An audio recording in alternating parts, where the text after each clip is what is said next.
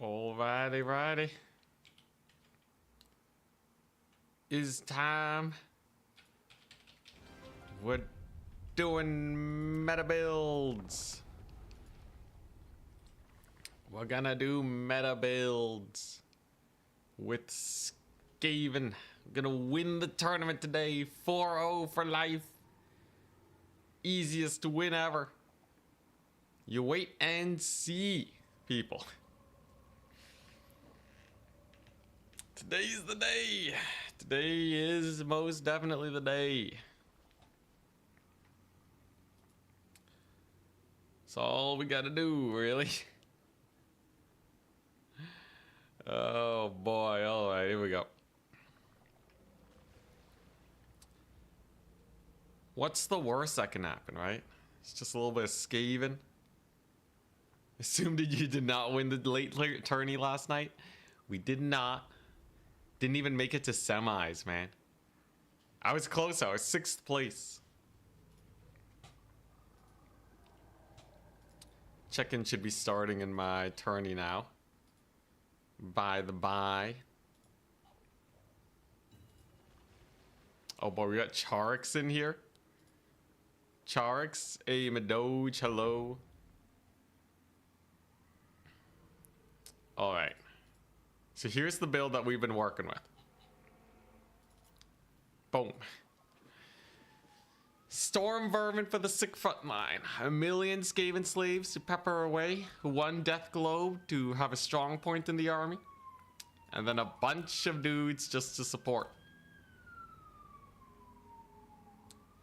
What's the worst that can happen? This is it's honestly a really good build. It's very meta. Gonna keep failing with rats till we take Queek. Queek and Tretch, man. They really need a buff, don't they? Hey, Run the Cat, hello. Yeah, we're gonna annihilate. Alright, this is a sick build. We did a lot of experimenting yesterday. And we learned that there are no other Skaven builds. Yo, I feel like some factions feel like they have so many builds. Skaven feels like they got just the one. But you know, it does alright. Like this build specifically is actually quite good. And then you have what's it? I feel like High Elves have so much more potential, you know? Even Betonia. Even Betonia has potential.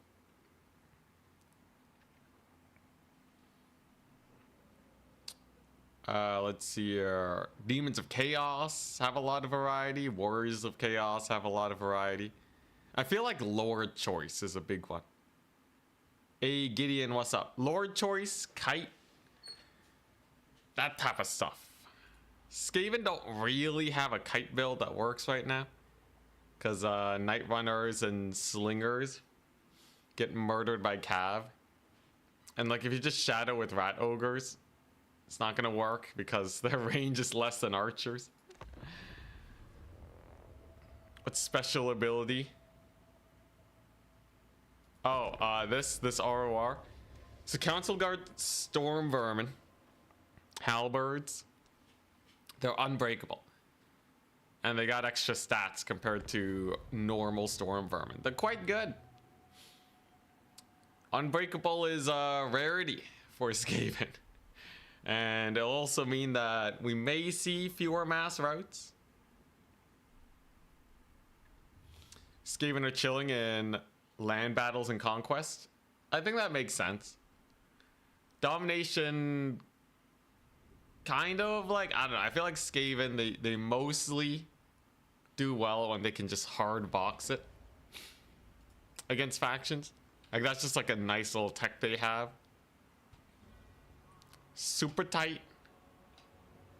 And then you're good. But like, you know, given that they already have a bit of a hard time against kite builds, here I would imagine the slow chipping away of the Skaven front line with range units is probably quite good. Okay, you know what? Let's just no brain our deployment. Why not? Yeah, Eshin units. Yeah, if Eshin units were good, you may actually have two playstyles for Skaven. You'd have the Eshin strats, and then you have you know, the wide builds. Yeah, I feel like Skaven should have a lot more HP, but way less leadership on their units, or at least on some of their units. Like the clan rats and stuff are fine. Council guard are fine, you know, lots of entities. But yeah, let's just see how this kind of battering ram movement goes. So very you know, I'm not getting too fancy with the deployment. I do like these tighter deployments too, by the way. I think it's slightly better than the ultra wide, you know, go for all 3 points type of playstyle. Oh, we got some spearmen, we got some rangers, some archers. Okay, he went ultra wide. All right. Yeah, and if the wolf rats were better, then you'd have a mobile playstyle with Skaven.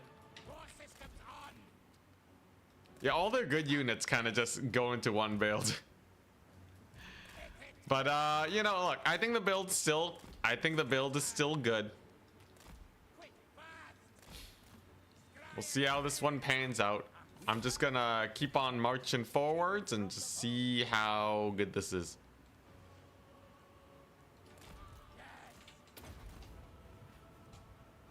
Yeah, if I feel like yeah, like the different clans, like yeah, Eshin and then like weapon teams could be better. Then maybe you could go like a mass, you know, DACA build with Skaven. That'd be cool. All right, so there's our thingamajigs. Our doom flares. Doom flares are good as long as I micro them properly, but they're very nice at bullying the infantry that might potentially jump me. This is lordy. So we're just gonna hit her with the flensing, which we know is very powerful against single entities. It's basically like a mega spirit leech. It's like an AoE spirit leech. It's great. And then you see how he's kind of doing this pullback maneuver, right? That's where we get him, because I should be able to get my death globes in there. So while he's distracted, or while most of his front line is distracted, the death globes can start cleaning up. And this is my main battering ram unit. In theory, anyways. We got a bunch of units to just screen for them. There you go. Already deleting loads of dudes. Doom flares are on standby to catch any dudes that manage to slip through the cracks. Gideon base, thank you for the tier 1 sub. Oh my goodness. Nice, nice. Now we'll see how his archers do. I feel like the archers aren't too bad. At some point, I'm just gonna overwhelm his front line, right? At least I think so. Oh, his lord's on a chariot this whole time. That's kind of jokes. But yeah, I'll just try and break his front line. Remember, the storm vermin are elite Skaven infantry. Okay, he does actually rout off the death globes. Unfortunate. Oh god. Oh jeez, of humanity. It's okay. Technically, you only got 300 gold worth of value. It's actually kind of lower than you'd expect. Okay, Reavers will start beating up. Let's just get another flensing on his lord.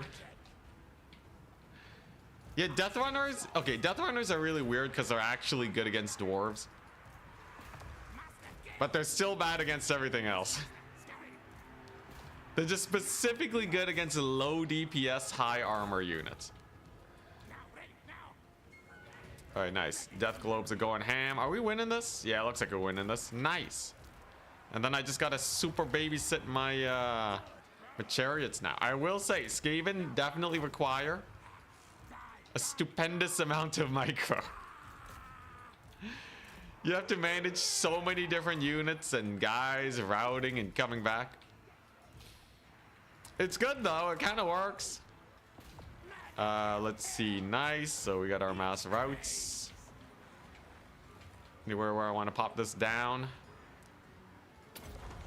You know what, sure, we'll just hit a couple spearmen, why not? Burning heads are a little bit spicy, but not the big problem in the end. In fact, he was mostly hitting up the skaven slaves. All I really got to do is just close out the victory. So one thing about this build that's way better than a lot of the builds I have been running is that this build, it has Council Guard and Storm Vermin. So the reason the Storm Vermin Halberds is so good is because you see how like this battle's chugging along, right? It's pretty close. If I run out of infantry that can stand toe-to-toe versus cavalry, he's just gonna spam cavalry in the late game and I'm going to die. It's going to be brutal. So it is very important that we manage that as much as possible. Like actually having just a couple storm vermin alive just to deal with that late game situation is so important. Jeez Louise, I'm lining up for these burning heads. Note to self, do not line up for burning heads. Also, yeah, my penance is failing with the ogres. Anyways, his lord should be dead now. The power of Flensing Ruin is too much. She has a stealth ability? Dang, yo, this guy decked out his lord. She's living the life. But anyways, I think we're just up trading enough, right? 4,000 value lead. Even if it is inaccurate, it's still an insane value lead. Now, is she dead? No, she does live. Yeah, I gotta be more methodical with my flensings. I feel like 2 overcasts and 1 normal would have been the better way. In the end, it's kind of fine though. Flensing is bordering BS. So flensing actually isn't that bad of a spell. If you think of it like a spirit leech, right? It does this about the same damage per winds of magic as spirit leech. And spirit leech isn't crazy. Obviously, if you're hitting multiple targets with it, it's pretty nice. It actually does a little bit less damage per winds of magic because of the yeah, like there's like the armor reduction and all that, and the fact that it's AoE. The thing that makes flensing really busted though is the fact that Claw can spam it almost on cooldown because of his winds of magic replenishment. I think Claw is a little bit powerful. Like, he just needed the 1 spell to crush face. You know, you give Claw 1 good spell and then he's gonna annihilate everything. Have you tried a bare bones stretch build? I haven't. Not particularly interested. Why do you ask?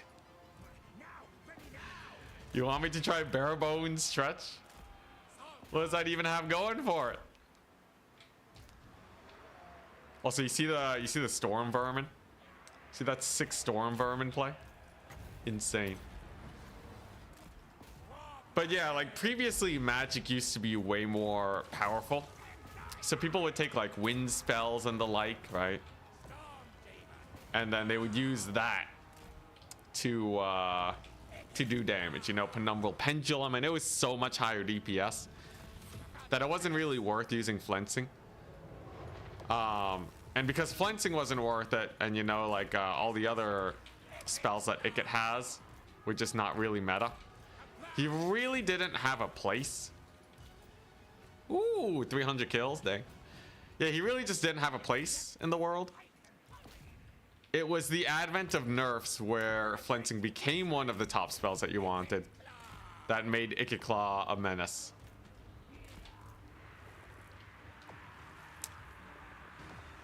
Bare bones stretch with flensing caster, hard to snipe, yeah.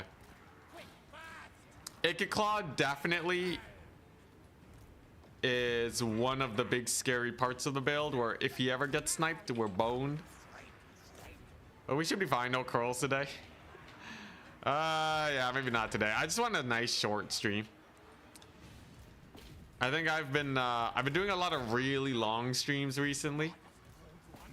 I did take Wednesday off, but I think I will just take, like, you know, have the weekend off. Maybe no XCOM.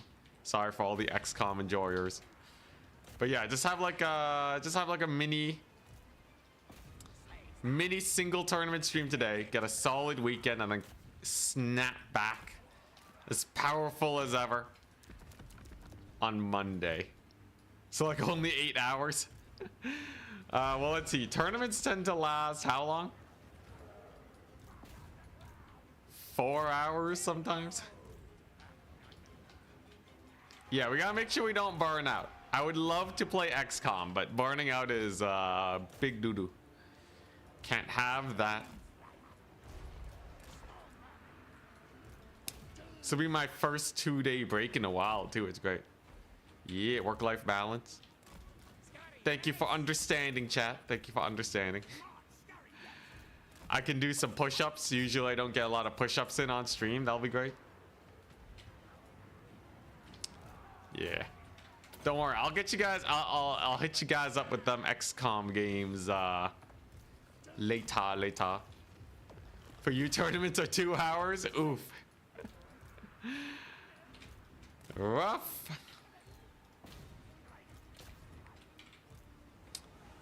Hope this will be a good stream. I think so. This seems like a good build. The biggest weaknesses is the fact that I only have one death globe, and Ikit himself is a little snipeable. So like a dedicated Lord Snipe build could probably kill Ikit Claw. I'd have to be I'll have to be wary of that.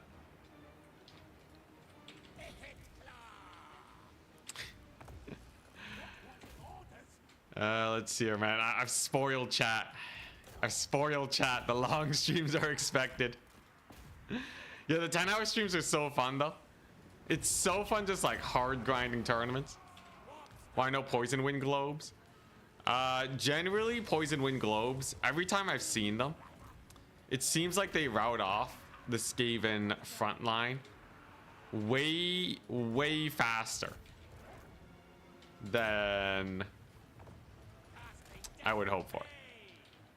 They that just little extra bit of damage that they get on Skaven slaves kind of makes the Skaven slaves just collapse instantly. Dude, it feels like I'm playing dwarves, man. I hate chasing Cav around the map. Yo, Skaven are such a slow faction. Yeah, you actually just can't catch Cav. It's crazy. Technically, you can have brood horrors, but yeah. Hey, Dennis, thank you for the €5. In a tournament count as a rat race? Does playing Skaven in a tournament count as a rat race? Is it a race? Is it a race? Technically, Skaven alone is a rat race.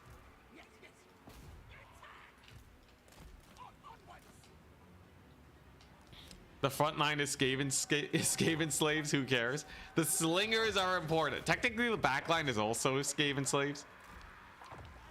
But the longer the slingers are able to fire, the better. But yeah, you can kind of see how like things kind of start falling apart if I'm not careful here. Right? Like, I have a 5,000 gold lead and my opponent still managed to take a point because I chased his calf for too long. So when you're playing a Skaven, you really gotta anchor down.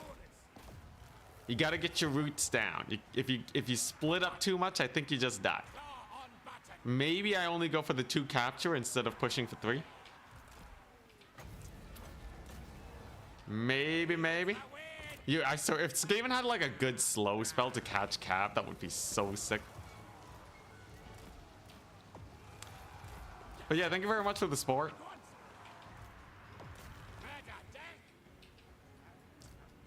Did my alert trigger? I like didn't hear any alerts trigger.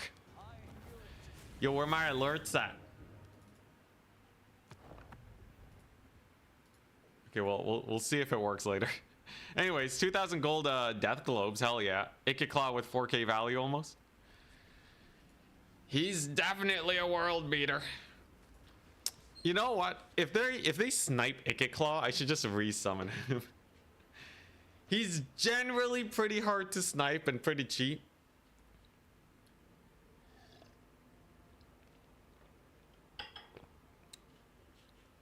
If they really want to use all their magic to kill him, maybe it's fine.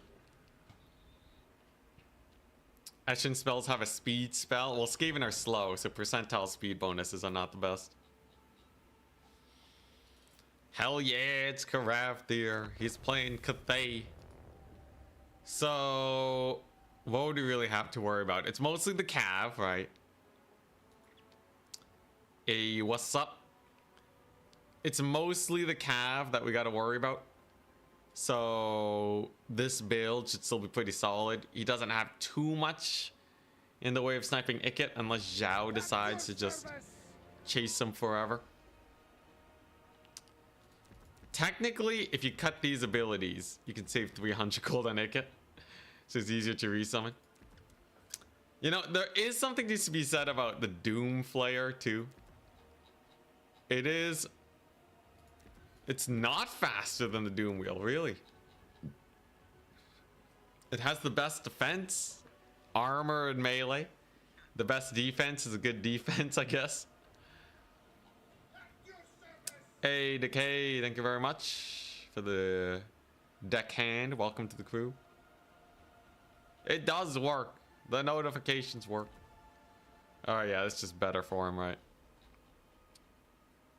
It's just better.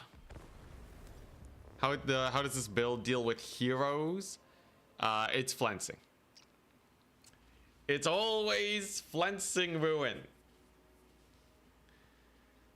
It's flensing for days. Non-stop flensing forever.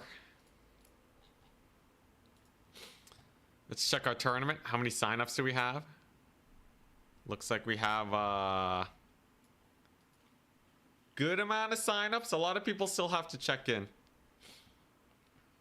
But yeah, once we're checked in, we'll have a decent sized tournament where if we win 3 matches, we'll probably still make it to semis. It's not too massive. Whoo! Good stuff. Yeah, the Eshin lore passive is pretty good too. Honestly, Eshin magic, it only needs a slight buff and maybe it'd be sick. I feel like if Brittle Bones gave a minus 40% speed decrease, that'd be best. Yo, Craftier, if you play the tournament, you're gonna get 4 wins, right? Think about it, man. Think about it.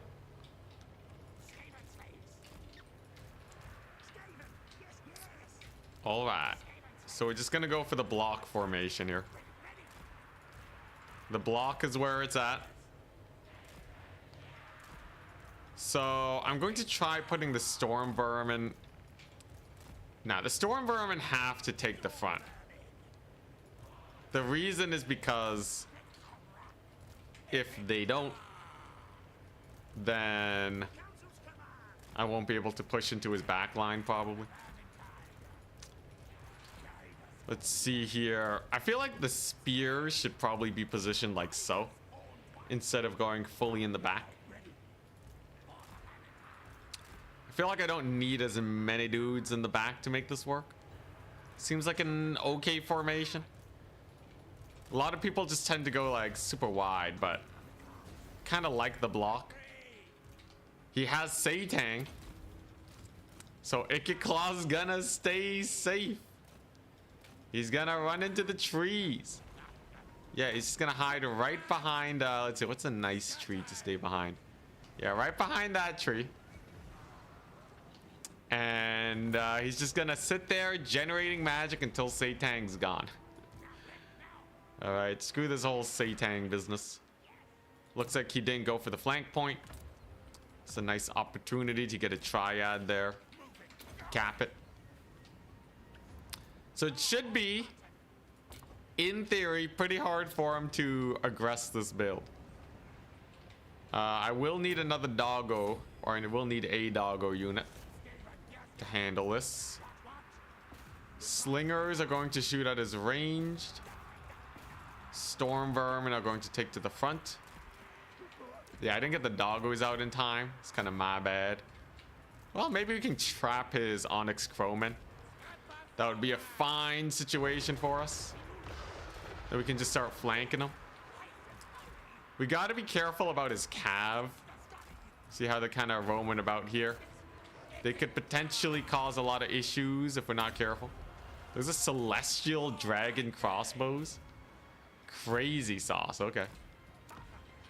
But yeah, if I just get my doggos here to kill off his stuff, then I think we'll be okay. See, he does have a lot of cav stuck on my infantry. This is a perfect opportunity for flensing because it reduces their armor, and that means my doggos can go ham on them. Triads can reduce the armor of these guys. I can start running into his back line. There's the flensing. Beautiful. Nasty dragon breath. There's not really much I can do about it. I think we just have to kind of eat the dragon breaths. But yeah, with that cavalry down, now we're sitting a little bit more comfortable. Now we routed off his peasant archers. I got my council guard coming on in. I should get my oh dang, he shattered my my poor guys. He done shattered my my death globes. Carathier scarred for life after the death globes killed his builds.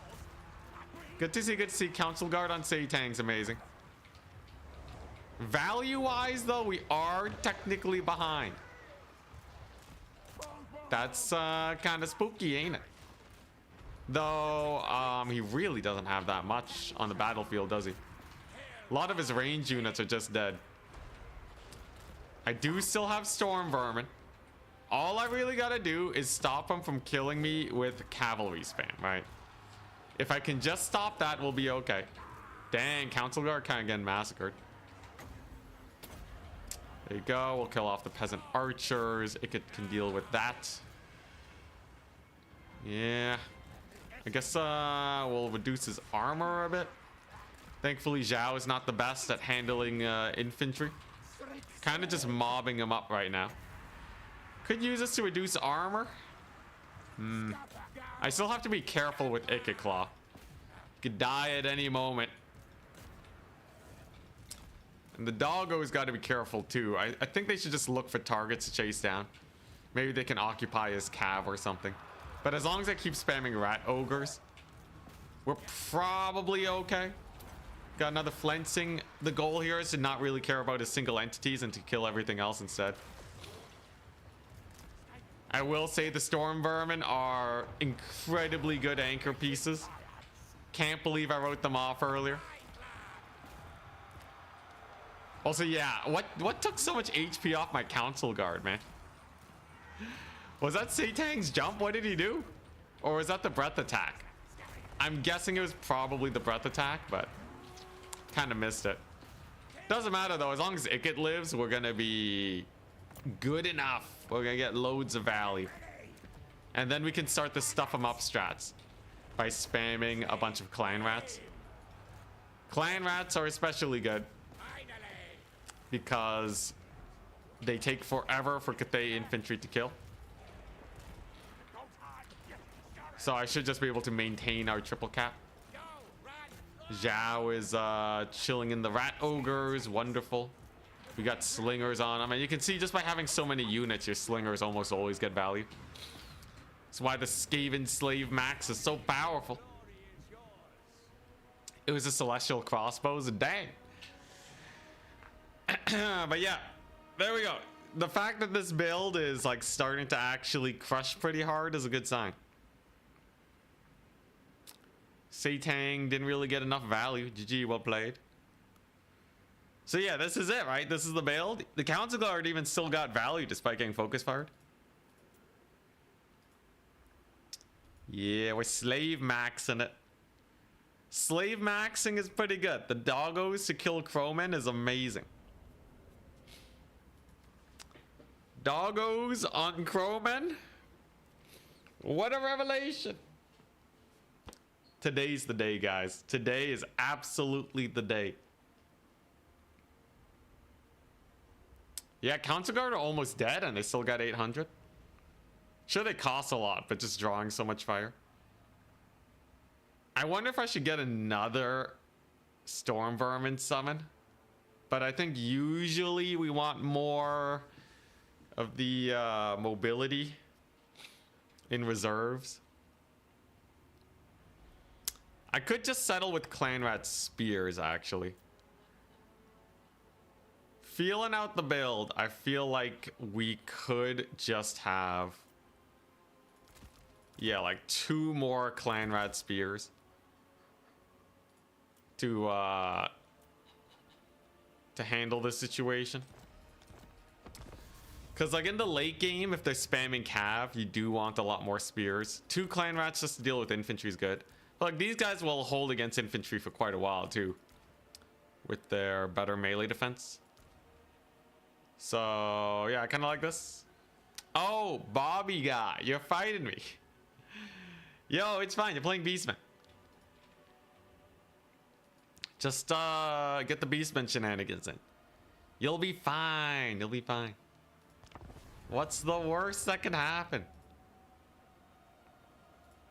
Let's check the signups. Okay, yeah, we got most people checked in. It's just Martin and Asmiz.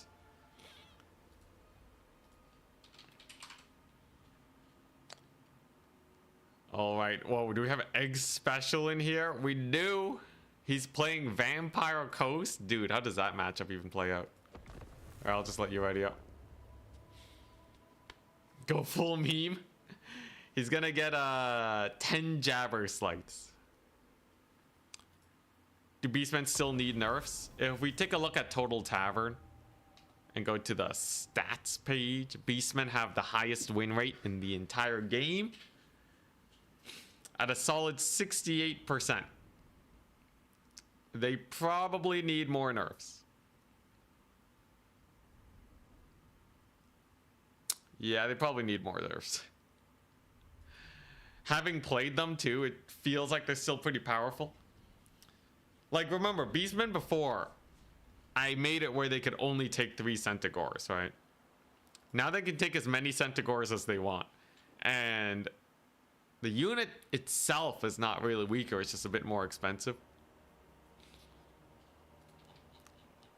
So yeah, beastmen are sitting comfy, as far as I can tell. Okay, so this formation is obviously way weaker versus spells. In the actual matches, I'll want to play a little bit more wide with them. These guys just gotta hover around the slingers. But yeah, Centigores. Beastmen have perfect vigor cavalry, which is insanely good. Cavalry after the first charge are already getting like melee defense debuffs, lower leadership, speed reductions. It really only takes like 3 charges to get a unit completely gassed. So when you got stuff like so yeah, this one's an interesting map. Not really big though. It's quite claustrophobic. But yeah, Beastmen, their cavalry after the first charge are way stronger. Manticore, Malagor, Doom and Darkness, Flock of Doom. So I imagine he wants to get some sick Flocks of Doom on my guys. I could hit him with the flensing. It'd be not bad.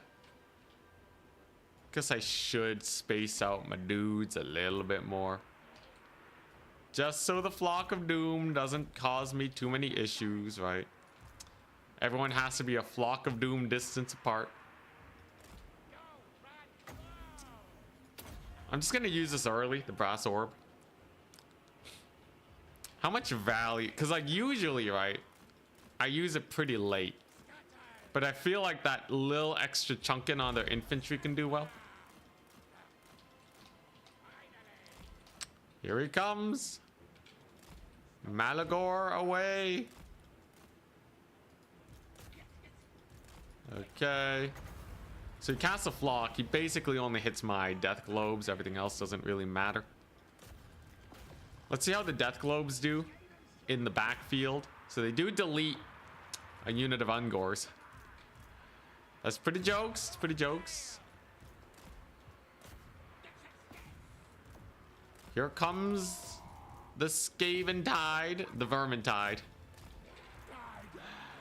Let's see here. If I can kill off these butchers of Kalkengard, I think we'll be okay. Little bit of blobbing on my part. He doesn't have a lot of cav. He's summoning them in now. I could go for 2 triads. Kind of just shadow the cav and then we'll probably be good. Yeah, he's really going for that death globe team.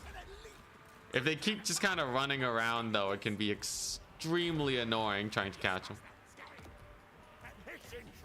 So there's the flank. But he didn't notice that I had triads. Value trading is in our favor. Nice. And then if I just kind of chase down his Ungor Raiders, then I think we're good. Already routing off the butchers is really nice. 5 Skaven slave slingers. It's quite the menace to go up against. There's his Centigores. If we get a charge on them, then they should go down. Very nice. This is what the dogs are for. They're just like backfield anchors. And yeah, he really doesn't have much I can deal with the Council Guard or my Storm Vermin. They're just a little bit too elite. How do Minotaurs do? In general, Minotaurs are not bad. In this case, they got way focus fired. Okay, wonderful. And my Clan Rat Spears are over there against the Destroyers of the Drakewald. That's a-okay for me. All I need is 1 more big flensing on Malagor.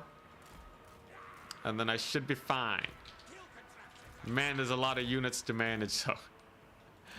Where am I putting my spears? You know, my triads, I should stop just sending them into combat. I should totally just bring them back into reserve more often. I feel like that would totally help them out, man. Because, like, every time I just YOLO them into combat, they just die, right? It's just a terrible trade. But by keeping them back against cavalry, we'll have a much better time into the late game. He's using Malagor to fight Iket. That's pretty bad, as he got low enough for flensing to kill him now. I guess we'll get some Doom Wheels in to clean up some infantry. Don't know if I really needed infantry cleanup, but we'll take it. We'll take it. So Malagor is almost certainly dead now. The doggos managed to kill the butchers. Insane. And that should be a pretty good victory for us. Can these guys brace? Hell yeah. Look at that. Skaven slaves. No, the Storm Vermin. No wonder they didn't get knocked around. Hey, and Malagor is dead. Or at least shattered. Wonderful. And there's the triple cap. Good stuff. Very good stuff overall. Yeah, the Storm Vermin are great. And then I think the reserve triads are like the secret sauce. Because like I always send the triads into infantry. You know, why am I doing that? It's a terrible idea. Queek, just listen to that name. Is he still talking about Queek, guys? I swear, everyone wants Queek. Oh, you're talking about who's the cutest? All right, let's go. Council Guard did great. Yeah, the butchers suiciding in just to shut down some Skaven slave slingers is very rough indeed. They only got 750 value. And then Malagor dying is a bit rough. You did good though. You did fine. I think that's kind of the biggest thing. You also lost your Centigores. Really expensive Centigores. It's kind of a hard map too for beastmen just because of how tight it is.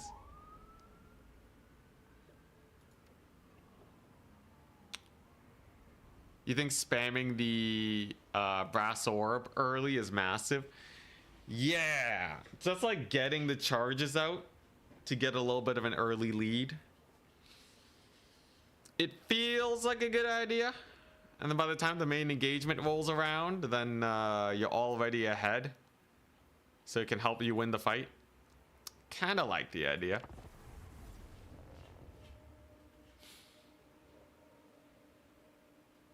Who's actually really strong. Foot characters on tabletop were better. Right? Because like foot characters in Warhammer can never find a fight. But I imagine on tabletop, with how small the map is, you could probably get a good fight with foot characters. You notice I've held on to the brass orbs and I have 2 left. Yeah, like by the time Ikit dies, I just have like a bunch left. I think I should definitely just chuck it out at the beginning on cooldown. You're both wrong, it's a fat rat. You like the chubby? Like the chubby boy?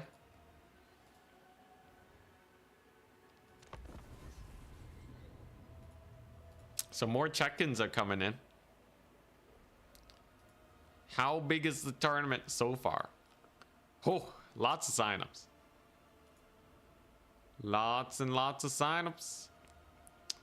Martin is playing Cathay, Greenskins, Charks on Betonia. God dang Betonia. Craftier with the Cathay. Zinch, Skaven, Empire, Warriors of Chaos. Wood Elves. Lizardmen, Vampire Coast. Interesting. None of the heavy hitters, right? We don't see like a beastman or anything. After this match, the tournament begins. Much excitement.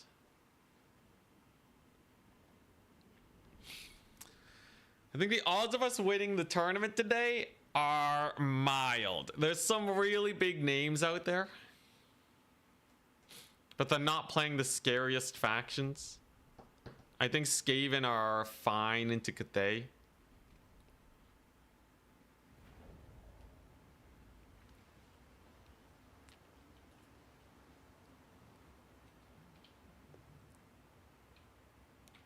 In tabletop, you can just put them into your blocks of infantry. Oh yeah, yeah. Can't believe I forgot about that. All right, so we gotta prep for the tourney. What I mostly want to do, I still want a pretty dense formation. The idea is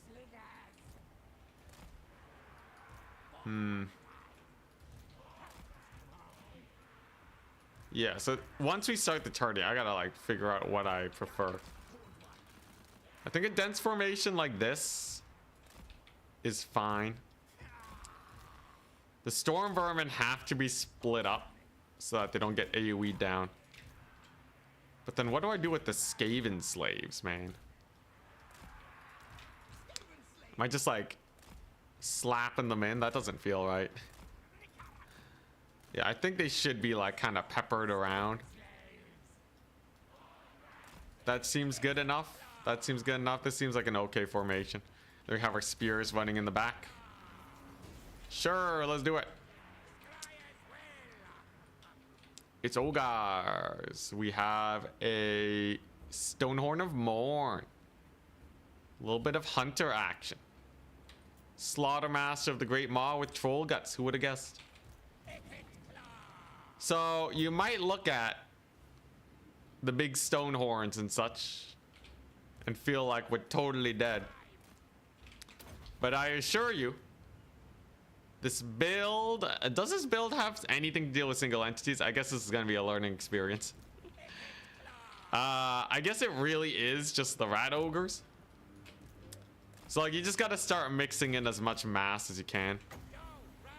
This is a wondrous brass orb cast. It's going to catch a lot of them. Flensing them's not bad. Slingers are plentiful. They should do okay. Chaos Dwarfs banned in multiplayer? No, just people aren't really playing them right now. So I think I'm going to save my flensing for later on them when we have the big fight going on. You can't spam overcast flensing like no one's business. So, and it does reduce armor. And on big single entities like that, you really want that little bit of armor reduction. If I were playing against a single entity heavy faction, I'd probably replace the Death Globes with Jezzails. Seems like a smarter play. Let's get the one Jezzail in there. But let's see what he decides to do. So we got a lot of rat ogres. We are getting our death globes firing. Can start rushing down them guns. Here we go. He has just a little mini flank over here. But as long as my slingers are going off, we should be fine. Okay, here we go. It's time. Slingers on the Stonehorn. Actually, no, on the Hunter. So send them slingers in onto the Hunter. Then we're going to bring in the rat ogres to try and deal with them. Let's just see how good the death globes do. Looks like they're just gonna get caught up immediately. Makes sense. Of course, this is where most of his money has gone towards. I also have triads, which are pretty cool. See, the slingers actually get quite a bit of work done on that Hunter. That's kind of the main thing about it's kind of the main thing about these here skaven slaves. They're a menace. What an absolute menace. So he's forced to disengage. That's nice. Honestly, that's a pretty solid start. Just right from the get-go, getting the Hunter down to half HP. Like, as annoying as these guys are, they're not mammoths, so they don't like blitz through my lines as easily. We even managed to tear out his Mornfang Cav. That's kind of insane. Kind of insane that we managed that one. They should rally soon, but they'll be charged by triads. There we go. And yeah, you can obviously kill the storm vermin pretty fast. This thing's dying real fast. The doggos on the Mornfang Cav with less armor. Beautiful. This guy's 170 armor. Okay. Kind of terrifying, but overall, it's not going too bad. The rat ogres have done a magnificent job routing the flanks. We did manage to kill off this guy. His big dive is mostly shut down now. And I can now kill off his Hunter. Wondrous. Absolutely wondrous. So you see that sick armor debuff? So you hit him with the debuff with the flensing. Then you hit him with the debuff with the triads. He goes down to 25 armor. This guy has no armor. It's insane. Look at that. He just dies. He just kind of pops. Holy crap. Okay, that's a combo and a half right there. It's like if that Mist's ability was actually good. Yo, he just got deleted, man. Yo. Yeah, minus 30 armor and then the minus 50% is insanely high. Deleted. Skaven OP once again. I didn't even need Jezzails. It's literally just the power of the Skaven slave slinger. Who would have guessed? Slingers, the ultimate OP. The Hunter's just gone. All I needed was 1,000 gold worth of slingers. Crazy sauce.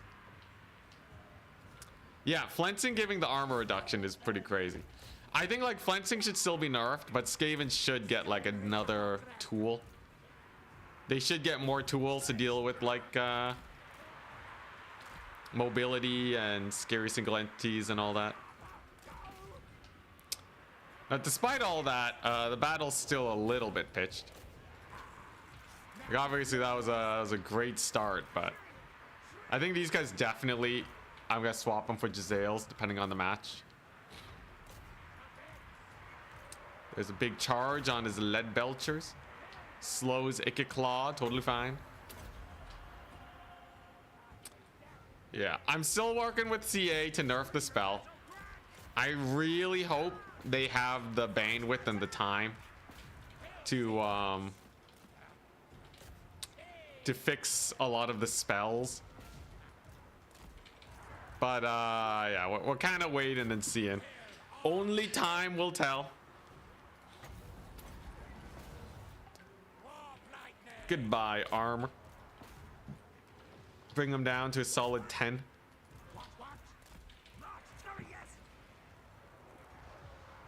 It'd be cool if the AoE Skaven armor reduction spell was a little bit cheaper.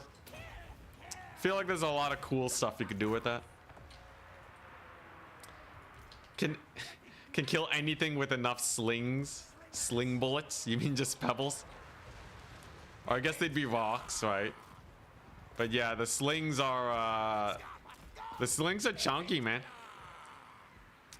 It's a very surprising amount of burst damage that comes on in if you're not careful. I don't even need the flares. I really could just go super hard on the slingers. You are seeing though, right? So there's like Skaven, you know, army hygiene that we got to commit to. The moment you start spreading out too far is the moment things start looking a bit sus. Because then they start jumping your back line, your slingers start dying, right? I shouldn't be playing them like a Cav faction, where like you just start chasing the enemy when they run. I think Skaven really can't do that. I think they absolutely cannot get a chase off properly, because it leaves so many openings. So I really should just sit on 2 capture points for as long as possible, with the exception being if I'm trading down. All right, just you know, yeah, if I'm down trading and I have to capture the points, sure, but like I should play them super defensively, kind of like dwarves, right? Just play incredibly safe. This is definitely an overextension over here. It's really interesting. You know, Skaven feel faster than dwarves, but they really are dwarves. They're just a slightly faster Dowie is how I'd rate them. Yeah, I'm getting punished hard for that overextension. There's a bunch of man-eaters coming on in. Ikit's gonna be fine though, he's fine. I will push this just to shut this down. The doggos on the lead belchers should be fine enough. There's a couple ogre bulls there. At this point in the match, I think we're just spamming. Infantry. Just getting that infantry cleanup crew. Where are these guys? Iron fists, totally fine. He's got the saber tusk pack on me. Ikit's got to run for his life. Okay, we did get the lead belchers. His man-eaters are mostly dead. His lord survived though. That healing, but like I said, there ain't no chasing potential. You YOLO Ikit again? Quite possibly, yes. It's a mild YOLOing. But yeah, this big old wave of Skaven should be able to clean up. I'm just gonna get the Doom Flare. Why not? And then yeah, I think the big thing is like probably get 1 Giselle to force an enemy rush, or like 1 artillery piece, or 1 whatever, just to force them to rush. I think the warp lightning cannons too might even be better than Giselles. Them warp lightning cannons are kind of crazy. We saw its DPS against lizardmen. The big thing is like you just gotta be able to defend them. Make sure there's no magic that'll get you. Make sure the terrain is all good. But there we go. We got a win. Good enough, and that was against the big single entities too. It gets dead again, though. Yeah, my army's like way too spread out right now. They totally gotta...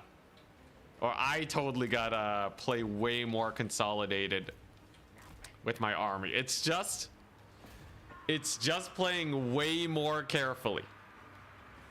Right? You can't afford to chase unless you have ludicrous cav everywhere. Oishi's playing today. He's playing as Norska. Oishi's a very big Norska enjoyer. Indeed. Queek spits at you grudging. I think that is a very lore accurate Queekin. Come on, Storm Vermin. Beat him up. He might be able to kill off his lord, maybe the Noblar Flingers. I like how he has Noblar Flingers. I got Skaven Slave Slingers. Slingers are so much better though. They're so cheap. Also, Queek's dead, but I can resummon him as soon as we get him back. Maybe he won't even die before my opponent taps out. We'll see. We'll see. Here we go. We got a little mini dog route or mini cat route. My bad. Yeah, defending artillery, it's hit or miss. I think with Skaven, though, it's not as hard getting your artillery defended. And like one warp lightning cannon just beats the brakes off of single entities. There you go, there's our massive capture wave. Ikit head taker. If Ikit Claw was also good at melee, dang, you would be insane. Yeah, they should make him good at melee, give him some regen. That'll do. Then Skaven would crush it. It's basically the Chaos Dwarf Lords, right? Them Chaos Dwarf Lords are super good at melee. Pretty good spellcasters, healing. One of the main reasons why Chaos Dwarves are so strong right now. Anyways, we have consolidated. A little suboptimally though, but yeah. It has regen in campaign. Yeah, that's crazy. Yeah, doesn't he have like healing when he casts spells or something? Chimbambu playing Dark Elves, hell yeah.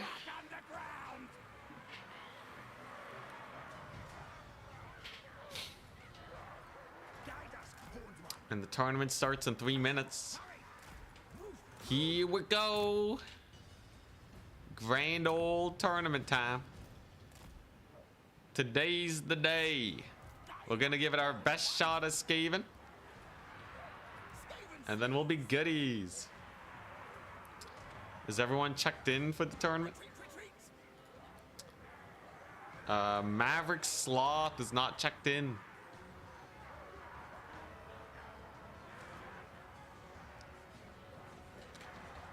Maverick Sloth, remember to check in. All right, so that was a pretty good Skaven test run. I think I do want like 1 unit though. So like yeah, if you look at the Skaven build, really is screaming for like, you know, like a warp lightning cannon, and like for this guy to be a Giselle. Natty Boobos. Natty Boobos. It's probably better. I should probably just start with this guy. What am I cutting? 1 of these? 2 of these? This gives me a lot fewer Skaven slaves to work with. Didn't find that I really needed the million Skaven slaves. It's pretty good. You got the warp lightning. It's perfect spend. Yeah, if I think I would just summon the Skaven slaves at the beginning. And then that way I have my Giselles, and then it's perfect. It's perfect. This is it. Big money time. Here we go. GG. That was you. You were opening the stream. Hey, nice. All right.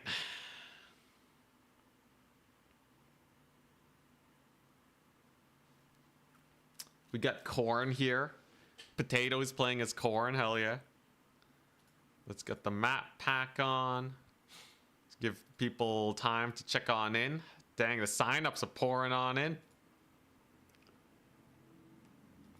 Sharpshooters should be good. I think the sharpshooters are amazing. They're amazing. They get to force them forwards. Their stealth shots are really good. Good luck, Karavthir.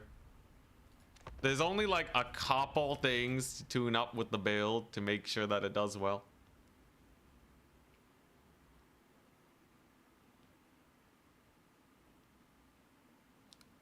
I think I'm feeling good today. Today feels like a solid day. This is an amazing build. The 17 stack. And then you spam in skaven slaves at the beginning. Then you get the dogs. Got the triads. This is it. You got the warp lightning cannon sniperino, and that way you can play as defensive as you could possibly want. Just like a solid 2-point capture skaven. Just don't get ahead of myself. Up trade and win. Tourney starting. It is time. It is time. Everyone's checked in. We're generating the bracket. At Goblins. Round 1. I'm up against Martin. Oh boy. Oh boy, talk about a crazy first match. Alright, Martinus. Didn't Martinus win the tournament earlier? Was that Maximillionaire? Okay, it's Maximillionaire. They both start with M.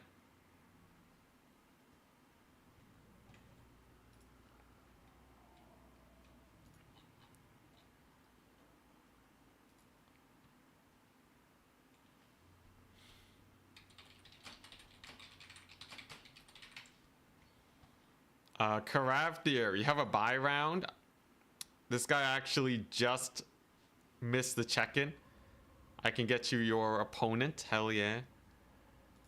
Let's see here. Adam. TM.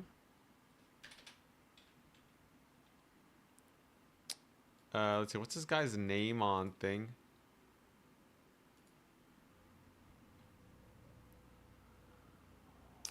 RTK.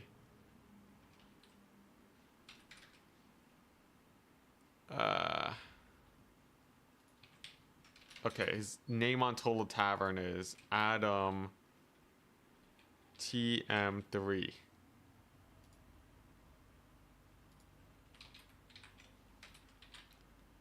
Three?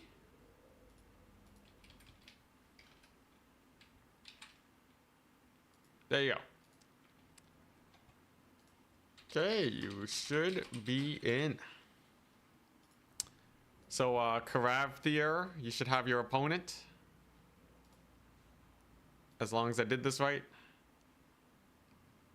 He bans Border Low, so it's Glade of the Everqueen or Eastern Isle. Let's play Eastern. Should be good. Martin is playing as I think he's playing as Empire. He's playing as Empire. Oh boy.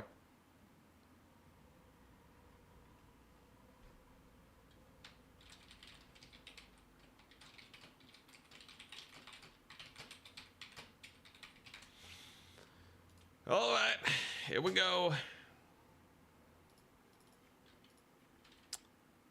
Game number 1.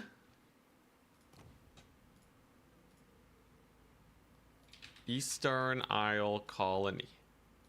All right, Karavdir and Adam are facing each other. Wonderful, looks like that worked.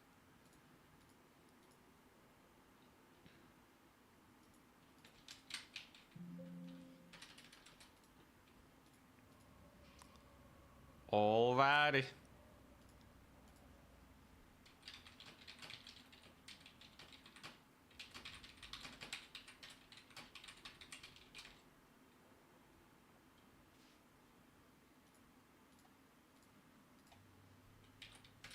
Sorry, 1 second, adminning.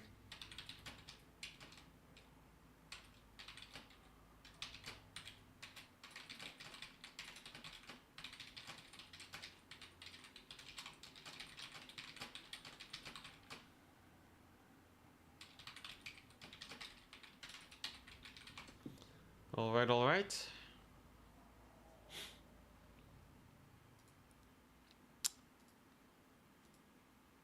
Let's see here. You're calling it Boris and the Burning Headcaster? That would make sense. Let's see. Let's get an army blocker up. So Empire do have a lot of ranged. They have a lot of cav. Are they really a big deal, though? How big of a deal is Empire? I feel like they can't be that bad. The map's a little bit tight. It's a little close quarters. And boy, does Empire have a lot of ranged. But... can't be that bad. Can't be that bad. Yeah, Boris is gonna suck, though. How do you deal with Boris?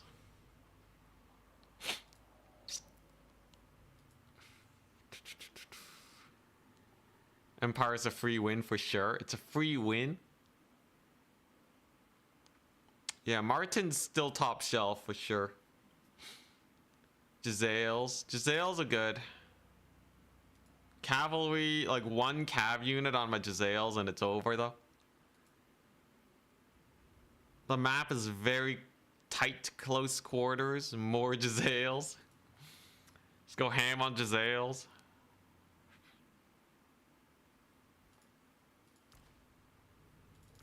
Okay, I think I do want that. And then we'll just see. We'll just see if he... I wonder if he's gonna go heavy on the artillery. That would be the most interesting thing.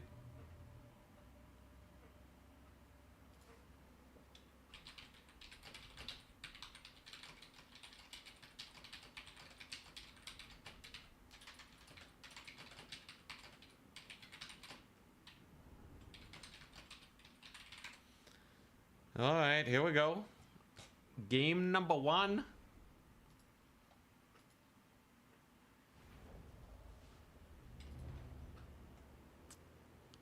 Very similar build. I do have Giselles to get that teeny tiny pressure going. My front line leaves a lot to be desired, but should still be strong enough. We got a million guys over here.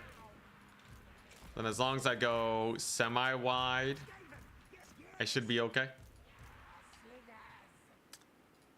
It's a very straightforward situation we got going on here.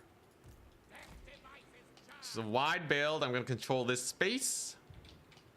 If it brings in the artillery, I have artillery of my own in the form of a warp lightning cannon.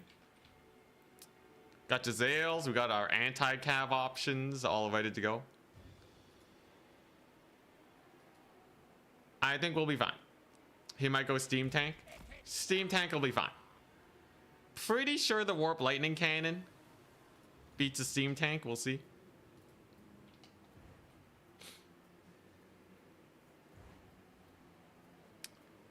There's a 15 unit start.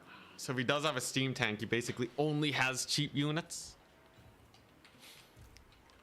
Let us see. Boris. Burning Head. Cascading Fire Cloak for some reason.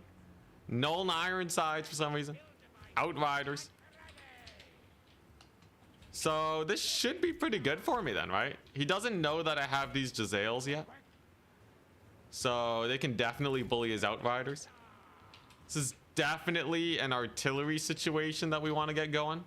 The question is, where do we want it? If we put it here, it can shoot down both lanes. So I think that's probably pretty good. Pulls away. I guess he suspects some shenanigans. No, he sees Icket Claw.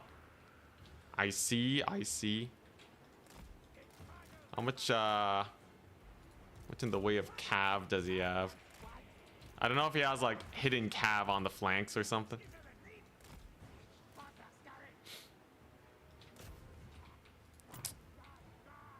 Despite that, I'm gonna go for it. So he gets a little bit of a mini volley off. Not a big deal. We're gonna get a couple Jezzail shots. The Jezzails are in a relatively safe position. Gonna leave one Skaven slave unit over there to handle that. And then Boris just YOLOs on in. Okay. Kind of a crazy maneuver. Boris asking for the death sentence. You know, the Jezzail should probably just focus fire him if he's gonna go this deep. It's kind of going insanely deep right now. I do have my artillery piece plonking away at him. Guess we'll hit up his those archers. It's like no good targets here. And dang, he really does just go for the artillery piece. Okay. So that's pretty insane, right? That's pretty insane. Especially when you have doggos and such.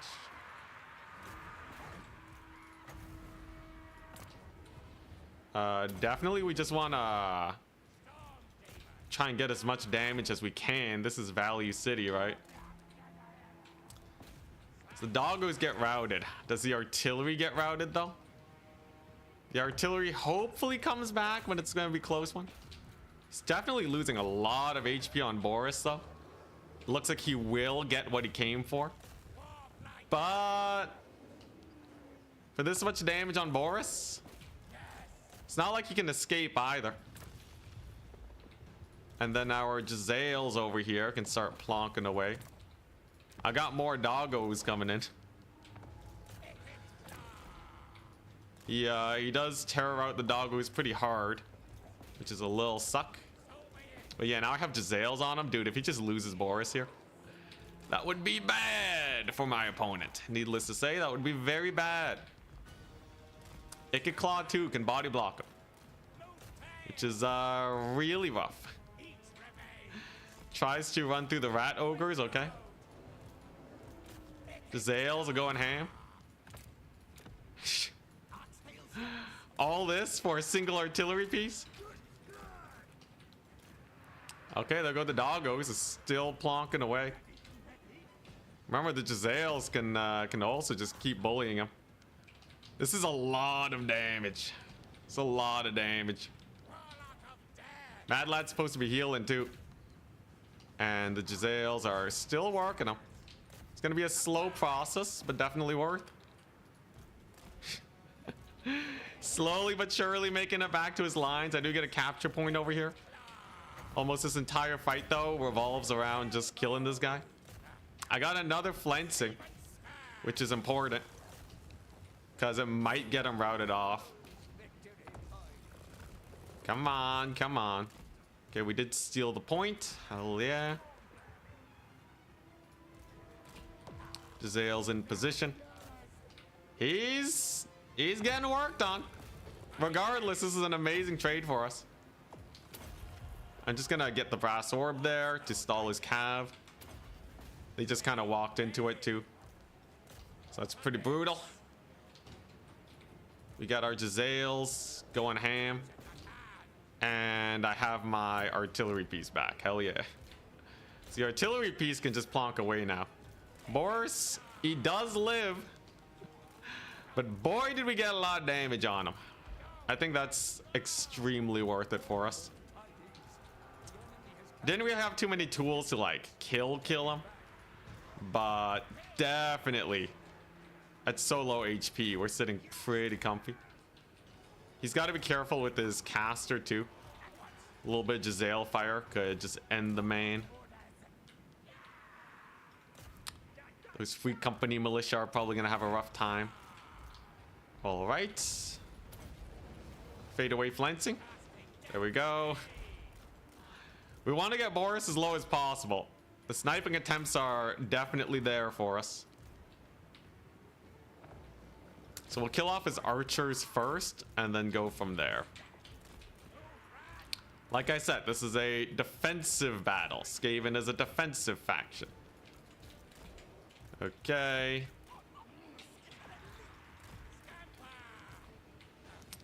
Cannon's getting a little bit of work in. Should be able to get enough capture weight here with these guys. And given how defensive this match has been, I think we just ought to get a second Giselle unit.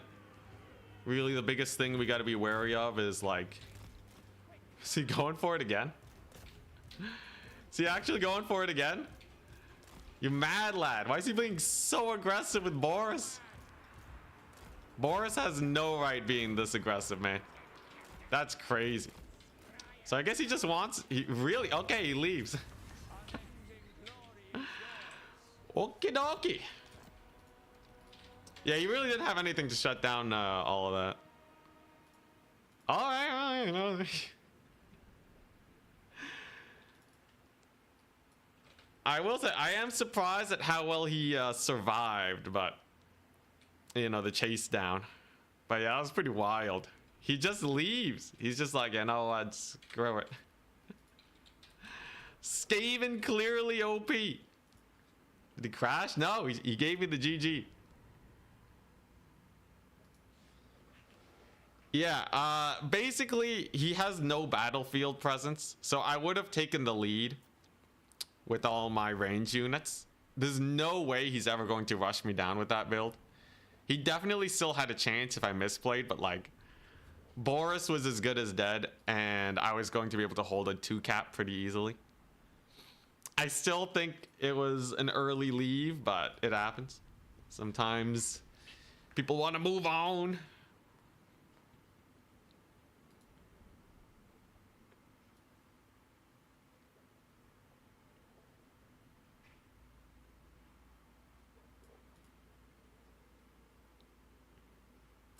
It's kind of wild, though.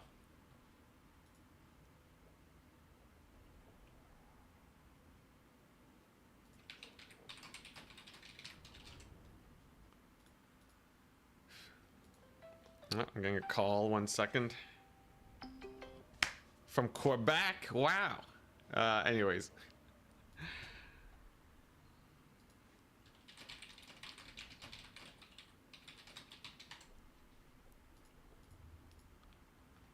Yeah, yeah, it was pretty wild. Pretty weird. He got a good catch on the artillery, though, that's for sure. Alright, well, I guess we are sitting around for a bit, waiting for the bracket to finish up. Plague Claw is better than Lightning Cannon. Lightning Cannon specifically to deal with single entities. I don't really worry about infantry that much. That's what the Storm Vermin are for. You lost versus Corn? Dang. We gave it a good shot, Karavdir. That means you're four. Well, technically, you can still go 4 wins. If you win your next 3 and make it to semis, then you will actually make it.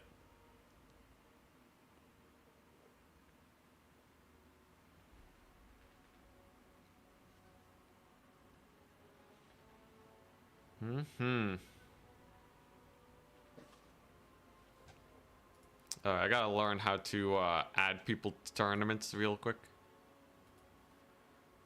So I'll just go through that process while we wait for our next match. Man, that's wild, though. That was wild. I'll take it. I'll take it. All right. A win's a win. Cathay has no kite. Yeah, you can't kite Corn with Cathay.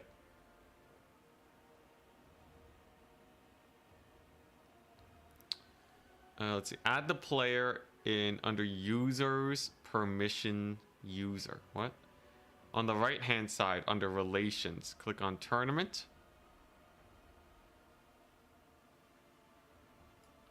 Navigate to the admin panel, click on tournament sign up. Ah, I see. On the right hand side under relations. Let's see here. Okay, users, permission users. You will type the name in and they will pop up. What does that mean?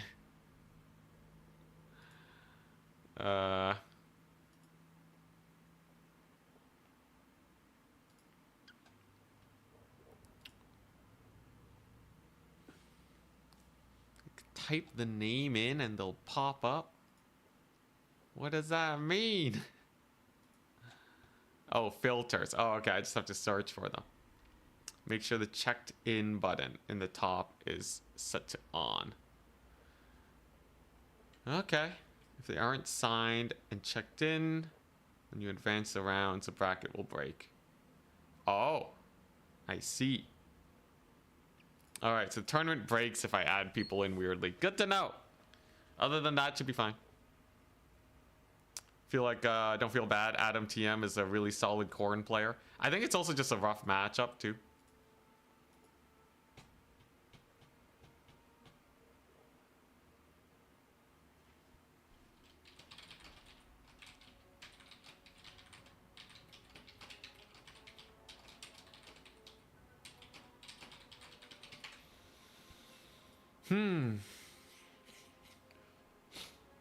Build feels okay. I really like the warp lightning cannon. Vermintide. If you add someone who doesn't check in on time, it screws up the whole tournament. Oh god. Yeah, that's terrifying. That's a lot of rats. We can go higher. But yeah, I really like the 3 storm vermin. I really like the natty boobos.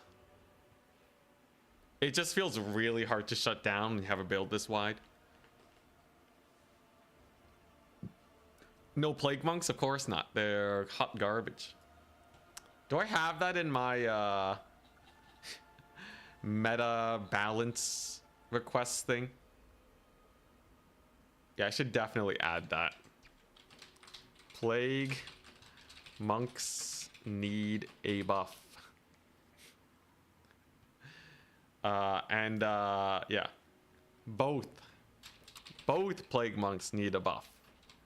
Either way more damage. They have a lot of HP. Yeah, I think if you just give them way more damage, it'd be nice. More damage to make up for how squishy they are.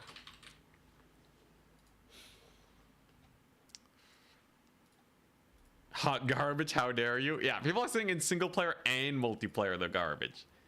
You know it's bad when they're bad in both game modes. It's wild that they don't have poison attacks. Oh yeah. I guess not.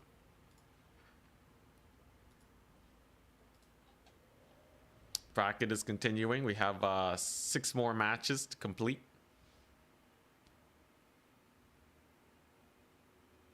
Also, yeah, Cathay can get shoved back by Corrin's infantry tide pretty hard.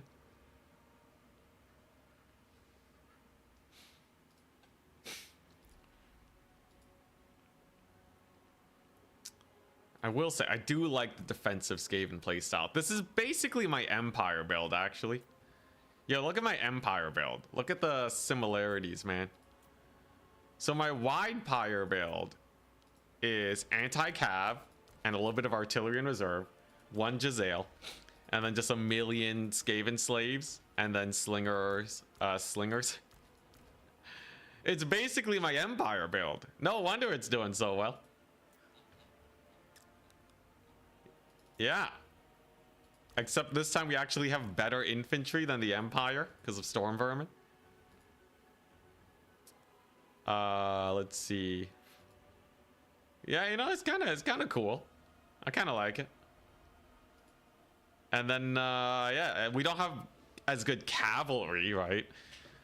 But on the defensive, wolf rats, ogres, and triads do fine enough. The triads are such an interesting tech piece too, against the armor.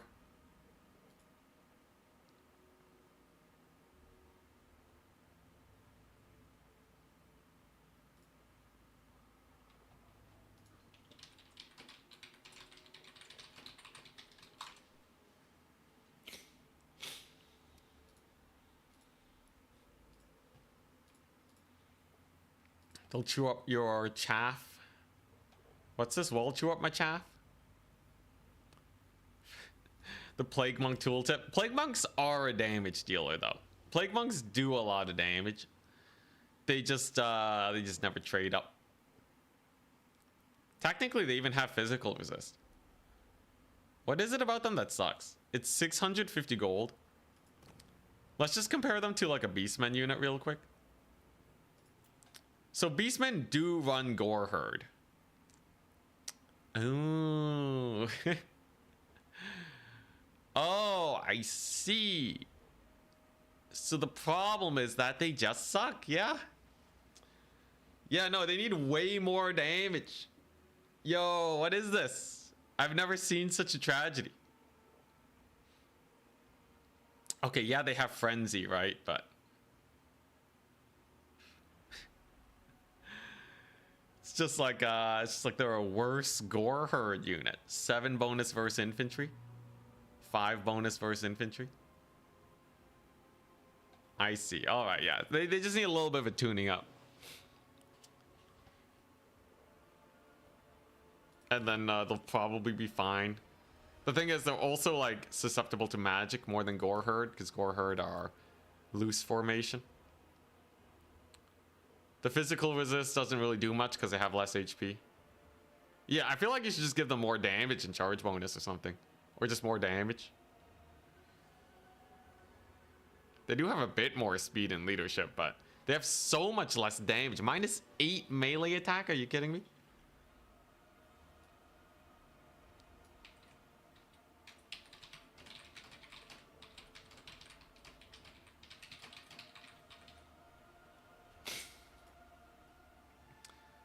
Please swap reserve clan rats for clan rat shield for the perfect spend. But it's not optimal, man. It's not optimal. What about because I almost never want a clan rat shield. I just need the cheaper capture weight. I know it hurts though. I know it hurts. Is there anything I can do to fix this? I can get a clan rat shielded spear. Is that worth? Looking at 4 melee defense. How's it not optimal? Because like you're never summoning all your units on the battlefield. You'd rather just have whichever unit's better. I think the shields are not worth. +4 melee defense gives them shielded. You know what? As an interesting tech piece in case I really need a shielded spear. There you go. There you go. Are you happy? That's the best I can do for you. Problem is, if you make Plague Monks better, don't they nudge up against Death Runners? No, Death Runners are your armor piercing guys. So Death Runners reduce armor, and they have a ton of armor piercing, which are very good stats to have. Whereas Plague Monks are more for clearing off light infantry.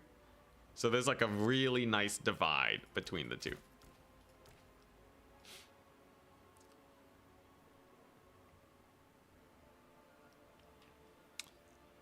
Seriously though, this is a good start. Beating Martin. Beating up Martin at the beginning. It's a very good start. Very, very good start.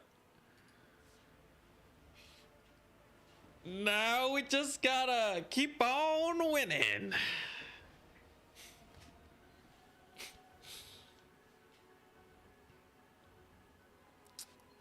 Yo, it's kind of crazy. This is like as expensive, my Jazales, the Natty Boobos. They're as expensive as a Hell Cannon. Death Runners are actually useful. Only versus dwarves, though. Most people are using triads for that armor sundering. This is probably like the best build that we have, and it's basically just stolen from what other people have figured out already as skaven. 2 more matches: B6 Vusto, Nacho, and Ulrich Wall. Juking it out. Duking it out. Yeah, you usually have like 200 to 300 gold unspent in like the worst of situations. You know, actually, I would say like usually you have like a solid 2,000 gold that doesn't get used, depending on the faction. So you can actually just have a lot of tech pieces most of the time. There's a couple stall builds where you do need to make sure that it's not all tech. But like, you know, the Warp Lightning Cannon, I don't have to summon it. It's not bad. Also, yeah, Death Runners are kind of mid, but they're not as bad as Plague Monks. Plague Monks are below mid.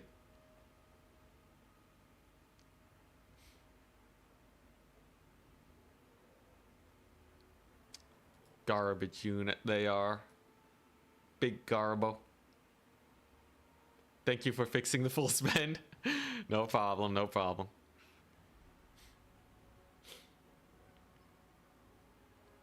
Yeah, cavalry into Death Runners is like instantly you lose 850 gold. It's so bad. Can't have that happening. What's so bad about Plague Monks? So we just showed it off earlier. Plague Monks are more expensive than Gore Herd. Look at this. They're trading Frenzy for Primal Fury. They do 10 less damage, 8 less charge bonus, 8 less melee attack. Technically slightly mitigated because they have 3 more bonus versus infantry. But Primal Fury is basically Frenzy, right? So yeah, it's just bad. It's just bad. They're just worse. They're just worse than Gore Herd. And let me tell you, people are not drooling over Gore Herd, right? It's not like people are like, wow, I can't wait to bring my Gore Herd into the fight. They're such an OP infantry unit, right? No one's saying that. And then you have a unit that's worse than them by a large margin. Oh, they only have 2 more bonus versus infantry. They're even worse. Yeah, Gore Herd have DPS. Plague Monks don't have the DPS. Specifically in the melee attack department. They really suffer in the melee attack department. Although I guess the Frenzy technically helps. So Frenzy gives them plus 10, right? So if you compare them to Gore Herd, I guess they catch up in melee attack. They still don't have the damage though. So Gore Herd have the damage and that massive charge bonus. The charge bonus is kind of huge. Guess they have like a little bit more melee defense from strength in numbers, but like it's not permanent. It's gonna be rough. What's the AP split on Gores? So on Plague Monks, it's 24 and 8. These guys are 31 and 11. So it's basically the same.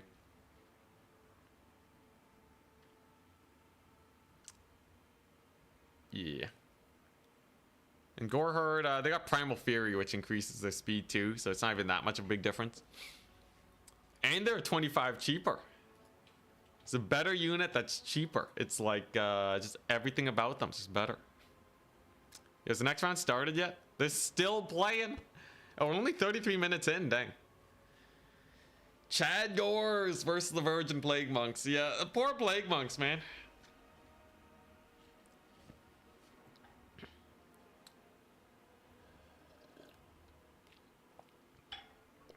Honestly, yeah. CA could totally increase physical resist across the board. Most people don't benefit that much from taking magic damage against high against physical resist units. Like, you can kill a unit of Sirens with Cav, you know, it's kind of sad.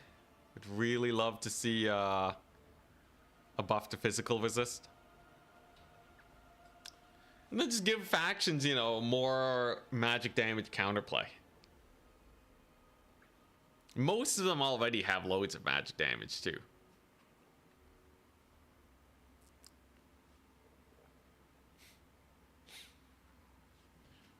Rat boys suck. William, speaking it as it is. Hey, yo, the wide rat build is not bad, though. Alright. Wide rats is pretty good. This is, the most successful build we have yet. The Warp Lightning Cannon especially is kind of jokes.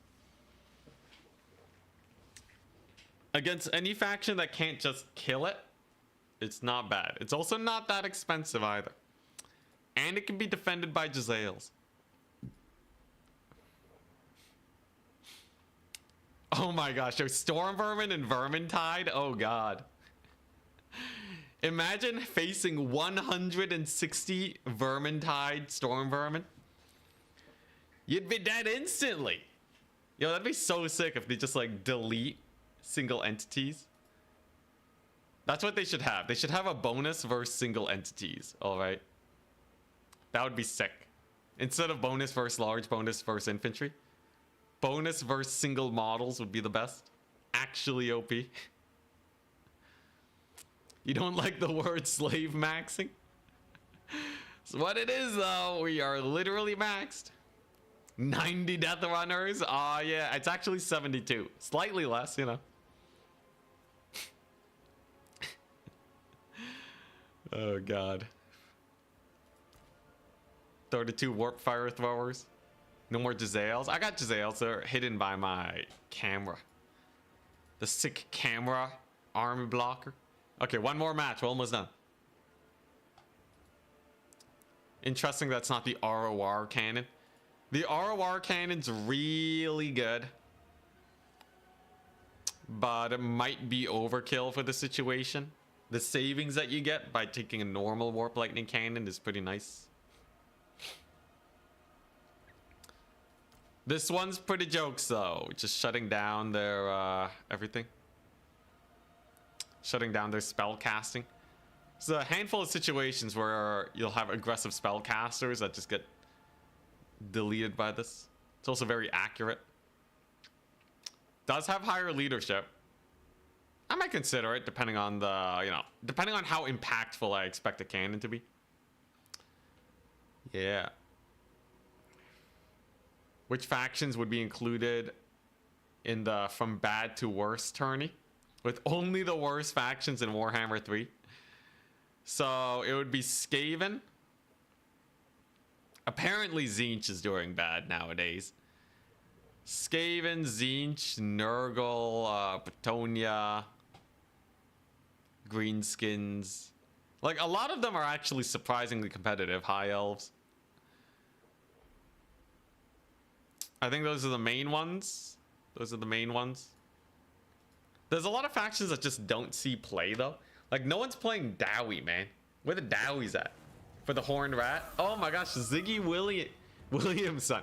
1313. For the Horned Rat. Reminds you of all the stores that have like 888 in their phone number, because it's like lucky.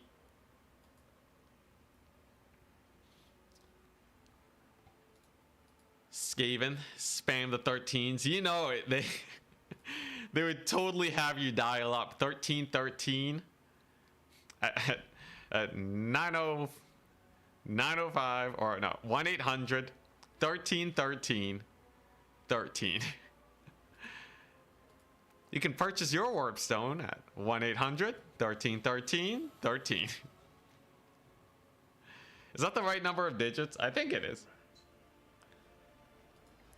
I feel like no one's playing Druchii. There actually are a few. We just haven't been running into them. I've seen a couple sign up. I see no one sign up as dwarves, though. I feel like a dwarf day might be interesting. People play Nurgle because of Turin. He's the only reason people play as Nurgle.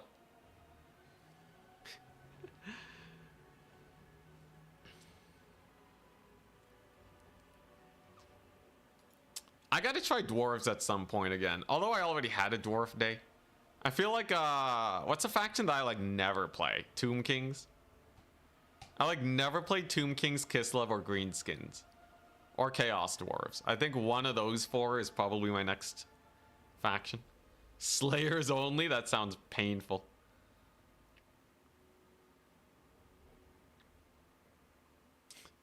Signing in as Druchi is the what's this? Is the way to drop out. Same goes with Siege. Are they that bad? Dark Elves have Medusas. Please, Chaos Dwarves. Dark Elves too, yeah. Norska, also true. Norska's so close to Warriors of Chaos though. The Mammoths could be cool, and the Ice Dragons could be cool. So many factions to play, so little time. I gotta do like rapid fire tournaments where I just play as different factions. There's so much learning that you gotta do with each faction though. It takes me like a week to learn a faction. But at some point that's gotta start picking up, right?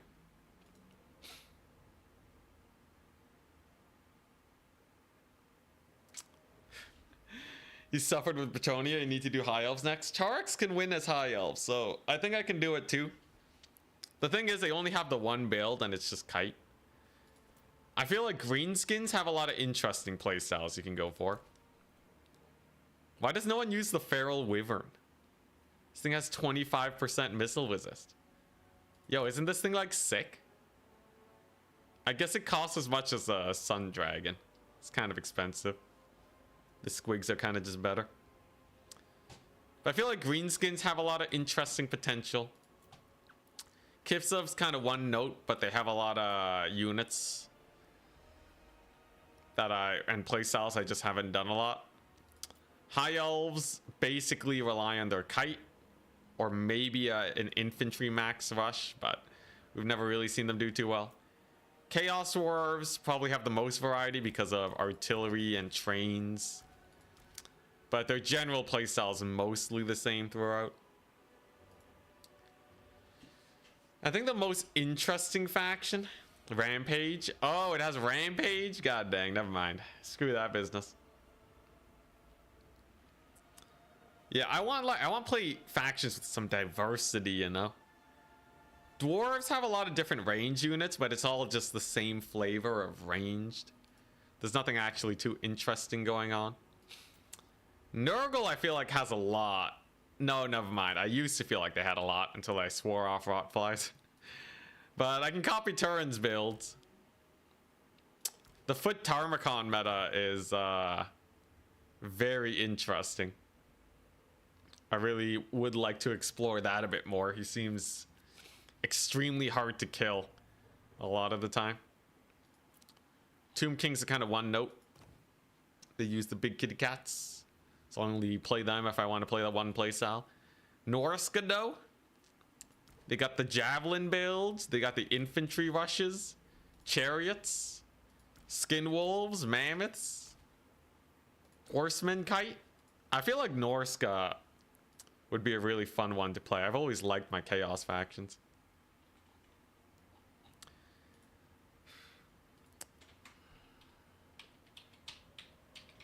Just gonna message these guys.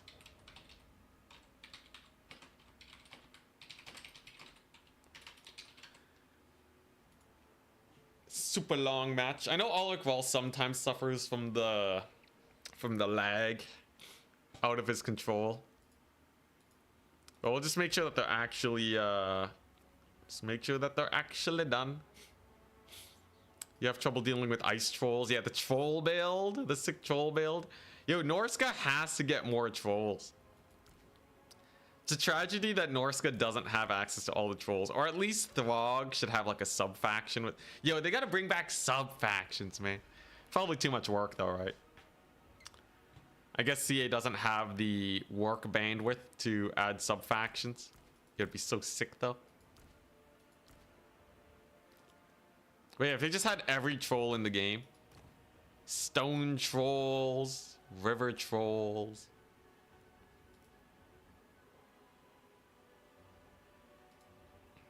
Yeah, some factions were real cool. Can't believe they cut them out.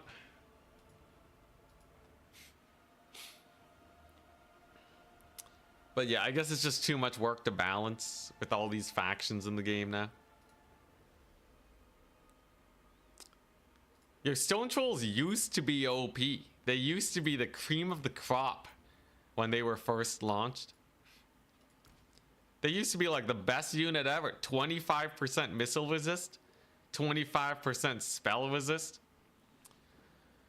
It's probably partially the shift to domination where kite metas are so much less common. And this used to be magic resist instead of spell resist, which was even better. At least I think so, if I remember correctly. What a ripoff. Yeah, it used to be Stone Troll, Black Orc, Big Boss with Rabble Rouse. That was like the big meta for a time. At 1,100, this guy's pretty chonky. 1,010 armor, 400 damage.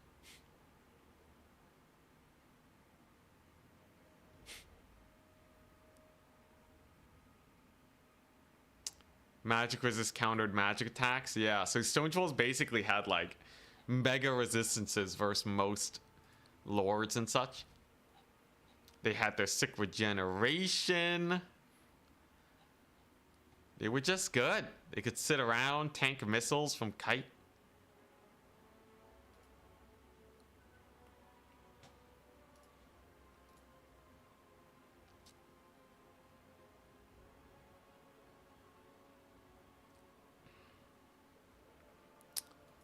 Single player Grom the Paunch Stone Trolls with like 75% missile resist.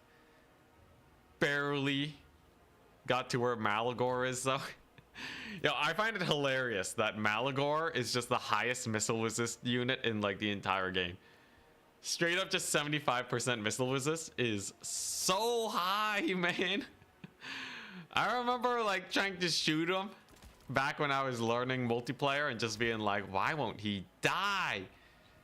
How is he not dying? Is it just because he's a small target? No, yeah, you're not crazy. He just has 75% resist. He's just insane. I mean Morgor, not Malagor. Look, they're all the same, all right? Beastmen names are difficult for me.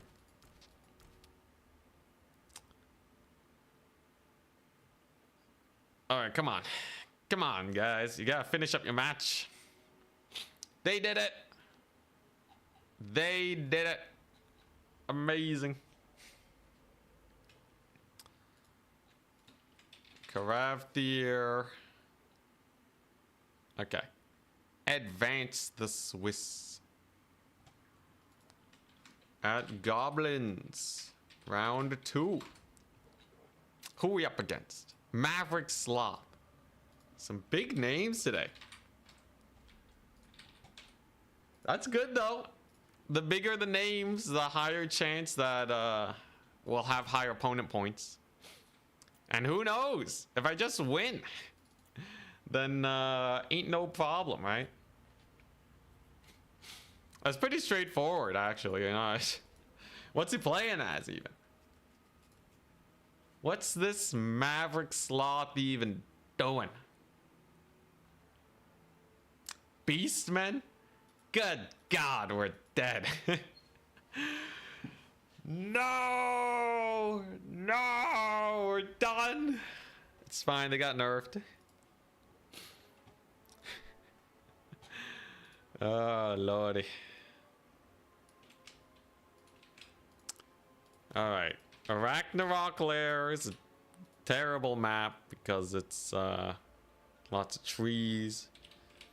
Jade Tombs, the tunnel. Dunes of Cain. Alright, how do you beat Beastmen? Oh god, speaking of Beastmen, we're dead. So, Beastmen have a lot of cav. The Triads don't do much against them either. Doing burpees if my lord died? I didn't hear this. Thank you very much. Let's see here.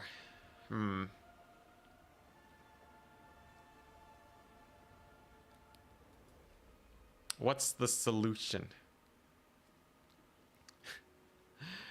I guess terror is probably fine. It's good to have like a source of terror.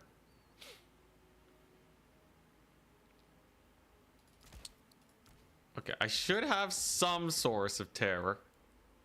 That'll do okay. And then what? And then what?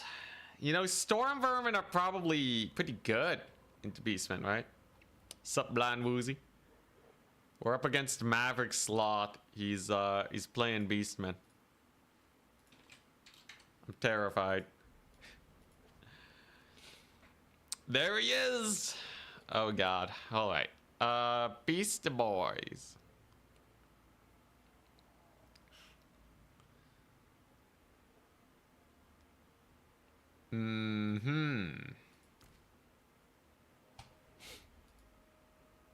Beastie Boys.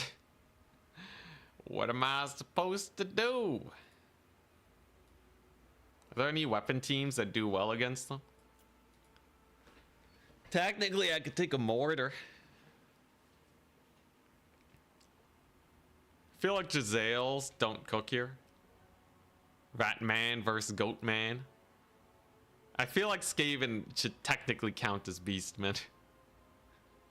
Why do they get to be special? Are beastmen just goatmen though? No, they're also cowmen.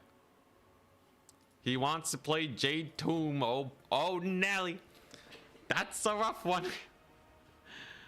Because there's a massive forest on the flank. Alright, here we go. How do you not die? How do you not die here? How does one live even? So... Skaven were originally beastmen, huh?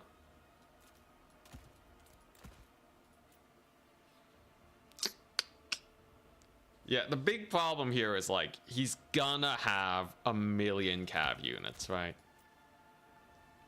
He's just gonna have cav and there's nothing I can do about it. Rat ogres are gonna suck versus the vast majority of his boys.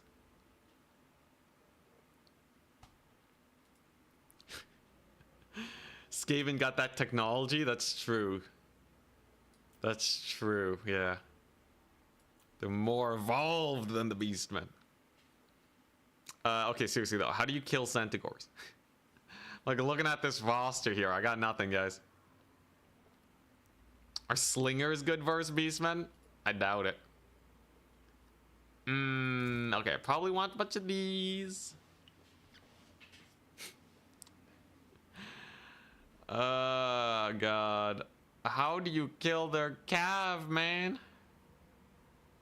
Probably a couple of these. Technically, that's only Clan Skyer. Well, let's see here. I guess, yeah, they are kind of stuck on sling tech, right? Skyer gets the tech. They got cloning and stuff, though. I think Molder you would consider fairly technological. Just kind of a different branch of technology. Should take the Plague Monks. Get them killed to gores. God. Globadiers. It's all risky, man. It's all risky. It's gonna hit me up with the Eye of Morsliab. That would be pretty spice. I doubt it, though. You don't really need that versus Skaven. Rattling Gunners and a Plague Priest? You crazy, man. You crazy. Anyone know if Death Frenzy does anything? 30% more damage, melee attack, ITP. Like, I just gotta kill off the Centaurs. That's essentially the big problem here. It really is just Centaurs. They are more expensive now, so that's nice. What killed the butchers of Kalkengard? I don't know. Oh, you're talking in lore? What killed the butchers in lore? Probably Empire. Probably just some state troops just hunting them down. Okay, look, I got a decent build. If I play this incredibly carefully, then mayhaps we have a chance.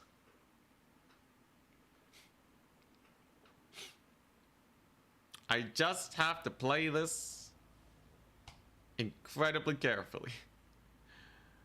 Poison gutter runners. Nothing can survive the Centaur charge. I think this entire match is gonna come down to how spooky his Centaurs are.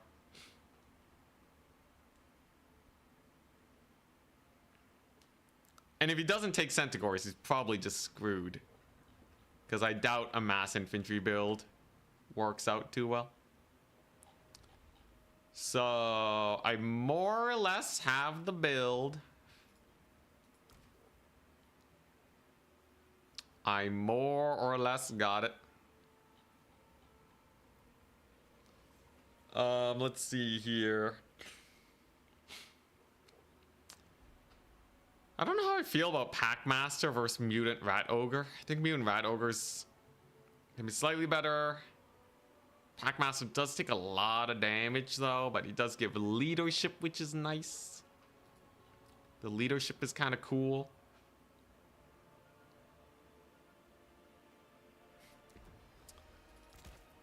All right. I'm locking it in. We live or die on the power of Skaven. Council Guard, yes. Council Guard are probably very good here. He's gonna flock doom me like a madman, but if I make it where he can only hit one unit at a time, it's not bad. Oh, he's ready. Oh, he been ready. Alrighty. Here we go. Flamers, no. Look, no weapon teams are good into Beastmen. You don't take weapon teams into Beastmen. That is what you call a bad play. Dread 13th. We're going very standard. So this is actually more or less my Empire build into Beastmen, which does fill me with hope. This map, you can also full deploy along here, close to this little choke point. It's very hard to get cav past here. So if I just kind of hunker down and solidly take this point, then maybe we'll be okay. Let's take a look-see. It's basically my Empire Spear build, yeah? It's basically my Empire Spear build. So if the Empire Spear build can cook, this one surely does. Right? It's layers upon layers of rat boys. Just chilling. Then we stock them up with the insanity frontline. Triple storm vermin front line, right? So they're gonna hold the line for me. We got Claw. And if I can just kind of post up around here, we'll be okay. I can also summon a Warp Lightning Cannon. I have a Packmaster with the healing, with the running with the pack.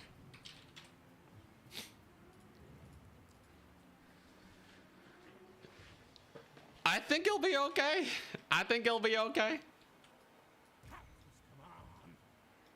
This is very big, you know, I just gotta hold this angle. I'm gonna try and use this terrain piece to my advantage. Warp Lightning Cannon's pretty good. Claw can shut down anything that comes along the flank here.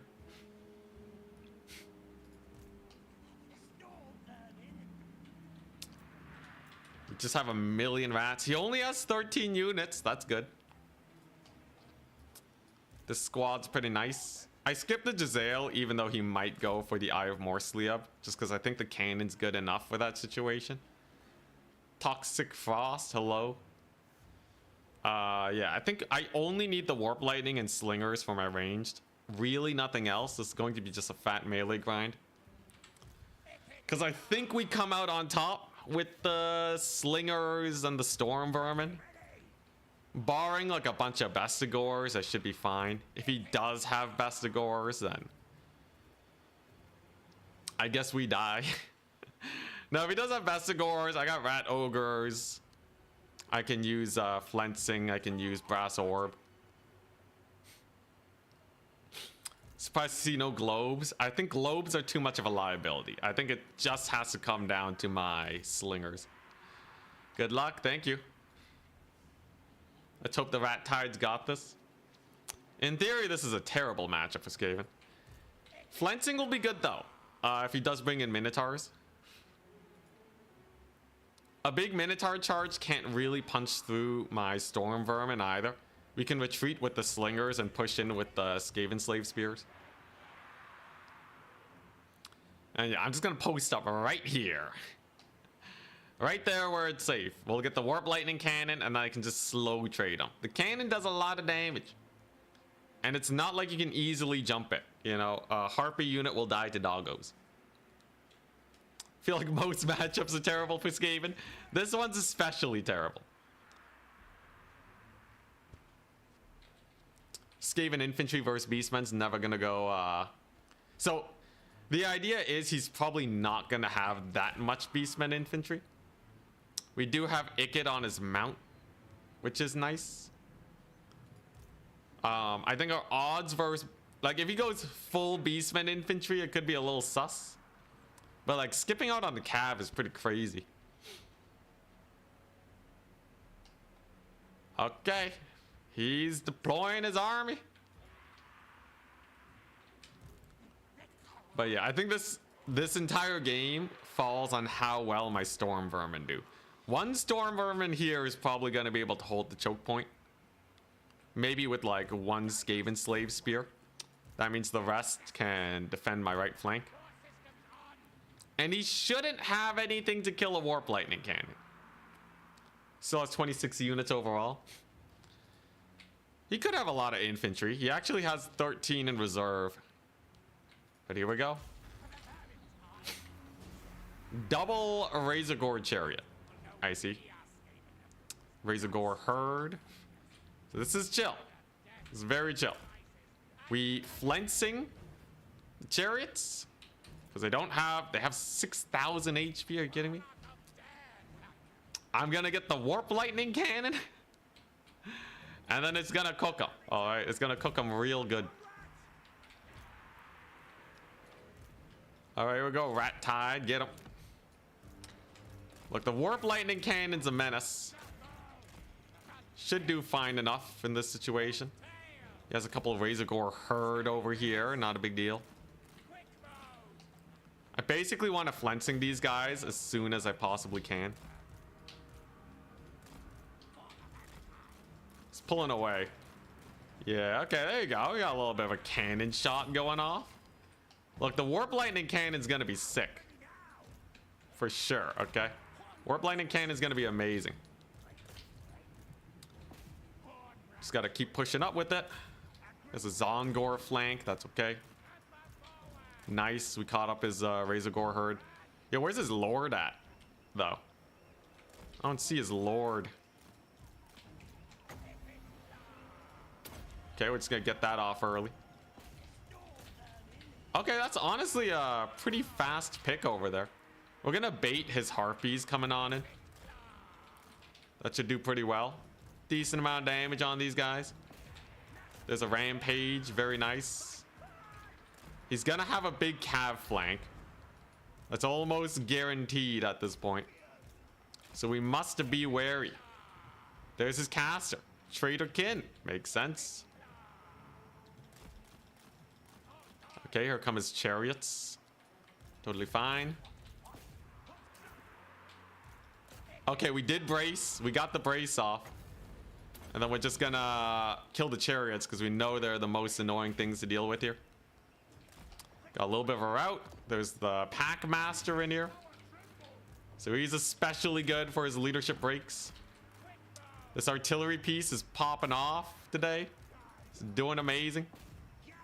Okay, Razor Gore chariots. How do you do? Pretty brutal, it seems. They're doing a lot of damage. But I'm happy to just trade. We're happy just sitting back, relaxing, trading, making sure he doesn't flank us.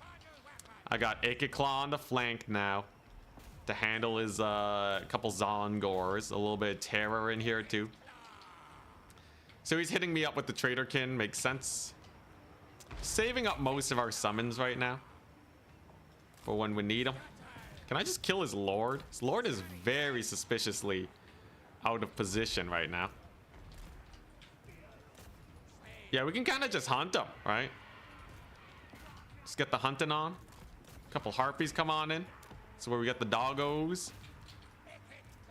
Very nice. Okay, took a little bit of damage. We got a little bit of a route on the Zongors too. Hell yeah. There's another big AoE. Where's his cav at though? I got my eyes peeled for his cavalry. I know they're in the forest. I know they're waiting for me. Should be able to kill off his harpies at least. Zongor's rally, unfortunate. Dang, yes, Kazrak? What mad lad? Guy straight up brought Kazrak. Okay, well, obviously we gotta snipe him, right? Gotta assert our dominance onto the Kazrak, the one eye. Yo, that's crazy. What a mad lad. Okay, so we definitely want to just focus him.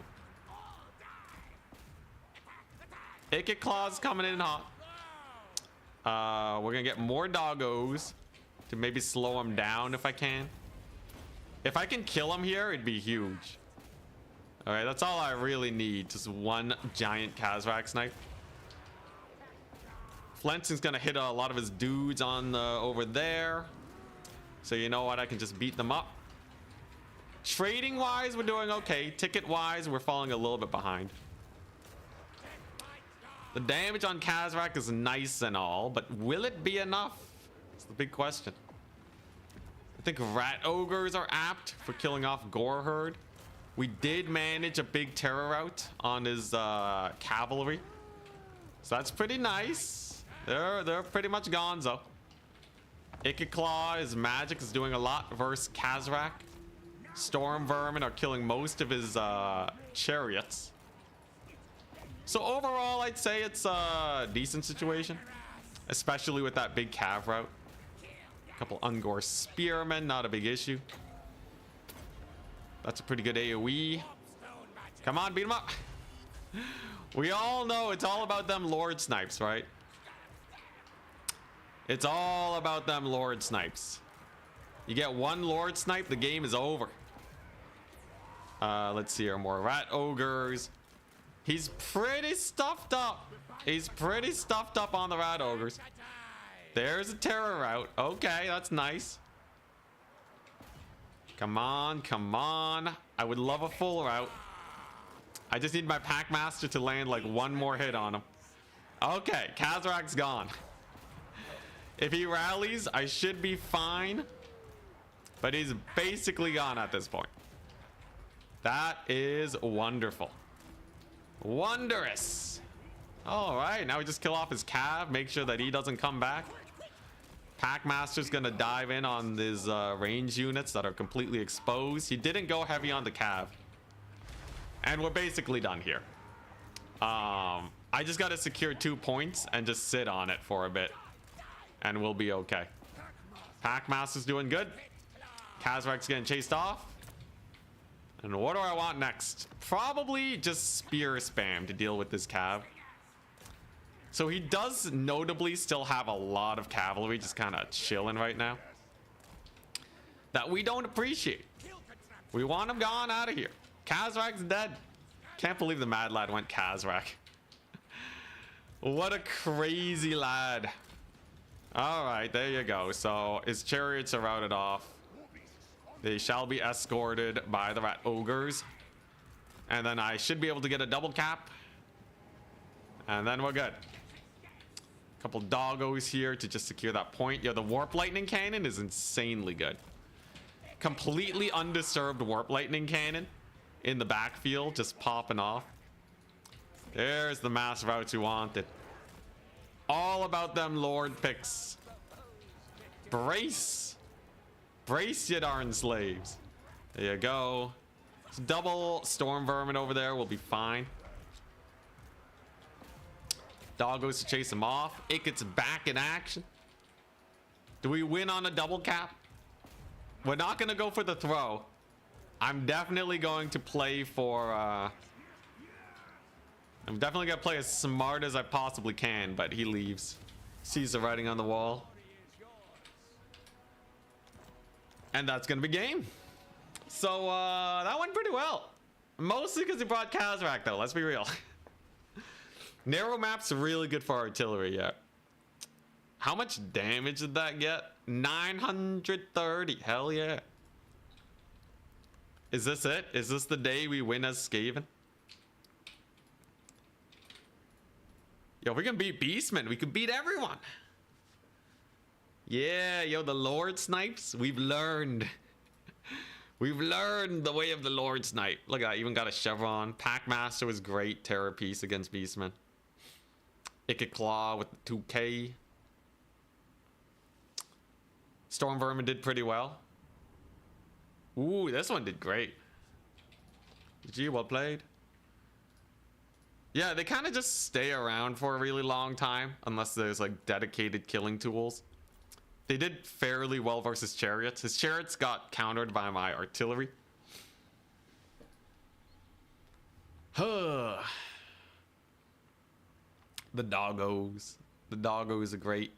Yeah, this one rat ogre, no losses, 900 value. All on Kazrak.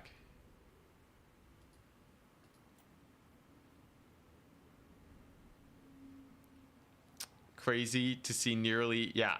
How did this one get so much value? Or are they just killing chariots and centaurs all day? That's really high for Storm Vermin.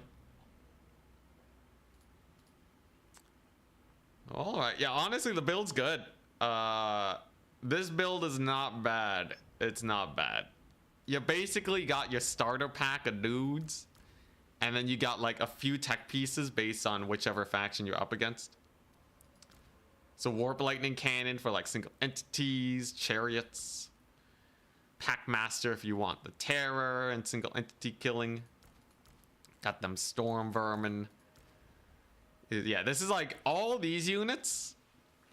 You know it's a good build when you take in the good units. All these units are performing well as far as Skaven is concerned, especially like just the slingers. You feel better about getting smacked by me now? Yeah, we've learned. My Skaven prowess has evolved. Yeah, no one can talk smack about Storm Vermin. They're obviously OP. You know, I'm surprised how little I'm playing with Doomflayers. Doomflayers are like such a staple for most Skaven builds. The fact that we're going for none of them basically is kind of insane. It's a nice tech piece against like mass infantry builds, but I'm kind of liking just having other stuff.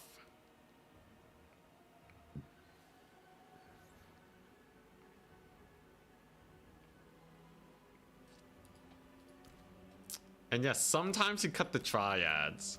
You only want the triads for like stupid high armor factions. Like you're talking Thunder Tusks, Stone Horns. I think my big issue was I was bringing too many triads, usually. You usually do well enough with dogs and rat ogres, most of the time. You just want to sick this on like the one single entity that you want to slinger to death, and then you're good. It's like a nice, it's a solid build we got. It's like a solid build. It's kind of cooking. Is today the day? 2-0 is great against two very strong players at the beginning. So we've yet to face Scrambled Egg Special though. or Charix on the Petonia. Is he still playing? Dang, Charix lost. He lost to Adam TM. He lost Petonia versus Korn. That's the matchup I usually do well in. Yo, Adam TM, spooky. Yeah, one Doom player in reserve can be helpful, but like most of the time, it's not mass infantry that's killing me. It's cavalry spam. Was the leadership on the chieftain working? It was not really a big impact, I'd say. Does help the dogs stick around a bit better, though. Very interesting. It's a pretty good build. The Warp Lightning Cannon, though. One defended Warp Lightning Cannon is like winning these games, man. This Warp Lightning Cannon's so good. Mostly because it's picking off like the high priority targets. And it hits, oh, you know what else it does? It gives them a leadership debuff. That's huge. So any like cav or like infantry that we just want off the map, we just one tap them with the cannon. Everything just becomes way more routable. Beautiful. Can't take it versus vampire counts though because of zombie summons. Looks like the round is complete. Very fast round this time around. Hell yeah. No adminning, so we advance the Swiss. At Goblins, round 3. Is Skaven fun to play? Depends on what you like doing. They don't have a lot of play styles, which makes them a little bit more boring for me, but I think they're fine. Not a powerhouse faction, though. We're up against Rusto. You're first. And then we send them the lobby code. So Lustria Narrows is a really awkward map with trees everywhere. That sounds like hell. So I'm probably banning that one. If he bans it though, I'm gonna ban Itza. He bans Itza. Ban Narrows. Well, what faction is he playing real quick?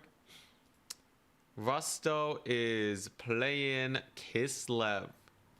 Ooh. Ooh, Kislev. They are more ranged heavy than me. So he banned Narrows. It's Itza. Or no, he didn't ban Narrows. Okay, I'm just gonna load into this real quick.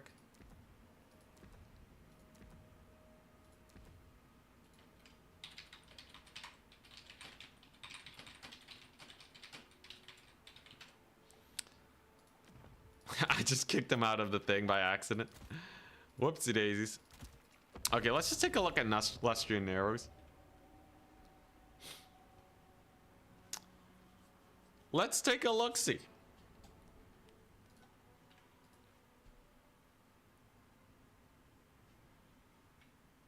If he's playing Kislev,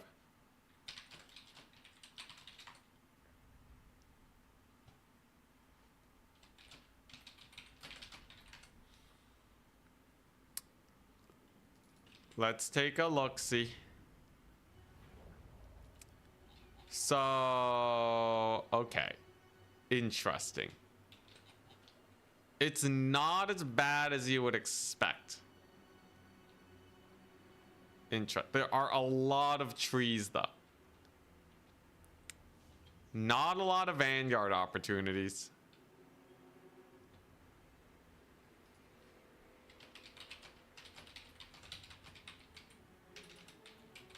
I'm gonna play on Imperial Road. I think we'll just do way better on that. All right, here we go.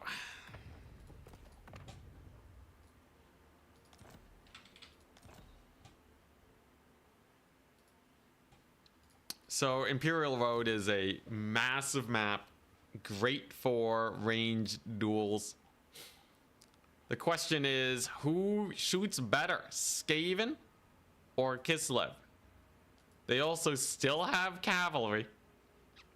Unfortunately for me. It's all about Lord Snipes and who continuously loses his Lord. Yeah, I know. It's a bad habit. We'll shake it. Yeah, so Kislev is a little spooky. Because, like, yes, they're gonna have a stupendous number of cavalry units.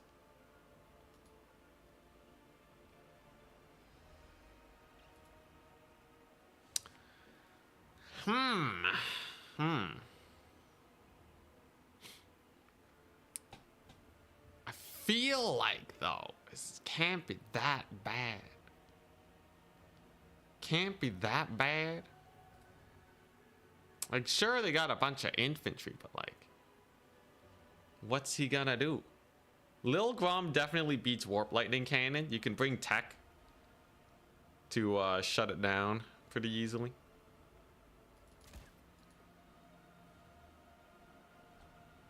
I suspect this is going to be like, we both double cap and then it's just a slow grind.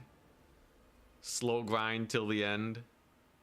It's gonna be, I think it's going to be big on value trading, this matchup. The person who value trades better is going to be sitting pretty comfortably. The forests on the side make things a little bit sketchy, but I would say it's probably fine unless he's going for like the fattest cav rush you've ever seen in your life.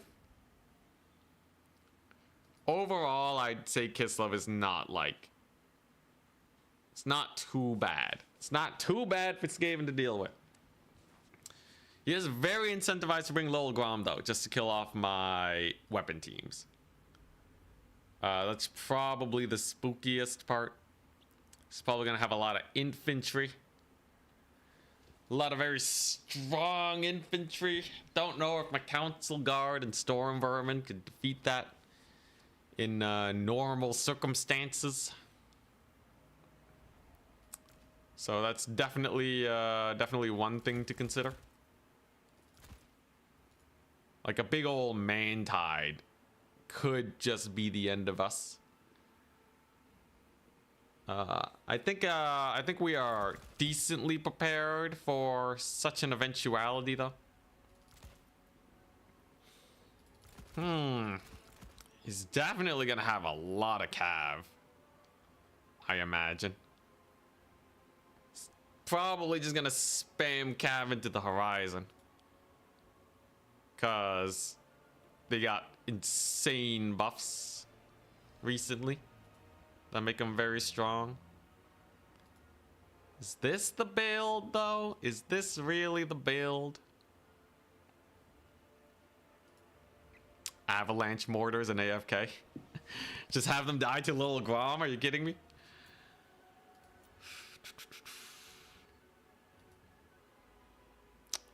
Yeah, I guess this build's just gonna have to be good enough. It's gonna be sus, but I have a lot of tools that are not bad. Not bad at all, build. I dare him to take Lil Grom. Dare him to take Lil Grom. Great photo. It's a good looking man right there. One day we'll return to Nurgle. Make him even happier. Oh boy. At least I have a lot of armor debuffs, so his elite cav can go down very quickly if I play my cards right. I think flensing on his elite cav is probably better than flensing his lord. Unless his lord is already kind of hurt. He could use all his magic to try and snipe Ikit Claw though, so I'll have to be very careful keeping him safe. But Kislev is not the strongest faction in the game. Kislev's pretty weak sauce. Right? Ikit should have his nuke as a army ability. Be so jokes. I wish you could like pay for army abilities. Feel like that would help. But alright. Build's very similar, but I do have some interesting changes. We do have some interesting changes here. What is this? Oh, it's that. Basically, I brought one death globe in case he brought a lot of infantry. One death globe is all we need.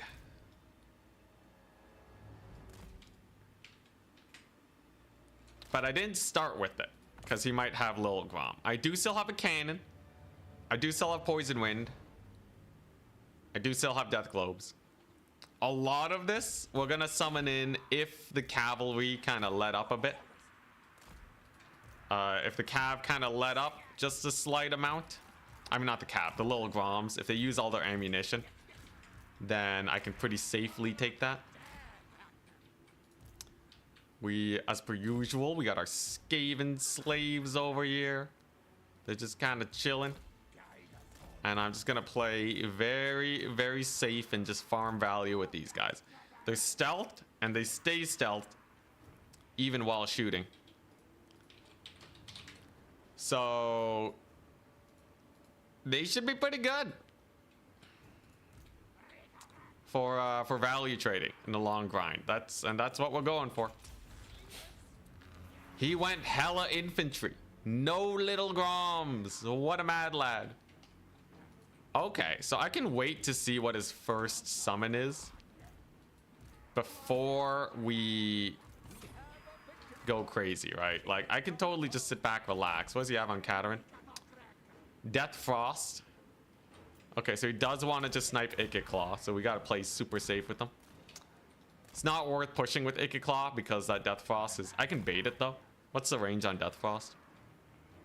100 meters. It's actually quite short range. And he has his little breath attack. What the? He overcast it? What a ripoff. Well, I guess we have to overcast it. Does it last longer overcast? Not really. Honestly, should be fine. Let's get firing with my dudes. And what's he gonna summon on in? There you go. A little bit of a hokey poke on the Katerin. Feeling pretty good about that one. We still don't see nothing too crazy going on. Armored Kossars we can definitely beat up. The Death Frost will like slowly wear me down, but it does cost a lot of winds of magic. Yeah, now he brought in the Lil Grom. That makes sense. It's a little AoE for those Kossars. A little slow, but it's fine. We just want to chill. You know what? Screw it. He doesn't have an extra range increase on this bad boy. It's also coming in very late. It should be fine for me to do this. Warp lightning cannons are really annoying to dodge too. Is he trying to Death Frost them? I think he is. Okay. Oh, he summons a snow leopard. And he gets one dervish flank on my dudes here. They are just dervishes, so doggos can counter them pretty hard. Ikit Claw needs to get out of there. That's a terrible situation to be in. We don't want to down trade with the Ikit. That's a bad idea. Here he comes. Get your shots off, boys. Get your shots off. Yo, he's beelining Ikit. Okay, so Ikit has to play way more safe now. Times are dangerous for your poor boy. Katerin's taking a lot of damage too, though, so it's not like it's the end of the world. His little Grom is miles away. Crap, I overchased with the Council Guard. They're just gonna have to run away and just accept that they're taking damage today. And one thing I can do, I can get the Death Globes in finally. The Death Globes are gonna be good. And we have Poison Wind. I have everything in the book. Everything in the kitchen sink. All right.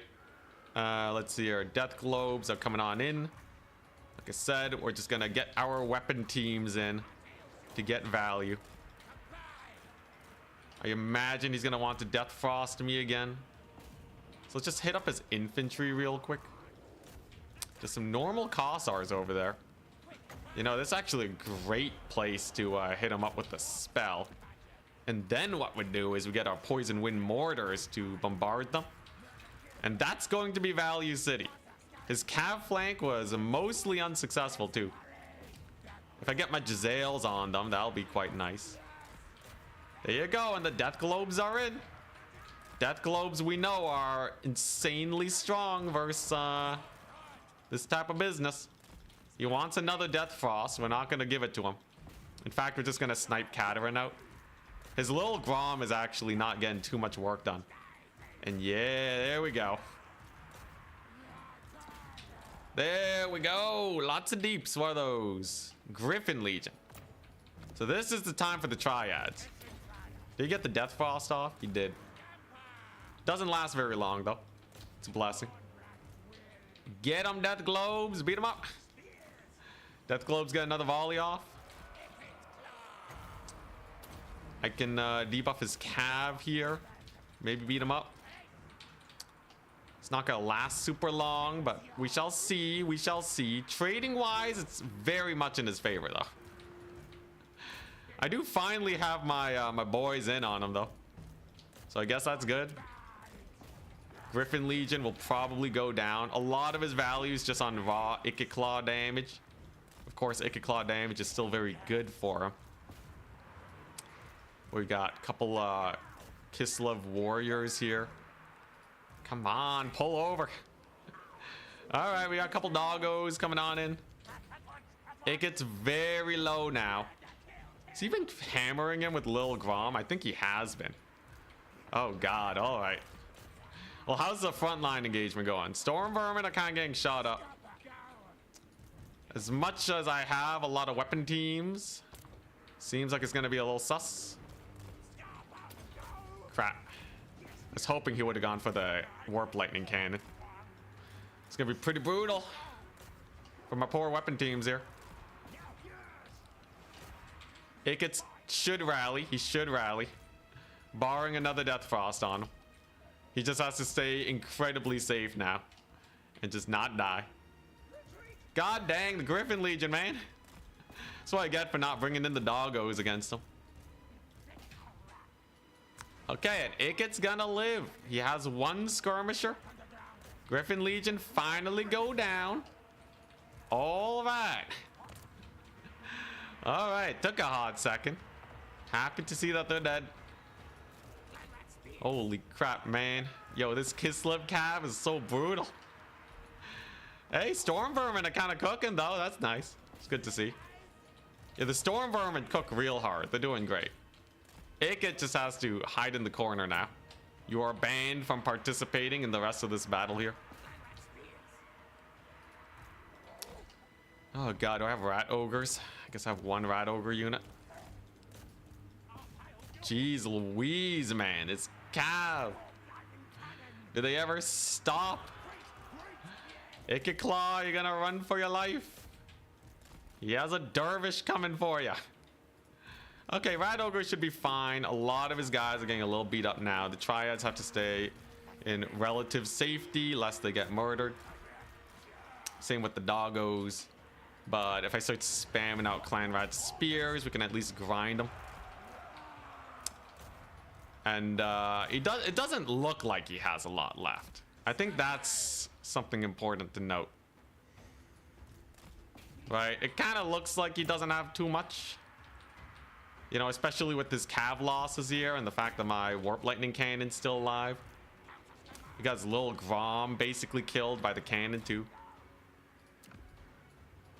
Can I kill off his cav here? Seems like we can. So he basically YOLO'd a cav unit just to try and kill Ikit Claw. That's pretty nice. He loses yet another cav. Okay, and this is our opportunity to come back. So you'll notice we're getting a lot of slingers back here. And we know that the slingers are very good at trading. The cavalry, or not the cav, yeah, the Warp Lightning Cannon has killed Lil Grom. Lil Grom is more or less out of the picture now. We did take a lot of damage on that artillery piece, but it's still fine. And I do still have my Poison Wind weapon team. It could run for your life. So mayhaps we'll be okay. Mayhaps. Crap, man. Those cav units. Do they ever die? Apparently not. Let's see here. Okay, yeah, I need more of these guys. Man, that Natty Boobo route really hurt me bad. Is he gonna YOLO Katerin, though? If he YOLO's Katerin, I have a chance. It gets miles away, right? You never know. It's a big fat Katerin YOLO. Just takes 1,000,000 damage, you win the game. His old Grom technically came back. So we gotta finish the job there. Okay. Do I have a... I have like nothing, man. Oh god, she's coming for him. No, not the Death Frost. God dang, man. He just sniped him up. God dang it. Okay, well, that's gonna be pretty painful. Dead Ikiclaw is a huge loss for us, for sure. I do have more Rat Ogres here, but yeah, everything's gonna start routing now. God dang, Death Frost. Why was it so painful? Oh, boy. Well, at this point, I'm basically just spamming in as many guys as I can. We might still be able to secure the middle. All right. Lord loss penalty can only last for so long. Man, that one early engage with Ikiclaw screwed me over so hard. Because it got him lower on HP. Which made him way more Death Frostable. Yo, he was hunting Ikit down, man. And there's a mass Horse Archer summon. So the only way we come back here is with just a fat capture on the middle in a very short time. So I'm going to have to get in the Skaven slaves. And we're just gonna have to send it. Obviously, dead Ikiclaw kind of sucks. But such is life. There you go. We got a little bit of a route there. Got my triads. So he's just going to shoot him up with his cav. Middle point should be takeable. Little Grom is out of ammunition. I can't believe it stayed alive. And what a fat Ikit snipe, though. He was going super hard on it. All right, got a couple doggos. Armored Kossars. We'll see how they do. I'm pretty sure we're just dead, though. I think we're just dead. God dang, man. Vermin exterminated. Dude, Kislev Cavs suck to fight against. They absolutely suck to fight against, man. Such a big pain. Then, yo, so he's overcasting Death Frost. So when you overcast, it gets 300 range, but the duration is the same. But he just had enough magic because of the early damage he got on Ikiclaw. So it didn't really matter in the end. Yeah, that's GG. Dang, GG, well played.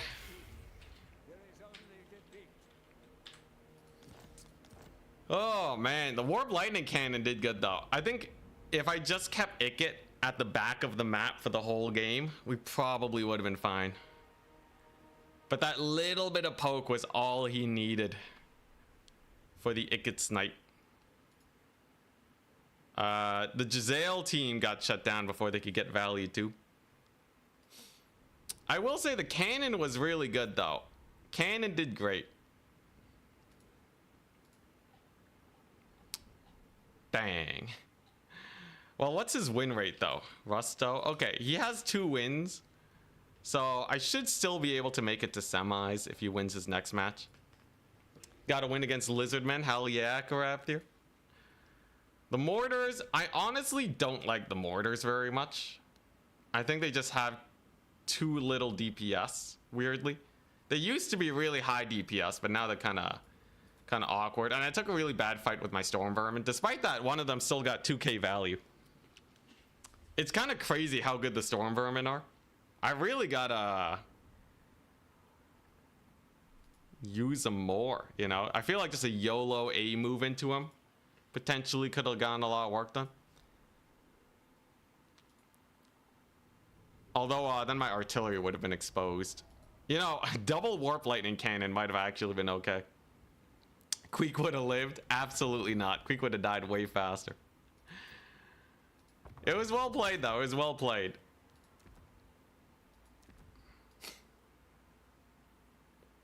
Does the dot get represented? I think it should on the mortars.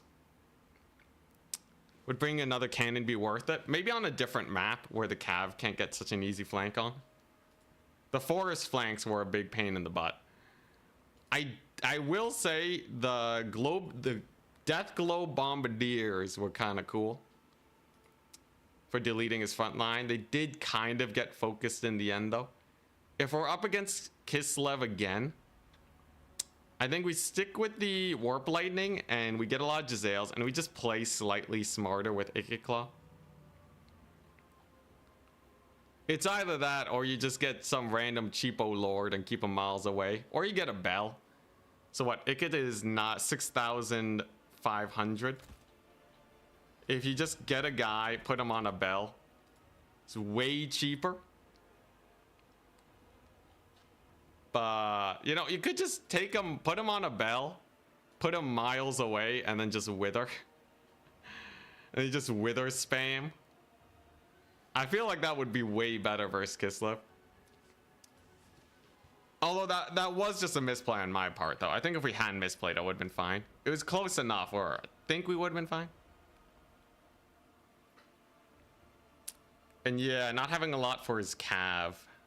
So, like, you really do have to get the dogs in, otherwise they'll just start running through your lines. The Bing Bonger is pretty cool, though. I think Giselles are really good. So you can overwhelm a single little Grom if you get Giselles and a Warp Lightning Cannon. If the little Grom gets in range of the cannon, you should definitely focus fire it. It's a pretty easy target to hit. And then from there, you just kind of farm value on your Giselles. I think we would have been fine if I just like sat back, relaxed, and just traded. Took a long time to kill his army though. I don't know, man. Usually Kislev have a hard time versus big armored rushes. There is the insanity build where you take like a bunch of storm vermin and just rush Cathay with that. I'm pretty sure you would still die to the cav though. But yeah, I don't know. Vanilla storm vermin aren't the best. They ain't the best.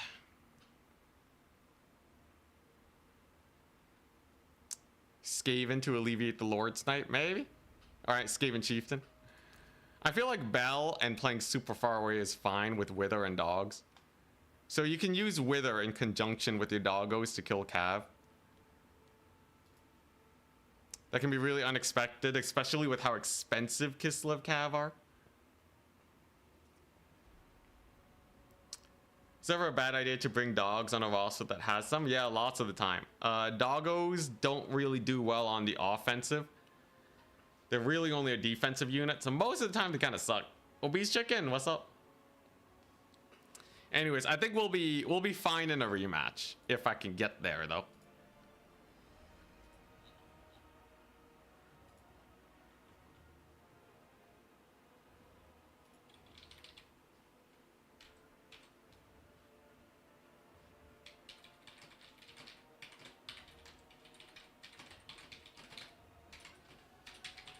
Adminning. Yeah. Or yeah, I think I could still just take Ikit and just, you know, just be a little bit more careful about the Death Frost. The Overcast having 300 range got me. We can leave Ikit like super far back at the beginning and then just only commit him later. Or we go for the Grayseer play. But I think if you lose your Lord, you kind of get screwed over. Don't really want that to happen.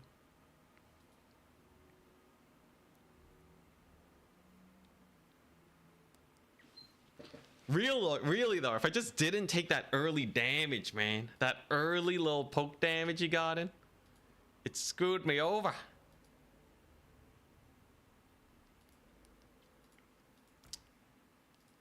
But yeah, I kind of like the Wither though. So Wither upgraded is minus 60 armor. That's pretty good with the dogs on the Kislev Cav. They should kill the Kislev Cav like super fast with that tech.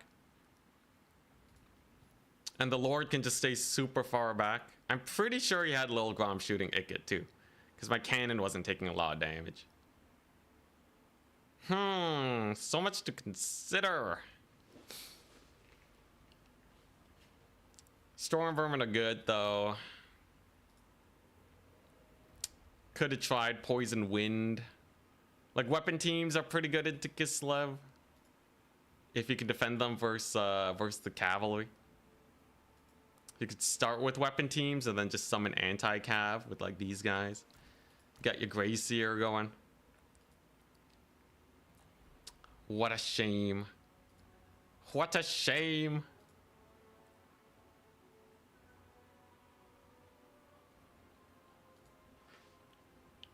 We'll scrap it back though. All I need is one more win.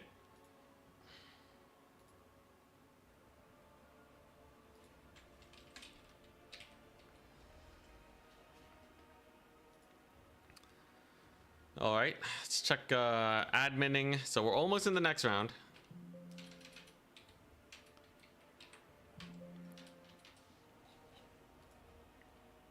Let's see here. Look, yeah, Kartoff.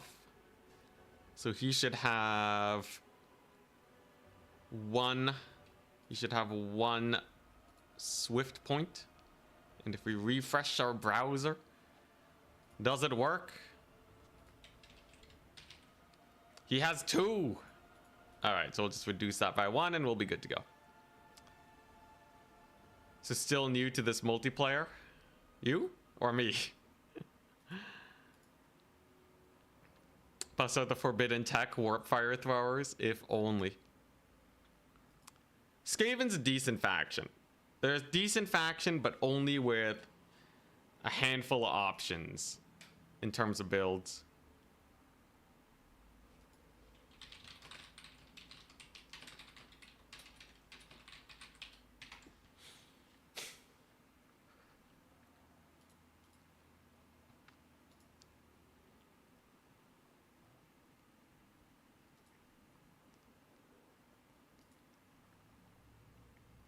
Seer does have spell resist. Does he? Holy crap, he does. That's crazy. I didn't even know. So he's like super immune to damage. Dang. Is it the bell that does it? He just has spell resist. Holy crap. Why did I not know about this? This is what happens when you don't play Skaven forever.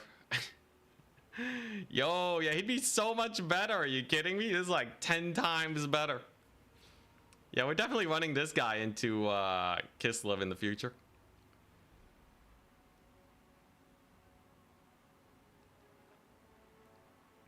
So if you don't want to get spell sniped, you just bring him. Get the wither for the cav, summon a couple doggos, and you'll be fine.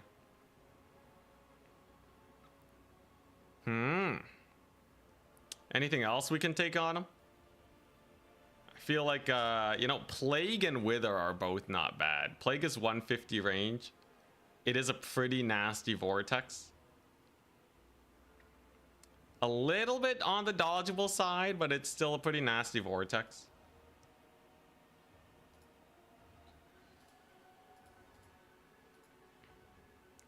Come on, I just need my opponent to win one more match.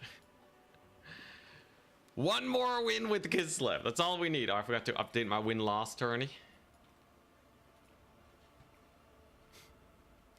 Dread 13th is interesting. Yeah, the reduced range kind of makes it a little janky, though. Plague doesn't trap things in it, though. Oh, I see. I need, like, some other spell, though, right? Maybe Vermintide. That's not bad. But yeah, we can basically just get a super cheap lord here.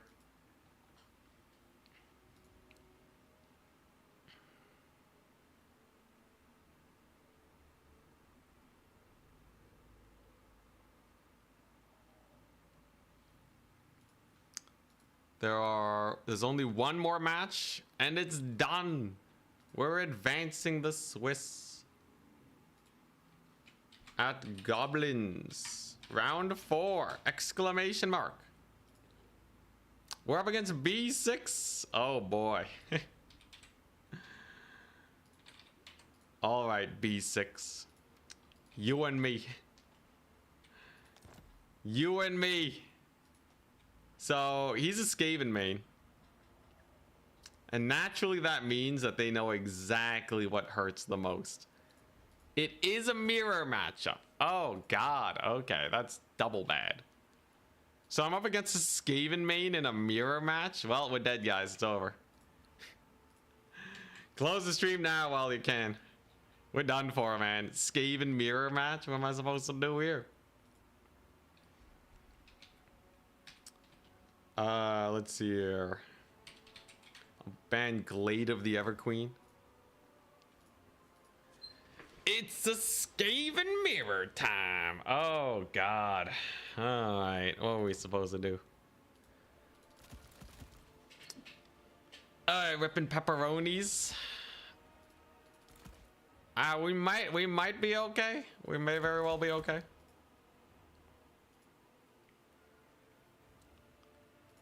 It is not an impossibility, our victory. It is not an impossibility.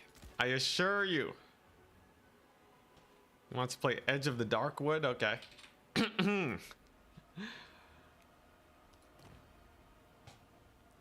Warp Fire Thrower hidden tech. Warp Fire Throwers are not going to cook it. That is for sure.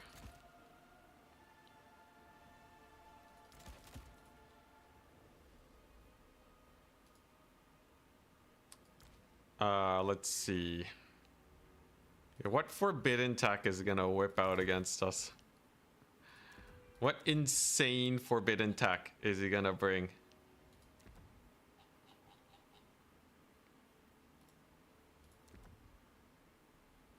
I feel like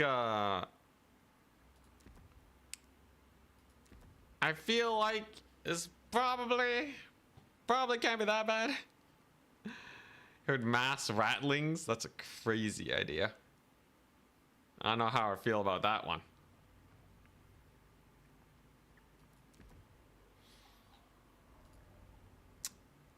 Okay, so this build is it's a very decent build. Oh, you know what I should do? I should definitely run a couple of these. Or the absolute insanity. Okay, yeah, no, I got some twisted plays coming in. We got some fat twisted plays.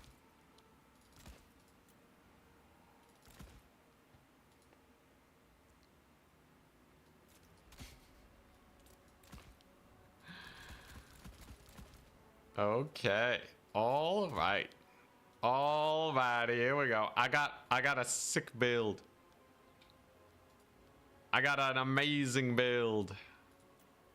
There is no way we lose this one. It is simply too good, actually. So, let's see. Oh god, all right. This one's a dumb one. This one's a dumb one. Warp grinders. The insanity strats.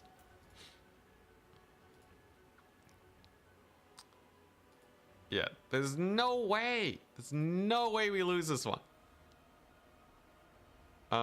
Let's see here, and then I want a bunch of these, and probably are plague monks finally good here? Definitely not.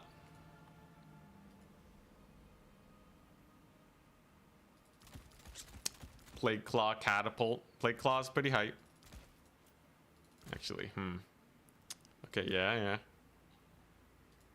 Plague claw's pretty hype. I could go for...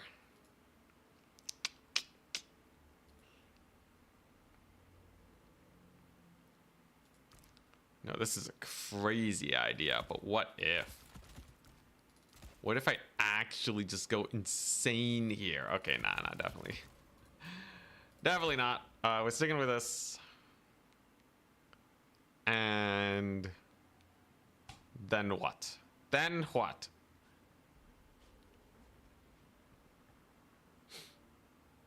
Purple mortars. Purple mortars are pretty cool. Let's see, do I want that? What do I want? I need something to like complete the build. It feels like it's not complete. Hell Pit for the terror. Let's see.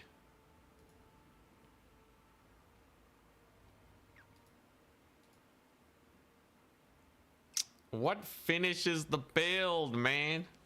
What makes this done?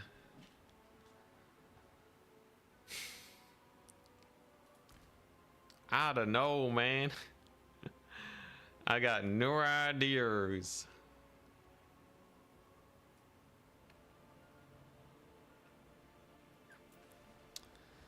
I guess. I guess I could do some Lord Snipe. Skaven don't really have a Lord Snipe outside of Flensing. Flensing's not bad though. It's pretty good.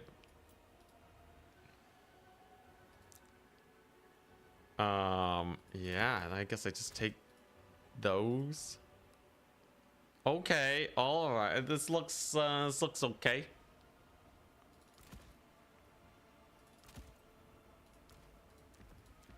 This looks like an okay build.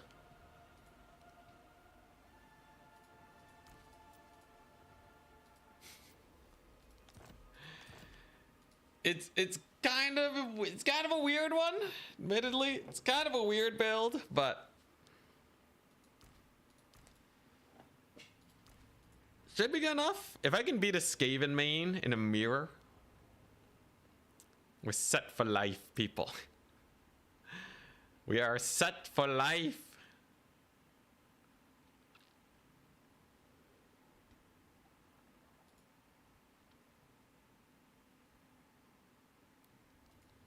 Just click on Skaven slaves until something happens. All right, this should be pretty good. I have some insane tech coming on up, guys. I got some insane tech. You guys don't even know. This guy's doomed.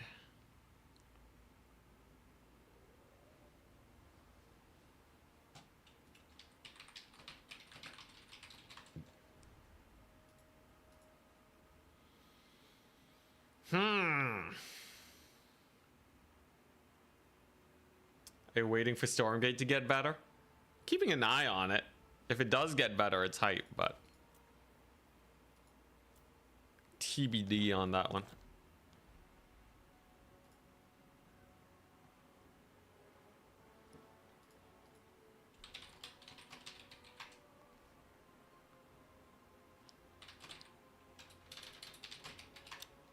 Hell yeah, he's in.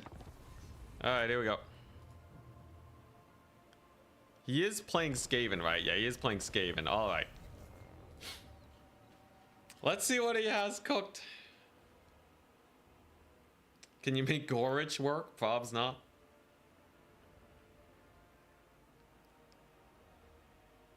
Help at abominations. Oh boy. Oh jeez. Here we go. I will say my build is very dumb.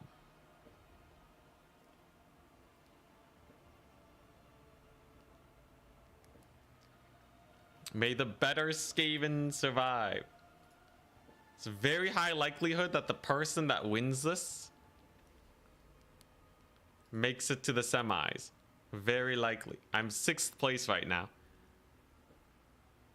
Technically, I have a higher chance of making it to semis, so he really should throw this one for me. And we're really hoping Rusto manages to get his 4th win. So I assume, yeah, it's Rusto versus Oishi. It's kind of sus. Oishi's pretty good. But if Rusto is losing to the guy with 4 wins, and I lost to Rusto, I should be right below him. Scrambled Egg Special might get on top. It might be Rusto, Oishi, Scrambled Eggs, and Navigator, depending on how the match plays out, which would suck. I've been like barely out of semis for like all my Skaven tournament runs. Watch out for stock backlines, yeah.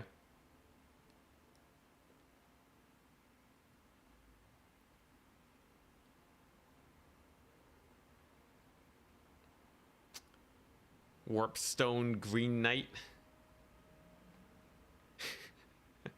What's the version of that? Is it Gorich? Definitely not Gorich. He ain't that good. But yeah, I need to win this one, and then I maybe make it to semifinals. God dang, man. Come on. I do think I have some pretty sick forbidden tech, though.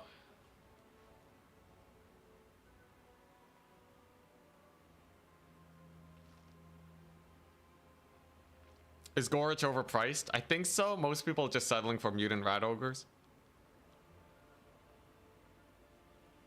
And he's ready, and it's bugged.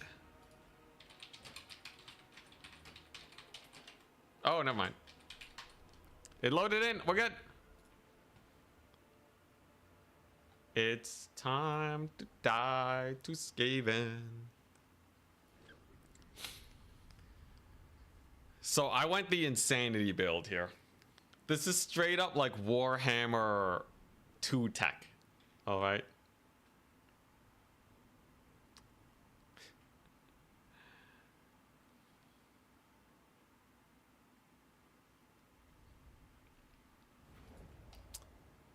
This is it.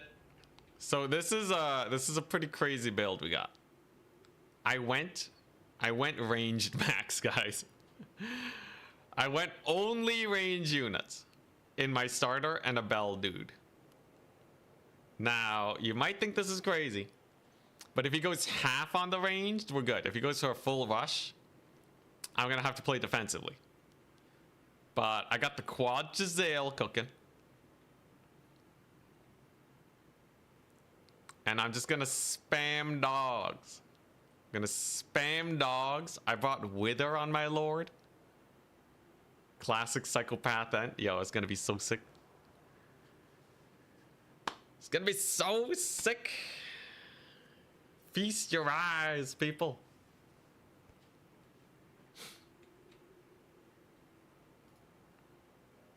Nothing but Giselles. So it's 4 Giselles, 5 Slingers, a Warp Lightning Cannon, a Plague Claw Catapult. If he decides to go halfway into a range battle, he's screwed. If he decides to rush me, we're pretty boned. This map is very flat, though. This is a very flat map.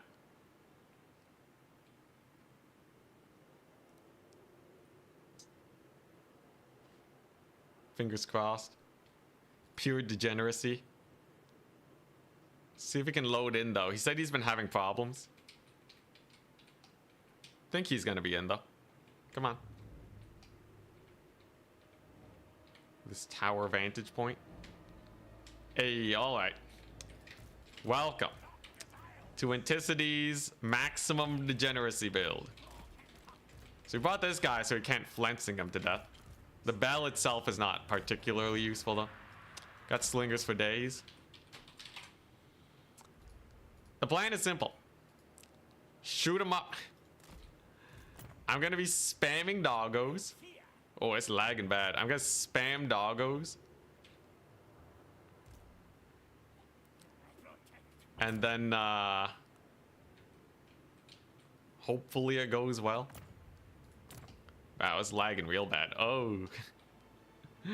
Oh, it's lagging real bad. All right. Not a single melee unit in sight. Technically, the bell's melee. It's lagging pretty bad. Oh, we're finally loaded in. That's a good sign.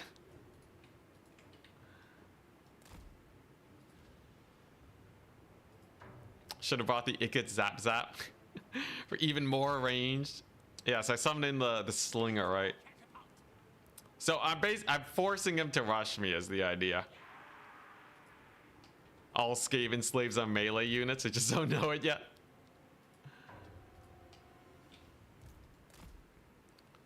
I also brought the double Brood Horror. So 1 Pack Master, 1 Brood Horror. Just in case there's like a bunch of Doom Wheels I gotta kill. Looks like he just bought his usual, you know, slave infantry frontline. You have your doubts about this? I think it'll go fine.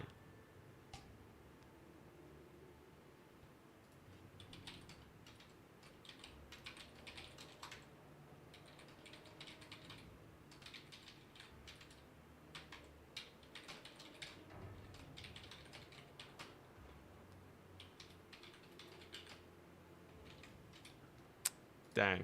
I think he's dropping. Alright, well, I'll take it. Dang it, what was his build? What was his build?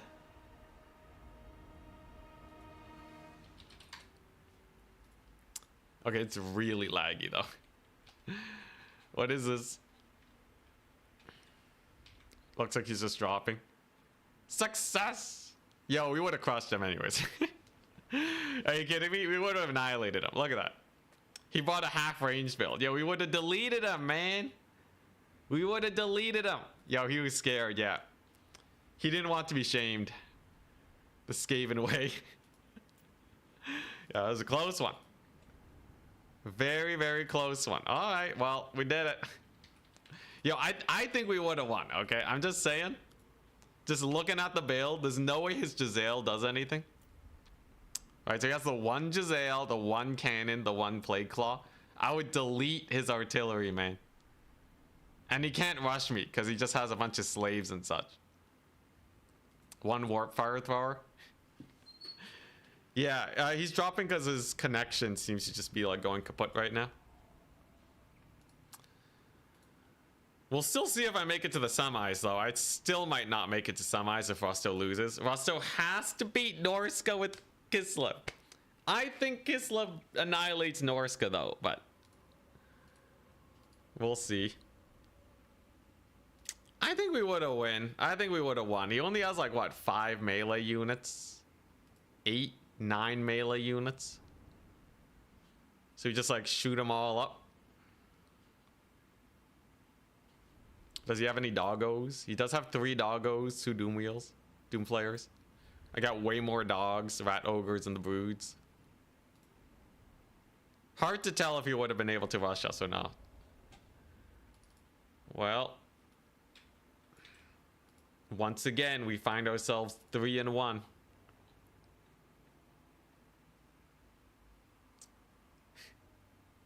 No, he didn't disconnect. He's saying he's dropping out of the tournament. Yeah, we got a rematch with the same builds at some point. So sad we won't play this. Yo, it would have been so sick, man. It would have been so sick.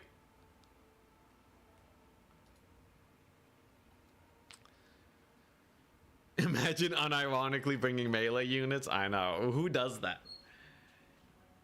Yeah, the big question is like, do the Giselles and the Plague Claw stuff route off his front line before they get to me? With the Slinger support. If he doesn't manage to jump the Giselles, we win it. If he does, we probably lose it. What do you have on your Lord? I had Wither for your Doom Flayers. So my whole plan was like, get the doggos, wither your Doom Flayers down to 30 armor, and then kill them with the dogs. I have no idea if that works or not, but that's the only idea I had for Doom Flayers, other than like the Brood Horrors. And then I had Vermintide, which is like not bad for that little bit of extra stall. That's my melee. It's 5 Vermintides. Oh yeah, I had the lore passive. You think the other one's really good? The vigor though? The vigor and the speed? What's the other one? Musk of Fear. Oh, I see. Huh. Yeah, I can see Musk of Fear being pretty good. -4 leadership. In a shooting build though, I don't think it's as useful. Charix 1. Charix trying to come back. So Charix also has 3. And he lost to Adam TV. Adam TV is... Okay, yeah. So Charix shouldn't make it to semis. Because Adam TV... well, actually, I guess he does have 3 wins now. God, it's going to be close again. Needs more range and reserves. Yeah, I wish for our domination they would increase the range cap a bit. There's a lot of, like, range units that aren't really range units. Alright. Thank you very much, B6, for your blessings. My opponent points are very high. They're very high. So, that's a good sign. Come on, Rusto. It all's gonna come down to Rusto and whether or not he wins. If he wins, we're fine. If he doesn't, we're pretty boned. Pretty boned. Come on, Rusto. Come on, mate. You got this. I really hope he wins. Come on, Rusto. You just gotta do it.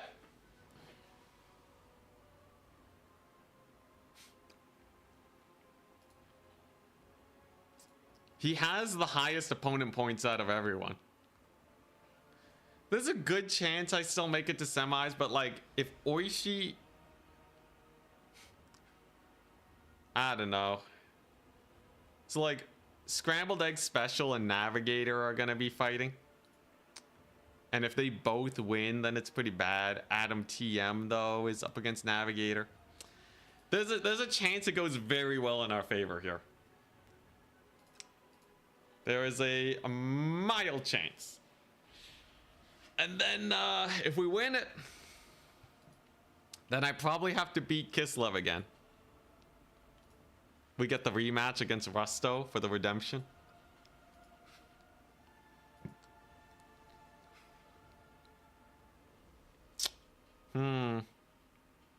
So sketchy, man. So sketchy.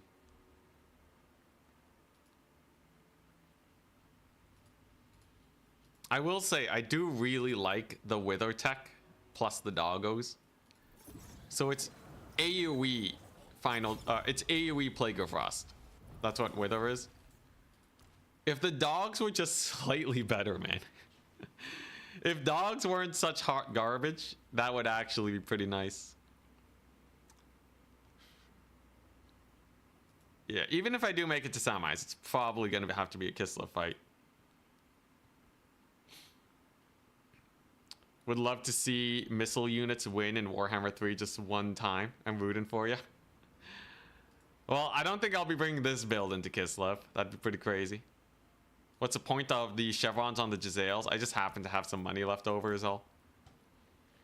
It does make them shoot slightly faster. So if you chevron up a Giselle unit or any range unit, it increases their accuracy and decreases their reload time from 12 seconds to 10 and a bit. I prefer that over melee units because I think melee units don't benefit as much from chevrons. The slight stat increase is a very mild effect, and usually leadership is overkilled by like a rear charge. So they're not going to really be saved by that either. Whereas for range units, you're definitely getting a net benefit from reload time. You lost to Wood Elves, got double Zoded. Dang. Zodes did get buffed, right?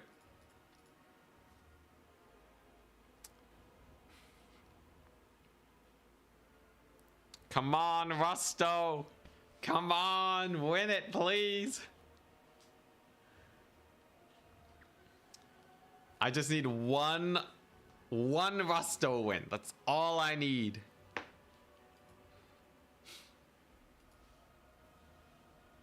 Charix is very close, but he's still below me.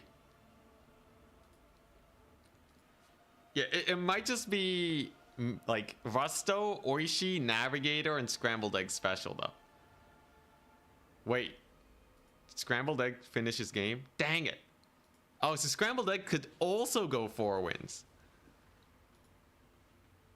Navigator can only go up to 3 wins, though. His opponent points are higher than mine as it stands, though, so it's a really bad sign. Oh, God, not again, man. The 3 1s with Skaven. Every time. Max Chevron Storm Vermin. Well, if you want Max Chevron Storm Vermin, just take Council Guard. They're cheaper.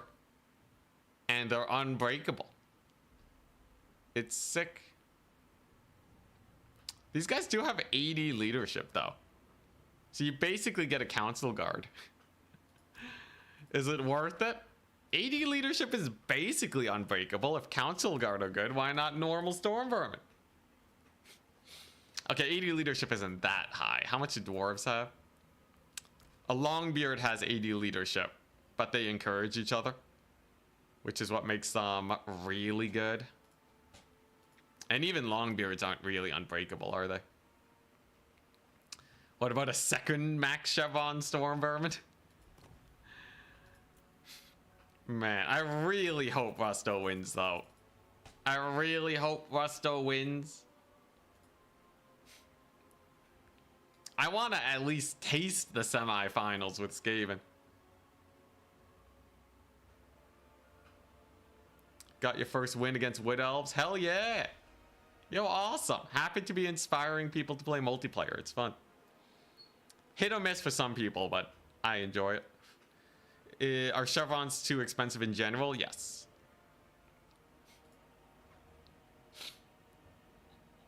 Yeah, there's a handful of situations that will get us to where we want.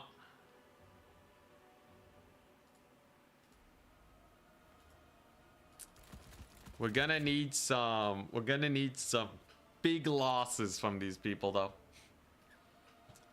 We're gonna need some upsets. Like Navigator. Who'd Navigator lose to, man? He lost to Oishi. Ah. Dang it, man. I wish I could lose to Oishi. Unless he loses, then I wish I lose to Rusto. How much do you think they would need to be reduced in price to be worth it? I don't know, make it like 50% cheaper, and then they might actually be kind of insane. So if you look at the range damage increase, so let's test out with Giselles. So Chevron should at least increase your damage by the amount of money you're putting in. So if you look at Giselles, yeah, I think if it was 50% cheaper, then I would consider it. Because you're spending 35% more money on Giselles. Right? So if that was, say, 17%, right? You get a damage increase, right? So they're going to be more effective at what they're supposed to do. In this case, it's damage. But you don't get an HP increase. So then you might see a meta where people start taking Chevron range units. Because technically you'll get more damage, but you really have to defend them. Leadership increase is really nice too. The thing is, it would be kind of weird to just see a Chevron meta where like everyone's Chevroning units. So honestly, I feel like it's probably fine if they just don't touch it, especially because of how much it can break balance. Are Skaven any good? They could make it 10% cheaper though, and it'd be fine. Skaven are pretty low tier, is the consensus. I would say B tier, and they only have one build, really. Rusto's still playing. Scrambled Egg Special won his match. The Scrambled Egg Special knocked me down a rung. Come on, not like this. Oh, that's bad. Wait, Scrambled Eggs is at 4 wins now? I'm below Oishi. We're actually tied. Okay, I'll settle for a tie with Oishi. So if Oishi loses against Rusto, then maybe it's fine, but then like his opponent points might go up. Navigator won and he beat us out in opponent points. God dang it, man. What is this Dread Skaven curse? I guess I should have just won. I should have just won against Kislev. Dang it. Brood Horror is 1,100. It's not the worst there. There's still a chance. If Rusto wins this, I think we surpass Oishi. But it's all going to come down on if Rusto wins or not. The thing is, I might not even surpass Oishi if Rusto wins this, because he's going to buff his opponent points. We might just be 5th place. Fingers crossed for a tie at least. I'll settle for a tie if Rusto wins this. If Oishi wins this, then we're below Rusto because we lost to him. God dang it, man. No. Not again. I feel like, you know, on Monday, I'm probably not playing Skaven again. But they're definitely a faction that I might want to return to. You think any race is truly underpowered? Not like dwarves being weaker in domination, but like fine in land battle, but overall all bad. What is this? Like which race is like the most super underpowered?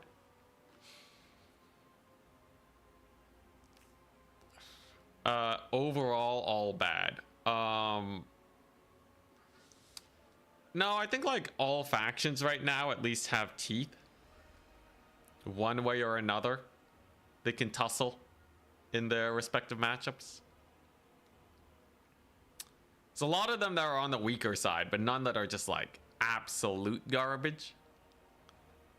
High elves are pretty bad, but I think in land battle they can kite kind of. So at least they have that going for them. Rusto won! Rusto won! Are we still screwed though? Let's go! We beat Navigator! Oh my god, let's go! Rusto, thank god, man! Thank god. Alright, here we go. We made it. We made it. We absolutely made it. So, Rusto won. And we faced harder opponents than Oishi, which actually knocked him down. He's tied with Navigator. This is good. This is very, very good. So just one more match needs to finish. And that's probably Oishi and Navigator are dueling it out. And then I just have to win. I'm probably going to be up against Scrambled Egg Special. Like, here's the thing. My opponents are going to be brutal, right? They're probably just going to kill me. But, like, at least we can say we made it to semis as Skaven for once. We're also on a roll today, though. Jeez.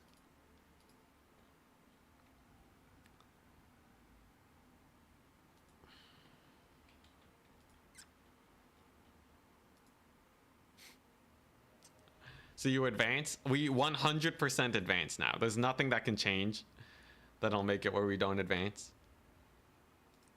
We're just waiting on the last match to finish to see if it works, you know, tiebreaker wise.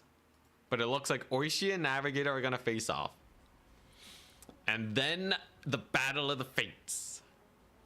We're gonna have to play against some spooky factions. There's a good, you know, you never know. Maybe we'll like get a good matchup or something. What are these guys playing as? Who's Scrambled Egg and Oishi playing as? And Navigator? So, Scrambled Eggs, Oishi, and Navigator. Oishi's playing Norska, which I think is bad for Skaven, because mammoths.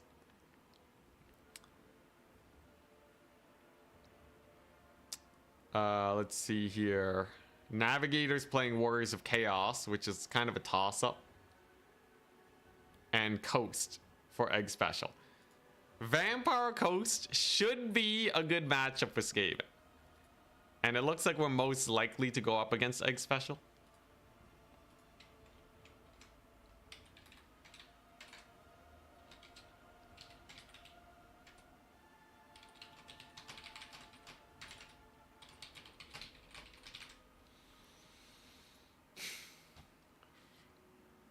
Yep.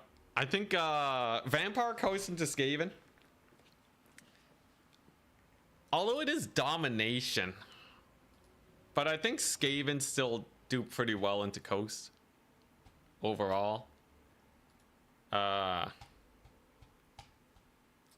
It's like Crabos, I guess. But like, there's so much ranged firepower for Skaven. Coast really just can't compete. Won't Warp Lightning Cannons deal decently with Mammoths? I feel like they should. I feel like Warp Lightning Cannons should be really good into Mammoths. I want you to remember this moment when you said Coast is a good matchup. I will. I absolutely will. Chump change, all of them. All right, the last match is done. We're third place at Oishi, at Navigator. You guys are tied. I'll cast your game. Lobby code, please. All right. Oishi and Navigator. Oh boy. What a tease. Yo, this is getting exciting now. All right. I gotta lock in for these next few games. Ikiclaw shall not die. Our first match is against Rusto. And then it's, okay, you know what? A rematch against Kislev is totally fine for me. I can win a rematch into Kislev. I played pretty badly in my match against them. So, we're basically fine. We're basically fine, okay? This... All I gotta do is just beat him. Alright, this is like, what's he gonna do? And we can get a better map selection for ourselves. Amazing. Just gotta beat the Kislev. That was like my first Skaven versus Kislev game too. So, you know, it's like, it's perfect. It's absolutely perfect.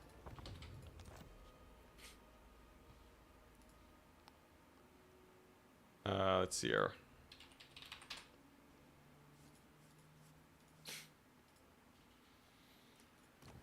Oh, nutty. Basically won already, yeah. Yeah, I would love to face Norska or Coast. I think both of those are pretty chill. I think Norska and Coast are fair enough. I know Norska's supposed to be a bad matchup, but it's really map dependent. Maybe I'll just get a sick map. You don't know. Hope the wins are piling in. We're 3-1. We're watching the tiebreaker match, and then we're up against Kislev. We're up against Kislev. Kislev's fine. We just gotta go kill him. Just gotta go kill him. Kislev, okay, Kislev's they're pretty spooky. Their cavalry are such a pain in the butt. I need some anti-cav.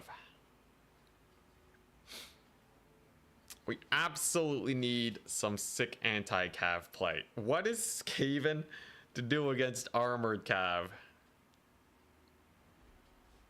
I hope Navigator loses, because I don't want to play against Warriors of Chaos in the finals if we do make it.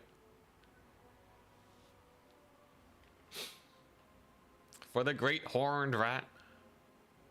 Yeah, unbreakable, high armor. It's like everything you could possibly die to.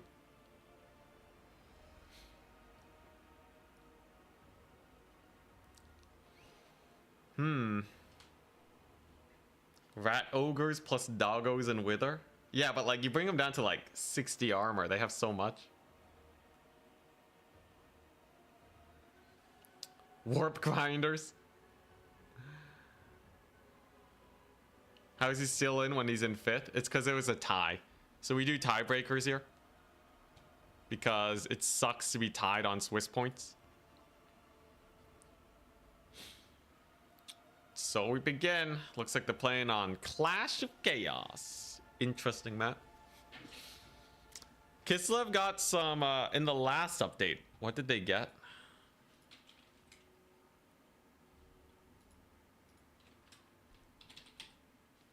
Kislev got Ice Witch mounts are more expensive. Frostworm got reduced armor. Boris got a cost reduction. Boyars got a cost reduction.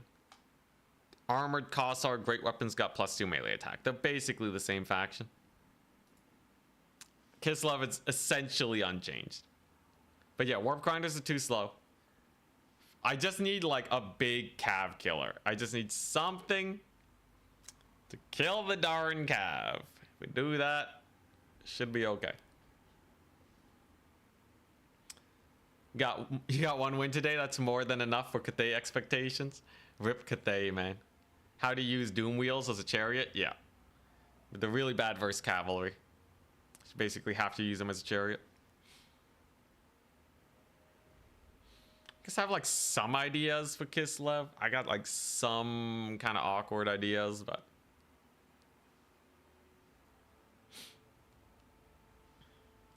man, Kislev's just such a menace, though. There's such a menace. There are some sick plays that you can make, though. Doom Flayers win versus Kislev Cav if they get the charge, unless... Yeah, they're so expensive, though. If you just YOLOs into my lines. I feel like I can come up with something better. I have an idea that's like pretty sick. Packmasters are not bad. They also heal, so they can't get Death Frosted. That Death Frost hurt hard, man.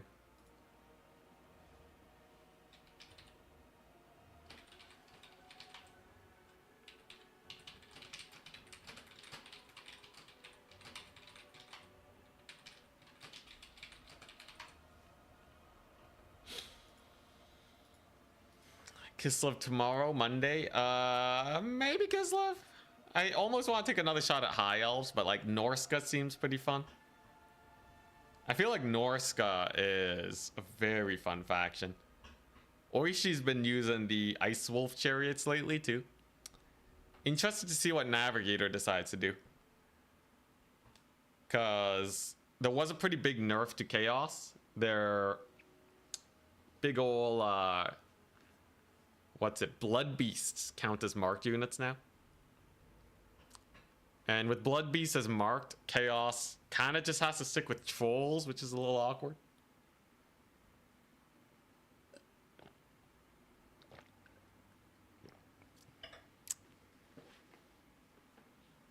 Yeah, the Kislev infantry isn't the biggest deal for Skaven. It's everything else.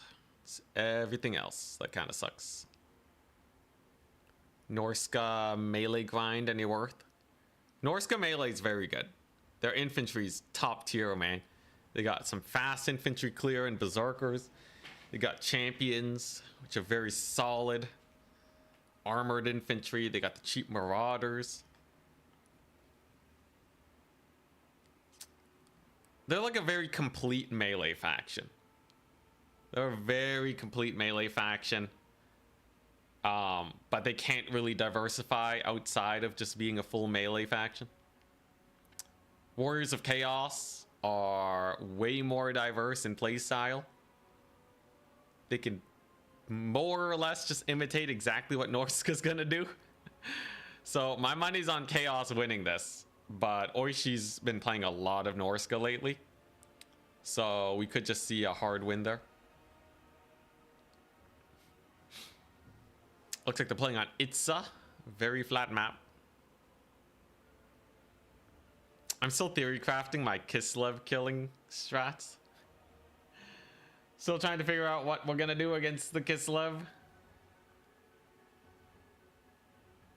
Yo, Oishi's full name is insanely long. Oishi, Oishiku, Nair, Kitang, Pure Maraku. Crazy name, this guy.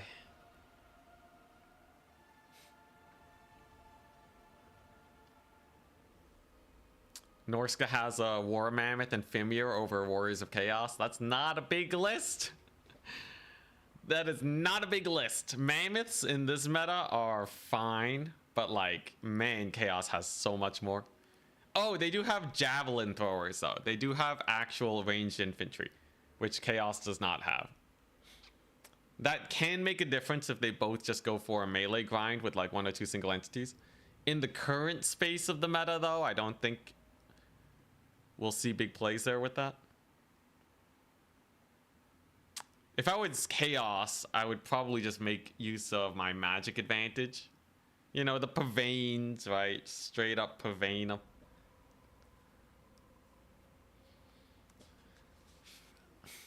But yeah, Javelins are pretty cool. The Javelins are a surprisingly big shift for Norska.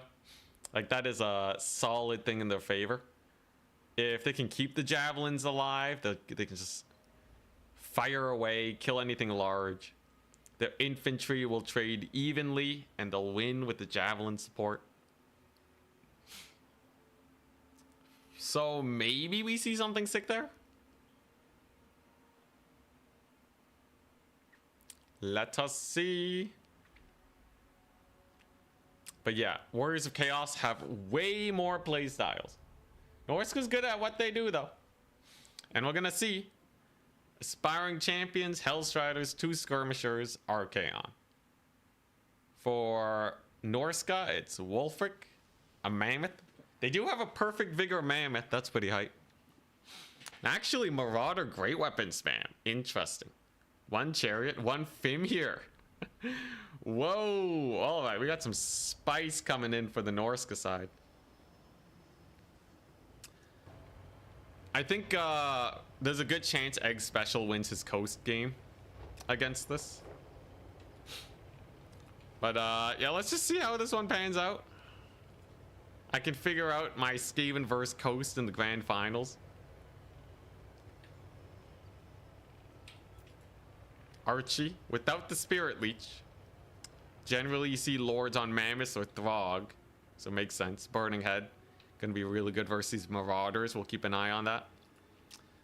But one of the main single entities that Norska has that Chaos doesn't is this Mammoth War Shrine. So it can give up to 20% physical resist and perfect vigor in an AoE around it. If the fight ends up being pretty grindy, perfect vigor means that you're gonna see 25% more melee attack, way more speed, and way more leadership for the forces of Norska. It's kind of a big deal. So Chaos is gonna have to pull out all the stops to take down these mammoths, and they don't have a lot of range. Typically it's a Hell Cannon to wear these guys down and Archaon to finish them off. Norska doesn't want to push all the way to your backfield just to kill a Hell Cannon, but with a couple Skirmishers and a Cav start, Chaos is not super ready to deal with that. To defend a Hell Cannon, so we might see Oishi just go for the death thrust and just murder a Hell Cannon if it comes on in. See the saving up. So odds of a Hell Cannon are high. Couple Marauder Horsemen get summoned in. So they're just going to be tussling, and okay. Settles for the Marauder Horseman supremacy. Makes sense. Mammoths already chunking the Aspiring Champions. That's pretty good value. Charge from Archie, though. It's going to get the return value. A lot of these Marauders are kind of slowed to the party. And if this Mammoth goes down, that's bad. Archaon's still at full vigor, but he does get Huntered of Champions. I see. So that's going to be pretty spicy, right? Archaon with only 24 speed. Double Mammoth. Chasing him down. Can barely even see him. Oh, but he does cast some magic. Burning Head on the Marauders. Pretty good cast. And he does manage to escape. Which I would say is pretty nice for the Warriors of Chaos so far. 2 big smacks from the Mammoth. Chunks them down. Wolfric, of course, is in here too. Gets another hit. He is on a horse, so the Mammoths don't do like a million damage, but they're still pretty scary. But Hellstriders against Wolfric's pretty spooky. There is also the mass skirmish Cav core on the flank here that may just melt down the Mammoths. He seems to be sacrificing his chariots to stop them up, using them as a wall to defend while the grind goes on, but Wolfric's taking a lot of damage. Archaon is no joke. Of course, the Mammoth has 1,000,000 HP. He still has more HP than Archaon right now. Don't be fooled. But the stats here are night and day, right? 34-34 to 68-60. Wolfric is not trading up here. The vigor is not really here yet because this thing hasn't built up its passive. And Wolfric does have to disengage. Now the Fimir are on Archie. He's taking a little bit of damage, but that was honestly a pretty rough trade. If Wolfric dies here, it's basically game over for Oishi. Fighting continues throughout the rest of the battle. Nothing too impactful. You know, it's just Aspiring Champions, Clobber, and some Marauders. Archie does get Hunter of Champion again, though. The thing is, he's still kind of fast. 47 speed to the 48 of the Mammoth. Hunter of Champions is not exactly a net unless you have an extra slow, so he makes it out completely fine. But man, some crazy overextensions with these Mammoths. Pulls back. He's got the bloodlust in him, that's for sure. So yeah, the vigor is not really built up yet. They didn't have an opportunity to farm infantry yet, so they're actually suffering pretty hard. Archaon's doing great. Boat kills off the Forsaken, so we are seeing a slight advantage here for Norska. They do have a lot in the bank. It looks like they want to summon in something pretty spicy. Of course, the Mammoths are pretty good versus the cavalry. And this is where they are going to generate more value once again, right? They just want to sit on top of infantry and get them killed. It's a lot of high priority infantry that could use a kill in here. These aspiring champions for sure. The Fimir are kind of getting bullied, but they don't have anything too big to counter them. A really big Marauder Horseman commit too into the Marauders is going to be pretty painful. And man, another... So Plague of Rust Archaon. Maybe just to make sure that he doesn't commit to the fight. That is 18 seconds where he probably doesn't want to fight because he only has 54 armor. And that does give Norska an opportunity to clear some more units. He's being extremely aggressive though. He's being extraordinarily aggressive. This is still anyone's game. I think Chaos is slightly more comfortable, but with Archaon so low on HP, it's pretty bad. Maybe he did get a couple hits. He does look like he's a little bit lower than when I last checked. Still no perfect vigor on the Mammoths though, because they just don't have any infantry to kill right now. But a huge pick. 2 Marauder Horsemen completely off the battlefield. That's quite nice. Burning Head though, securing the middle. Warriors of Chaos now pretty comfortably on a double cap and on their way to a triple cap. It's pretty bad considering we're already 5 minutes into the battle. Chaos already at 460 tickets. But Norska knows that they gotta pull back in value, so they're kind of stuck grinding the Horsemen. But like, how much time do you have left? It's 180 tickets per minute. So really, if Chaos just holds this for 5 minutes, Norska's in some big doo-doo. Even if they hold it for 3 minutes. You know, they can just win on a double cap. Like, Norska has to get a capture now. They're extremely overextended over here. The Horsemen refuse to run. That one finally breaks to the Skin Wolves and the Chariots, but like, now he's just waddling in back. Look, if he can capture this in the next 2 minutes, I think Oishi is not in a terrible position. But you can see a lot of summons are going for the middle point. And Chaos is very ready to hold it. They have how much capture weight? 5 capture weight and 4.7. These aspiring champions haven't lost any entities. So as long as they don't keep taking damage, they're just gonna hold equivalent to 2 units of infantry. That's pretty bad. It's pretty bad for Oishi. Still though, it looks like he will be able to take the high ground. And a big engagement goes down over here. Or maybe not. Possibly just posturing. Looks like he wants to just basically shove off Norska and to take the fight on this side of the battlefield. Maybe he's trying to bait for a burning head. Kind of feigning a lot of charges here. I think he wants to get a burning head on those infantry units. And the capture is going now. Now, an 800 ticket capture is not bad. But it's usually not bad if you're up trading. With Norska down trading, it's pretty bad. But, you know, there are still plays to be had. Man, those Mammoths just not doing anything though, are they? They've just been walking around the whole battle. Chaos does have a lot of resources too. Summons in the cav, surrounds the caster. Yeah, it's pretty dunzo. Archaon with the massive Searing Doom. Pretty good damage on the Skin Wolves. Did overcast, so he took a little bit of heat, but like, you know, terror routes on the Marauders. The aspiring champion's just gonna crush it, and like these couple Marauder Horsemen, he has 2,000 in reserve. Yeah, and it just seems like Oishi did not have the tech. Well, he did have the tech to kill the aspiring champions, but the mammoths were too distracted by everything else to really stop him. Though, you know, Archaon is still very low. He could just snipe the middle point with all these infantry units overextended. Mammoths are kind of derping on each other. Maybe we see a big loss of Marauder Horseman to the Skin Wolf Fimir combo. I think that's his out, right? His Fimir got to decide which point to go on to. Either capture quick or defend. But Marauder Horsemen don't have the most capture weight in the world. It'll be a slow capture. They're kind of getting shoved off by these guys. So it looks like they will hold.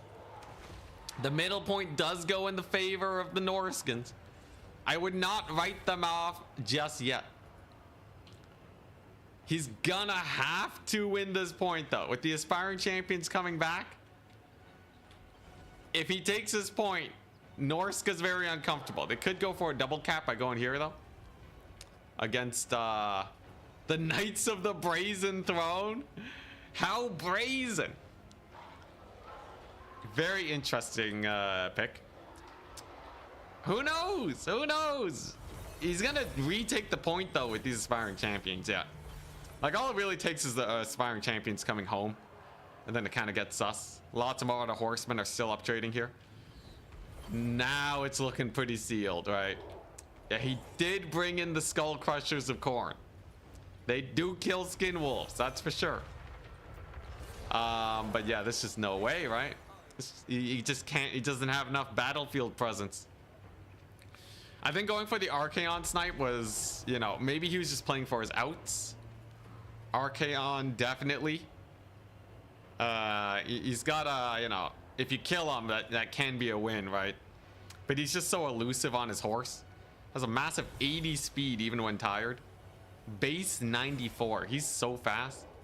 The mammoths have 50 speed when tired. So yeah, that looks like it's gonna seal his fate. Big charge on the aspiring champions though, you know, a little bit of damage. Forsaken, probably gonna get killed. Man, that high ground is secured though, man, them Hellstriders. I wonder if Chaos is gonna beat the Vampire Coast. Egg Special's a menace. I think I would rather face Vampire Coast than Warriors of Chaos, because Hellstriders. But we'll see, we'll see. I gotta beat Kislev first. Oishi-kun going down.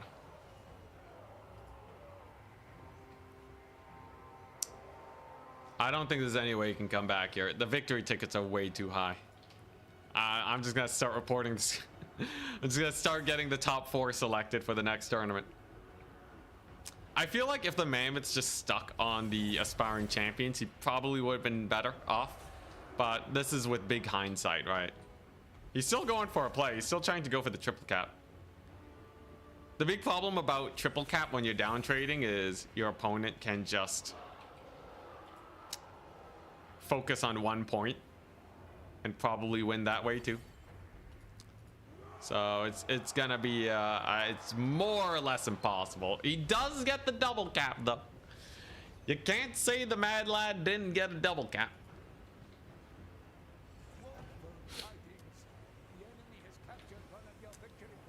He has 2 minutes. It's gonna take like 2 minutes for this mammoth to get over here. Right? It's gonna take like 2 minutes. He has to basically pull everyone. He's almost losing the middle point too with just like a handful of dudes. Massive burning head too. Oh my gosh. The unnecessary steel chair getting him off the battlefield. Surprised the mammoths are still alive. They are really tanky. Like Wolfik still has 3000 HP even though it looks like nothing. But yeah, a minute has gone by and the mammoths are just in the middle of the battlefield. And yeah, once again, Chaos retaking the high ground. Poor Norska. Although apparently they're quite good. But Chaos is definitely like A tier or A plus tier faction right now, even without the blood beasts. I'd say probably an A tier faction. Norska is like a solid, like A minus. The Knights of the Brazen Throne even do anything? They didn't pay for themselves. Knights of the Brazen Throne kind of just died to infantry. I still don't think this is a good unit, but you know, if Navigator's taking it, maybe. I don't think the 2 Mammoths is a misplay. Although I will say Hellstriders do annihilate them. I think positionally the game was close enough where if he killed the Hellstriders, like I think this game came down to calls that were made. It came down to decision making more than the compositions. Dang, Oishi's out. Oishi's out of the tournament. He's left it. Which means now we are up against our nemesis of the tournament, the guy who defeated us earlier. Rusto. We're up against Rusto. Hell yeah. Oh god. Are we playing on Road to Talabheim again? That sounds like a terrible idea. That sounds like a terrible idea. I don't want to play Road to Talabheim. Altar of the Champion. Road to Talabheim. Celestial Lake. Celestial Lake is, oh god, that's a tree heavy map. Celestial Lake's also kind of sus. It's all sorts of sus. God dang it, we're probably gonna play on Road to Talabheim again. No, not the Road to Talabheim. Alright, you know what? Ban Celestial. I can rematch on Road to Talabheim. We win this. How do you rank Tzeentch as a faction? Pretty low. There's a lot of factions that are just better than Tzeentch. They kind of suffer from not having a very strong front line, but they do really good into some factions because of their Lord Snipe capabilities.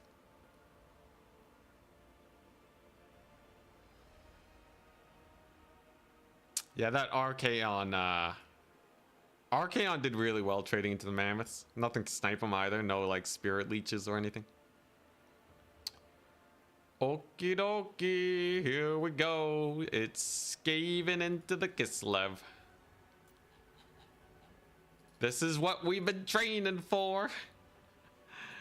So skaven into Kislev. What are we looking at? What am I even looking at? He bans Altar. Okay. The dreaded...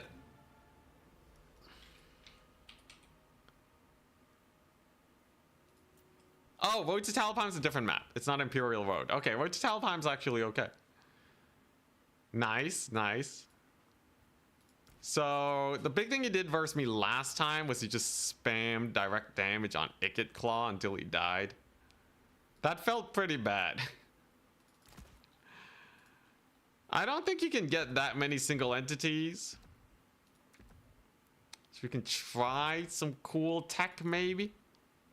We can maybe try some cool tech. The biggest thing that we gotta do is defend our range units. If our range go down, it's Jover, man. It's super Jover. So we really gotta keep them safe. Let's see here. Sure. So I can do that. And then I can take me one of these. Kislev, on the other hand, they got their little Groms.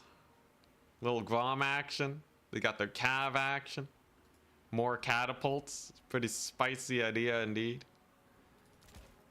Let's see here. The cavalry is definitely the biggest spooky thing. But it's not too bad. It's not too bad. Council Guard can be really annoying to deal with too.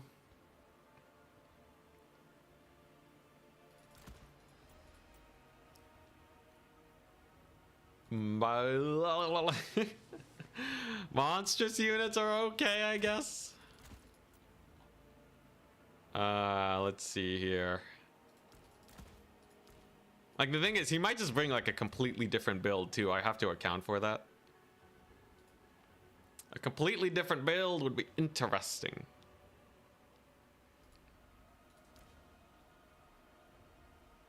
What spells does this guy have? I guess I could do that. Oh, I have ideas. I have ideas, people. Okay. I have so many ideas. You don't even know. So, sure. Guess I could take this. That's a good one.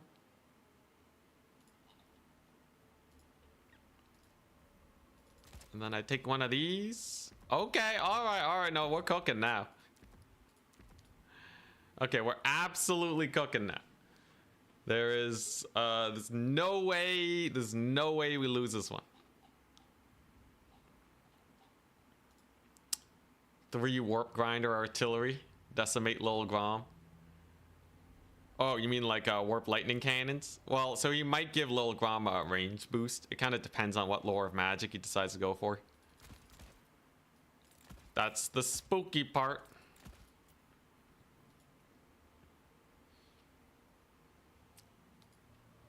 He's definitely gonna have a lot of infantry. Kislev really rely on that to do well. But I think I got a decent build. Kislev infantry is pretty expensive too. So they can't really afford to just sit around and get shot up all game. It's a nice little benefit that we have for ourselves. Now the Rogue Doomflayer is actually not bad because it distracts his cavalry. They're gonna have to run around to do more useful things. So that's pretty cool. Yeah, Thwart definitely bullies enemy lords.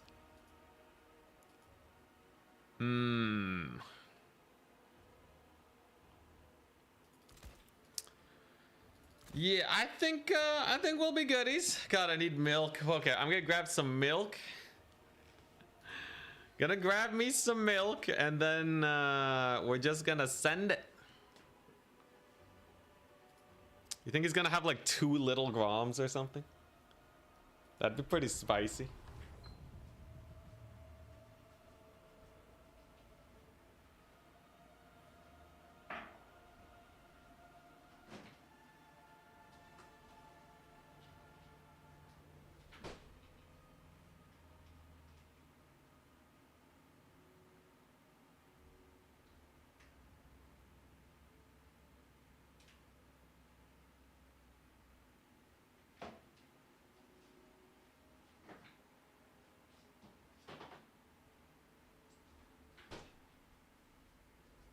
So for the record, I think this map is way better for us, by the by. Road to Talabheim is way better for Skaven. The tree cover can help us out a lot versus Cav.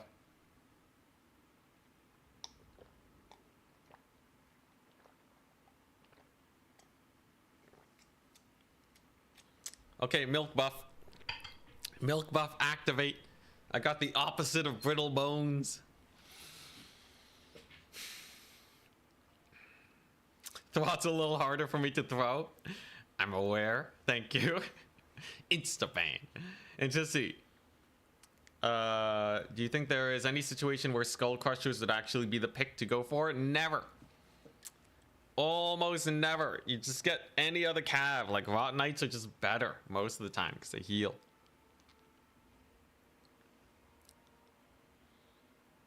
It's actually vodka. Come on. Nah, we're not drinking vodka. That makes Kislev stronger. As we all know. Milk doping. The raw milk? Dude, don't drink raw milk, guys. Don't drink raw milk.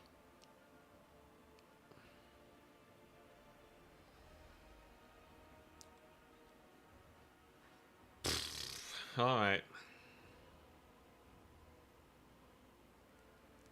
It should be pretty difficult for him. to do anything. Should be fairly difficult. I think my build is fine. The build is good.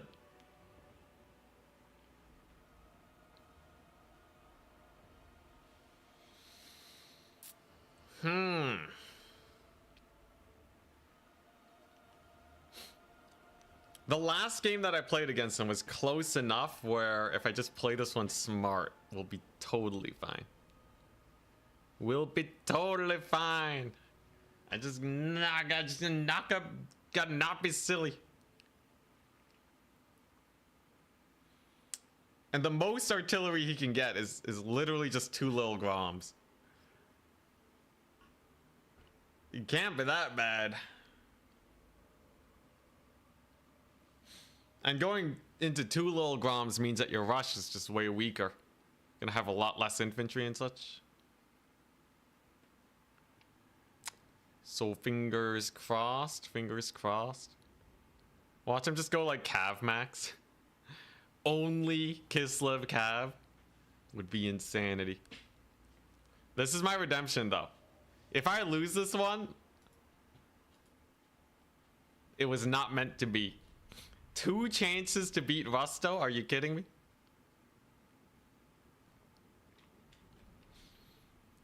The age of the Skaven is nigh. So this time the idea is simple. The idea is very simple. I'm going to park my Jezzails, and I have 2, in this forest. So this one chills in the forest to get its poke in. I have my caster with the Wither and Vermintide. And I got double Storm Vermin to keep them safe. So this can't possibly go badly, right? There's no way his Cav managed to dive these guys. I got the Throt, which is way less susceptible to the snipe. And then I have a million slingers to just chill, I guess. This can't possibly go too bad. You know, I might get like a little bit of cav on the slingers. They're gonna have to be a little wary. But you know, nothing like a rat ogre summon can't deal with. I can get my warp lightning cannon over here. You know, it's all just good stuff. It's all just a bunch of good stuff. I'm gonna have to be really careful with that cav though. Like a cav flank could just annihilate this without support. So that's the play. Throt's a tanky fellow with the rat ogre summon.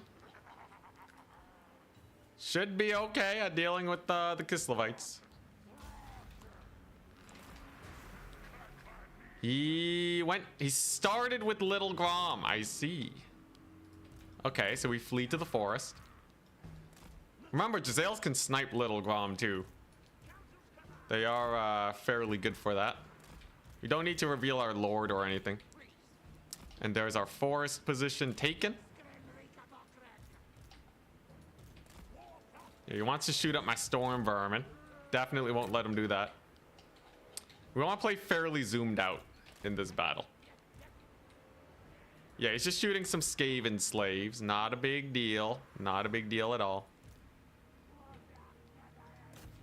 What's the range of this bad boy? It's pretty far. But if I get these Jezzails showing, he's probably going to target fire them. So, you know, just a little mini volley, right? And then they pull back into the trees. Then we get a mini volley on the Grom. Doesn't have much in the way of cav yet. So kind of just chilling. You see that big volley on Grom? Annihilation. Absolute annihilation. I'm just going to bring in my warp lightning cannon now. Why not? So Little Grom's a little worse for wear now. We can get another volley off. And I have a double cap. That's about as comfy as you can be when it comes to this kind of situation. We got to be real wary that we continuously uptrade here. And just hunker down on our 1 point. Let's get another volley off. Remember, the Skaven slave slingers are really good for that. Could get one Doom Flare, maybe not quite yet though. Okay, that's pretty good volley. We got one unit almost routed. Yo, where's his lord at? Don't even see his lord. Starting off with Lil Grom, definitely, he doesn't have a lot of agency going on. Definitely want one rat ogre here supporting. So those are dervishes. Okay, that's fine. Just gotta defend our ranged. Just gotta pull back. There you go, so they're dead. And then I can start summoning in clan rats to get them into a couple issues. The Jezzails are amazing if you micro them right. They shouldn't take too much heat. There's my clan rat summon doing well. Warp lightning cannon can start killing off his skirmishers.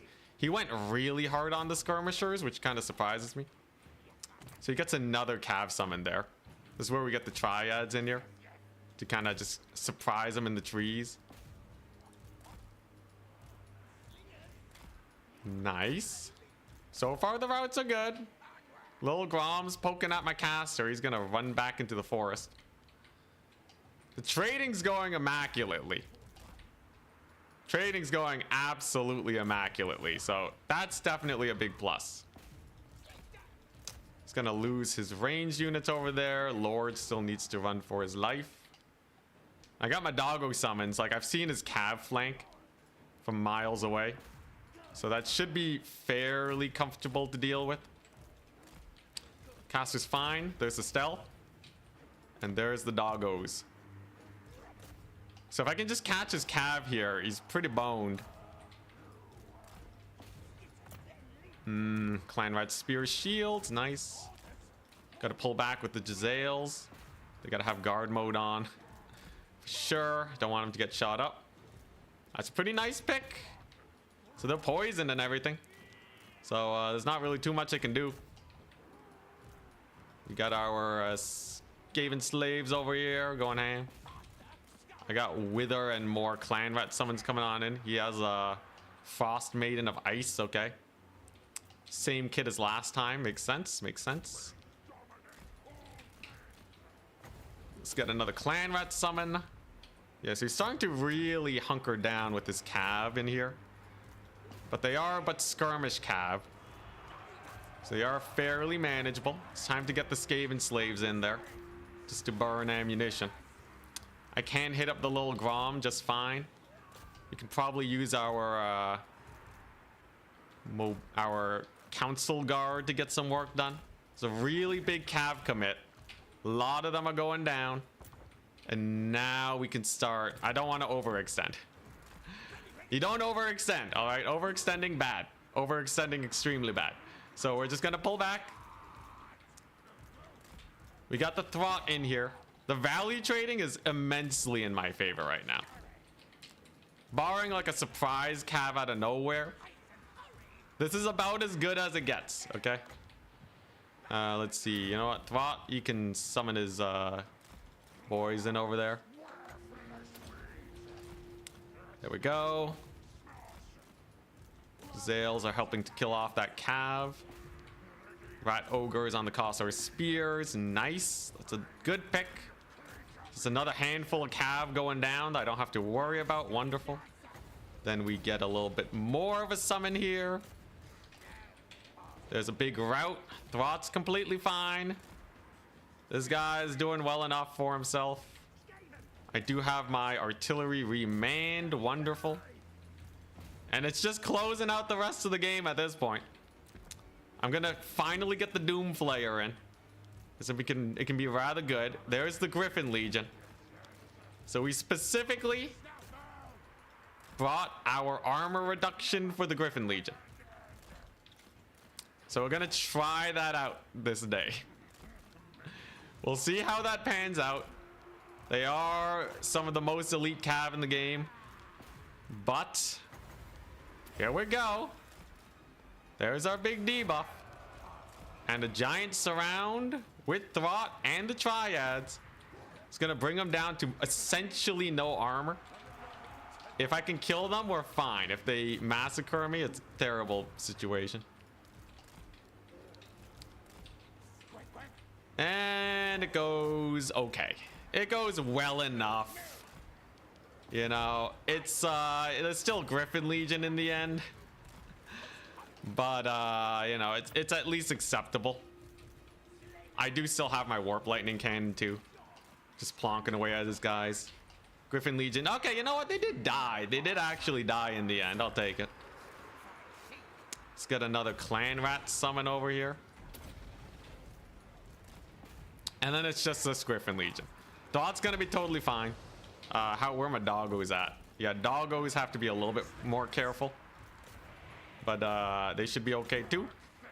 Don't have any spell casting for these guys. But I do have a double cap. Which is very, very good. The artillery piece is completely unhindered. I think we did it. With flying colors too. All you have to do is just not lose your Lord, I guess. Ah, crap, my caster. Right as I say it, caster just gets obliterated. But yeah, it seems like he really lost a lot of agency starting off with the Lil Grom. And then just some good Giselle micro kind of did me a lot of favors. There we go. About to kill off his Lord now. Counter charge his Cav. Very nice. I gotta keep an eye on Throt. One bad move and he's a dead man. Just gotta keep an eye on that bad boy. Throt better live.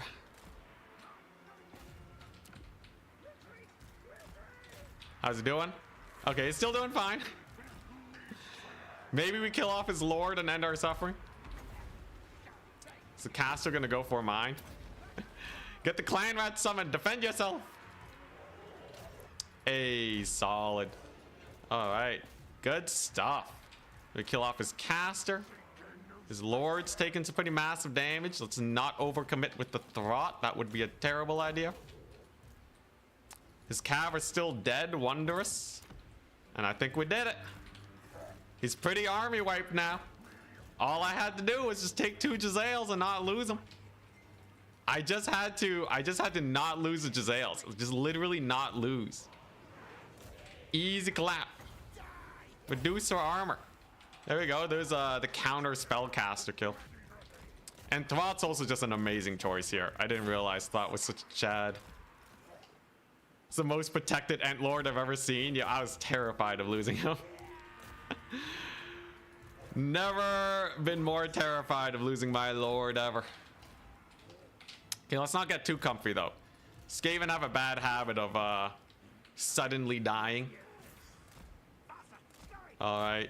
They have a really bad habit of just like, what the? You're just dead now, you know? Because the Cav summons in the late game can just clobber your face. There goes his character. I think I just ignore this point, hunker down on these two.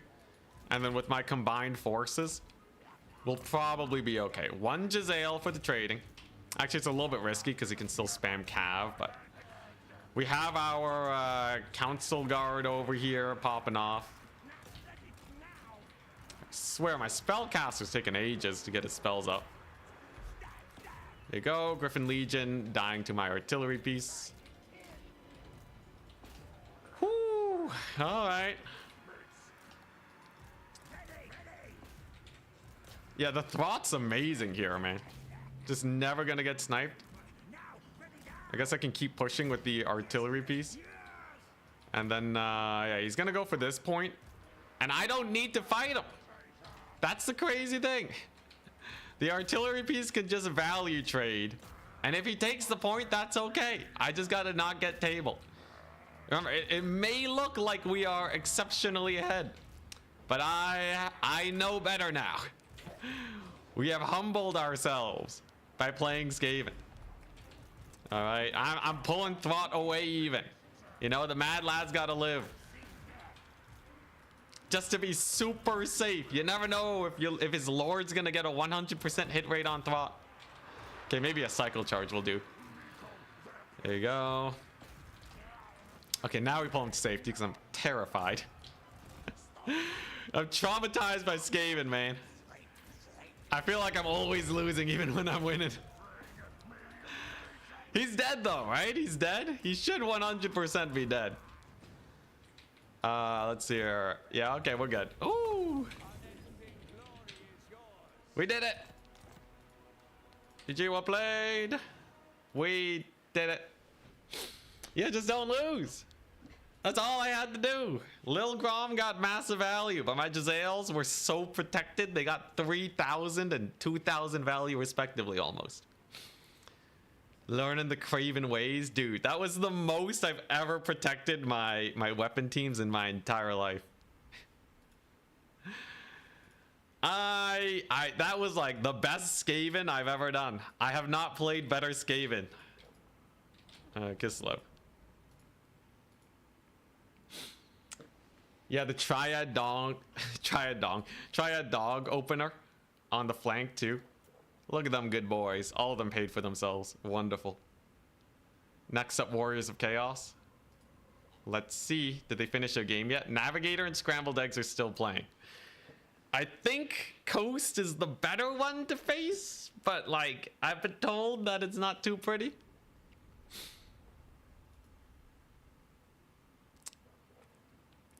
Yeah, very hard to dodge weapon teams. We eventually killed Lil Grom. Don't know what it was getting value on, but my Warp Lightning Cannon, 1200. Not as good as a Lil Grom. How did my Storm Vermin do? Pretty nice. They tanked. They were just kind of in the way of things. I think that map was way better for me too. That was an exceptional map for me.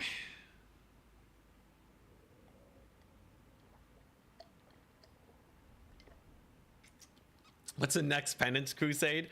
After this, I've paid my dues, okay? If I win with Skaven, I have paid my dues. Okay, it's Navigator Scrambled Eggs. It's Warriors of Chaos.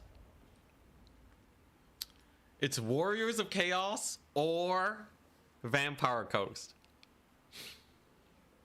I think Warriors of Chaos is the spookiest because freaking Hellstriders. Hellstriders are gonna suck.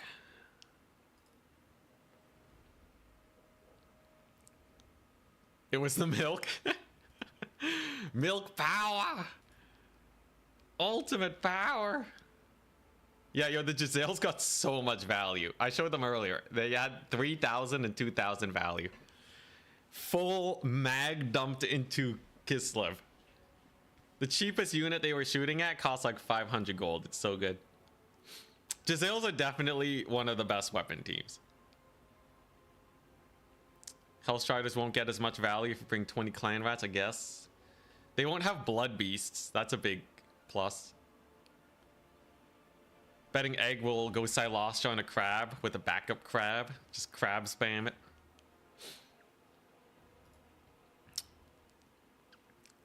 Yeah, that game was like that was probably the best Skaven performance I've had. Oh boy. And we predicted, because we played against him earlier, we knew that he was going to go for that cav flank. We also saw him summon them in. So I was able to prepare fully for it, and he just never got onto my guys. And micro Giselles are just like the biggest pain in the butt to shut down. They're a fat pain in the butt, these guys.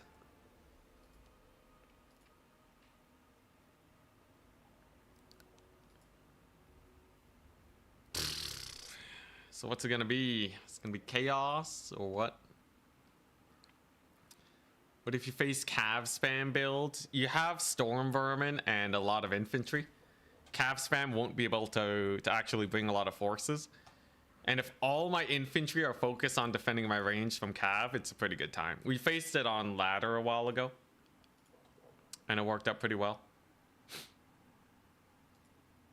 Skaven are the small warriors of chaos. In every single way. Yo, if they had Pavane, Skaven with Pavane of Slanesh, insta win. Gotta be careful. Chaos can bring a lot of snipe potential on Skaven. So it's questionable as to whether or not we want the rot. This is we're in the finals now. Yeah. We are in the finals.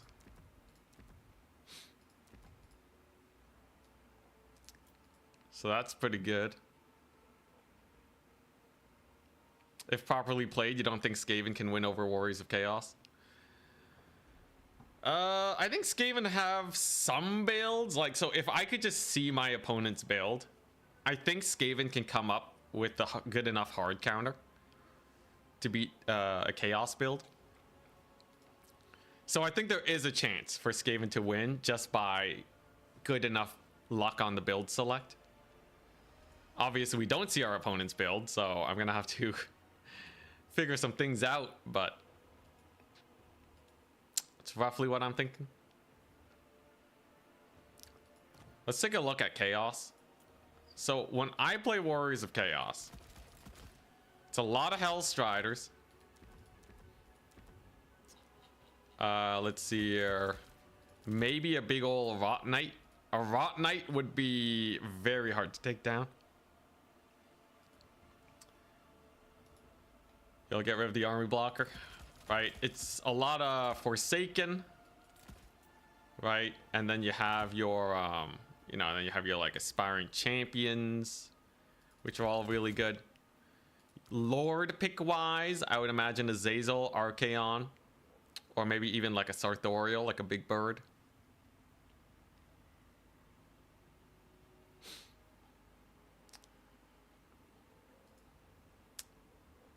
But like after that, like it's really just Forsaken, Aspiring Champions. Marauders are not like a big threat. What maybe a Hell Cannon, the Rogue Hell Cannon, 420 range, loses to Warp Lightning Cannon.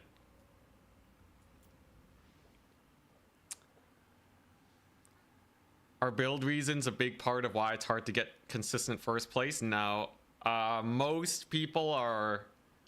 There's not that many super strong players out there. So usually, if you're just good at the game, you'll be fine.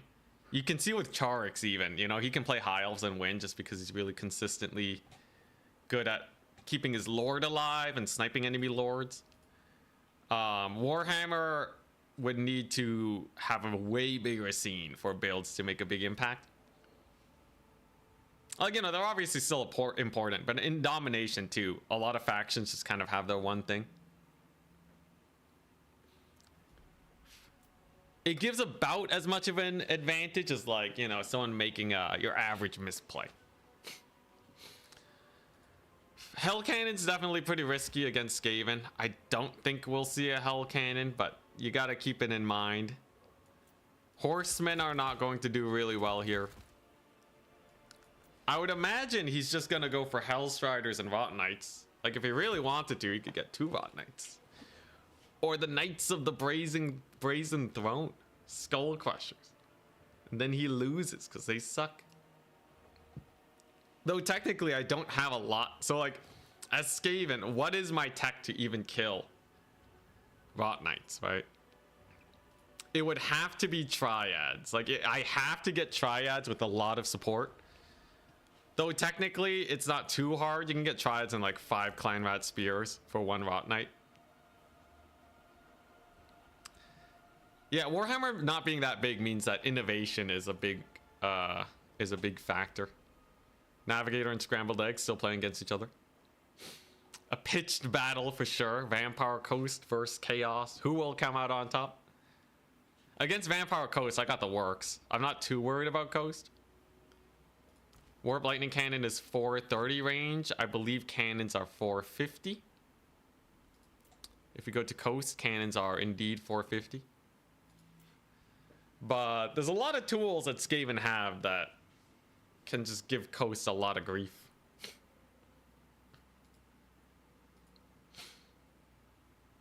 Would Skrolk melee debuff be good here? Not against Chaos. Fireballs and Spirit Leeches annihilate your lords. Is there a ladder for this game? Yeah, there's a CA ladder. but it's not super great. It just kind of queues you up into whoever. There is a great new player scene going on, though. People hosting new player tournaments, once or twice a week? So a lot of people flock to that. A lot of people join Discord communities to find people of similar skill. But if you just want to get a few games in, you can just play a multiplayer ladder that CA has given us.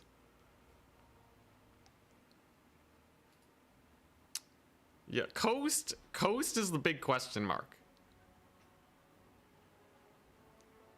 I think like it's not impossible to deal with Coast. Like slingers are probably quite nice here.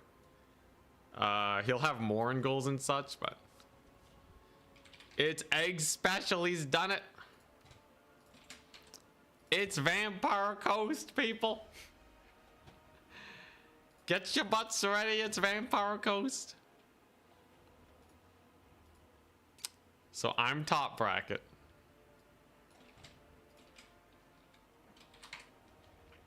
Egg special. Egg special with the Coast versus Skaven. What a classic. What's Terracotta Graveyard?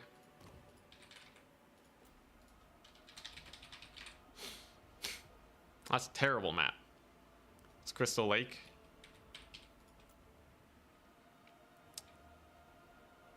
Okay, Crystal Lake's fine. Terracotta Graveyard.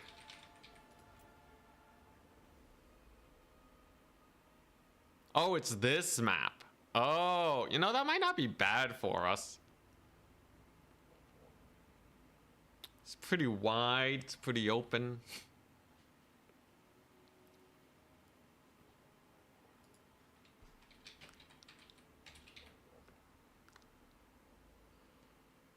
I'm gonna ban Itza. Terracotta Graveyard can be really awkward for Coast for line of sight reasons.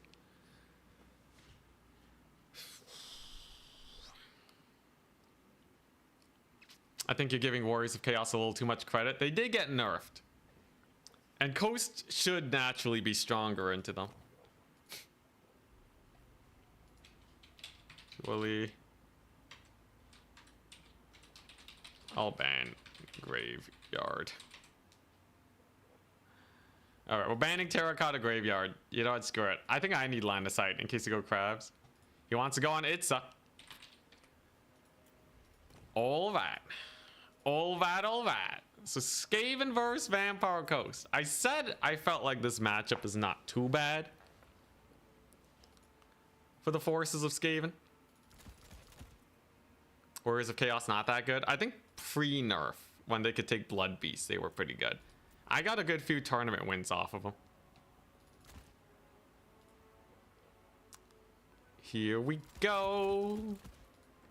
It's time to hopefully not die. So, what does Vampire Coast have? They got Moringles. They got Bats. They got Crabos. The works. They got Spirit Leeches. They really want to Spirit Leech it up. Is any of that remotely scary for me? Personally, I'm not too worried about most of the things Coast can throw my way. I think there's a handful of things that are absolutely terrifying. But generally speaking, they don't have that much, right? Rip Rats. I think Coast doesn't have that much. Let's see here. Okay, so I'm gonna do that. They got Moringles and such. I guess they have that going for them. Sirens can be... I think Sirens are probably the most annoying thing I could run into. So if you look at my anti-Siren tech, like what do I even have, right? Do I even have a thing against Sirens? Not really. I guess Mutant Rat Ogres are a decent choice. Yeah, there's like some Morin goals and such. But like, it's not like Moringulls are like the be-all, end-all annihilator of worlds.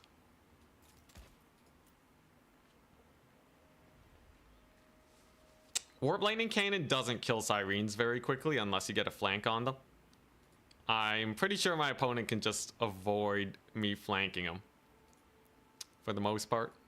And he doesn't have to worry too much on that front. Let's see here.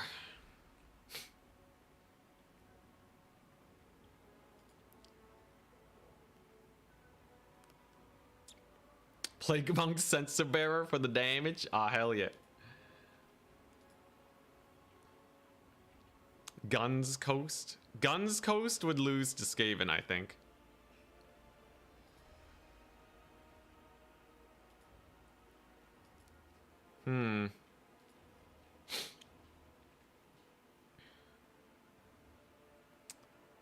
Death Frenzy caster. Death Frenzy's like not terrible. It doesn't give magic attacks, though, I think. Let's see here. Does Skaven have anything that imbues magic attacks? For all their Warpstone shenanigans, not a single one of those spells imbues magic. So, like, yeah, Sirens are going to be a little bit annoying. It doesn't mean we're screwed, though. Not even the Doom Wheel has magic melee attacks.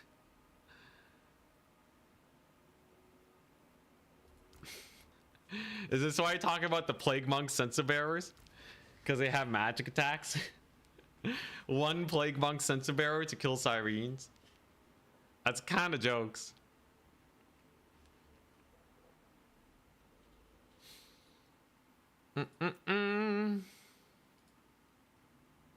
Yeah, that's kind of sad. It's kind of sad, but it happens. Despite the sadness, we move on. Skaven still can bring in the heat. Skaven most absolutely can bring in the heat. Let's see here. Okay, yeah, I'll take 2 of these. Okay, so this feels like a pretty good starter build. Wow, I like have no magic damage, do I? Technically, I could take Icket Claw for magic damage, but he can't kill stuff like Moringulls and stuff. He can't kill Moringulls and all that. Oh, he doesn't even do magic attacks on his mount. I see. Yeah, Skaven are very versatile. It's just most of the versatility sucks. Let's see here. Yeah, I'm gonna need some Siren tech. He can spam doggos. I'm not too worried about enemy doggos, though.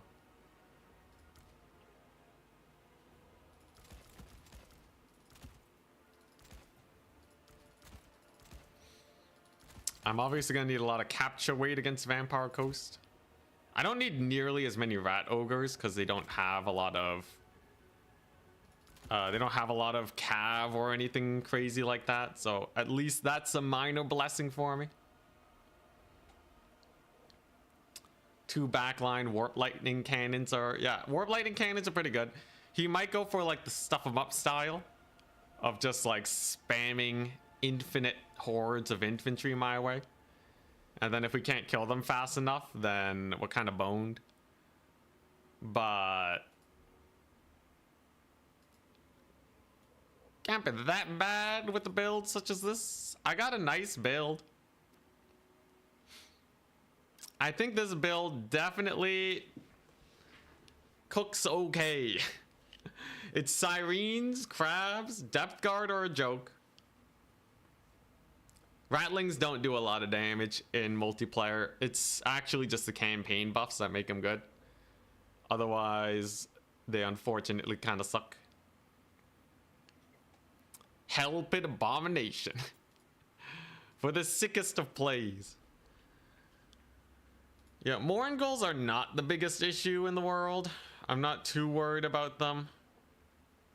It's probably going to be his primary unit, though. I would imagine he's gonna bring some Moringles in here, but have a decent amount of tools to take him out.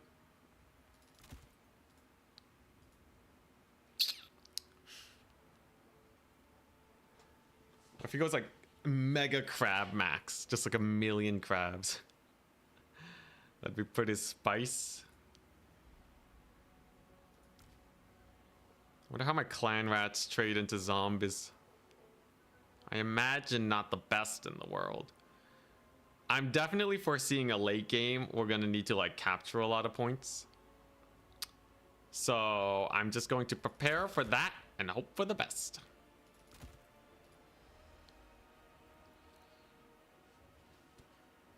All right. Here we go. We're logging it in.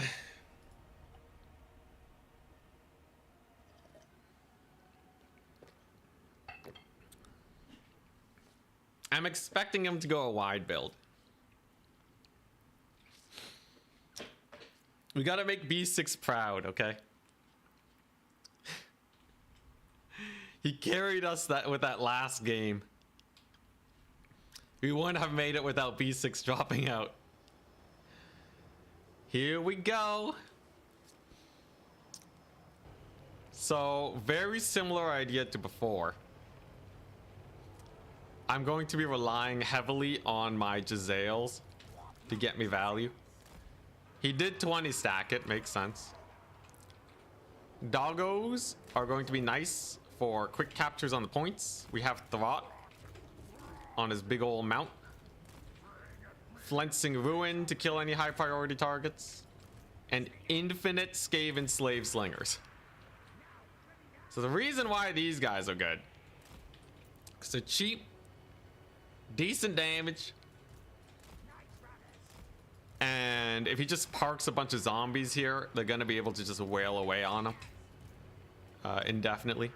They do have to be pretty careful. If they die, I'm boned. So I'm gonna be babysitting them for sure. Can park a Jezzail over here, actually. One thing that Coast can't really do well is shut down my range targets. He's gonna have to send in like some Moringles or like Sirens or what have you. So that's gonna be good. These guys are pretty good at trading. I got a lot of ranged. If he does have a crab, I have a warp landing. Just in case is a weird mass Siren play. Plague Monk Sensor Bearer should actually be able to grind him down pretty well. And they kill infantry pretty fast, so if I kill all the bombers, that is an option. So we begin. So I gotta cap the points very early on. We can't just give them free points. Yeah, this is bombers and such. And I gotta just start spending my ammunition. That's a big part of what's gonna lead us to victory here. Getting hella ammunition. And then we'll be goodies. Gonna reveal my guns because they just have to start shooting. Okay. Skaven slave slingers are gonna be pounding away. Yeah, I'm gonna go hard on this right flank. I don't need the warp lightning cannon just yet. And we're just gonna spam in a little bit more infantry here. Throt should do okay in this situation. Alright, look at that. Slingers are popping off already. Oh, we're getting decent damage. Look at my good old Jezzails softening them up. And so far, so decent, right? Obviously, we don't want the bombers to hit me up, but that's what Throt's for. It's pretty good for that situation. Just right-click them bombers. We can screen off his guys over here. Pretty good damage. Gonna wait for an overcast. Okay, so he does have some Moringal Haunters. Let's see here. Oh, crap. Crap. Pull him back. Pull back the ranged. Let's see here. Mutant rat ogre for these guys. Accidentally have my dogs on the wrong hotkey. Whoops-a-daisies. So he's going for that big old fat rush. Totally makes sense. We're gonna pull back. The Jezzails are killing off the bombers very well.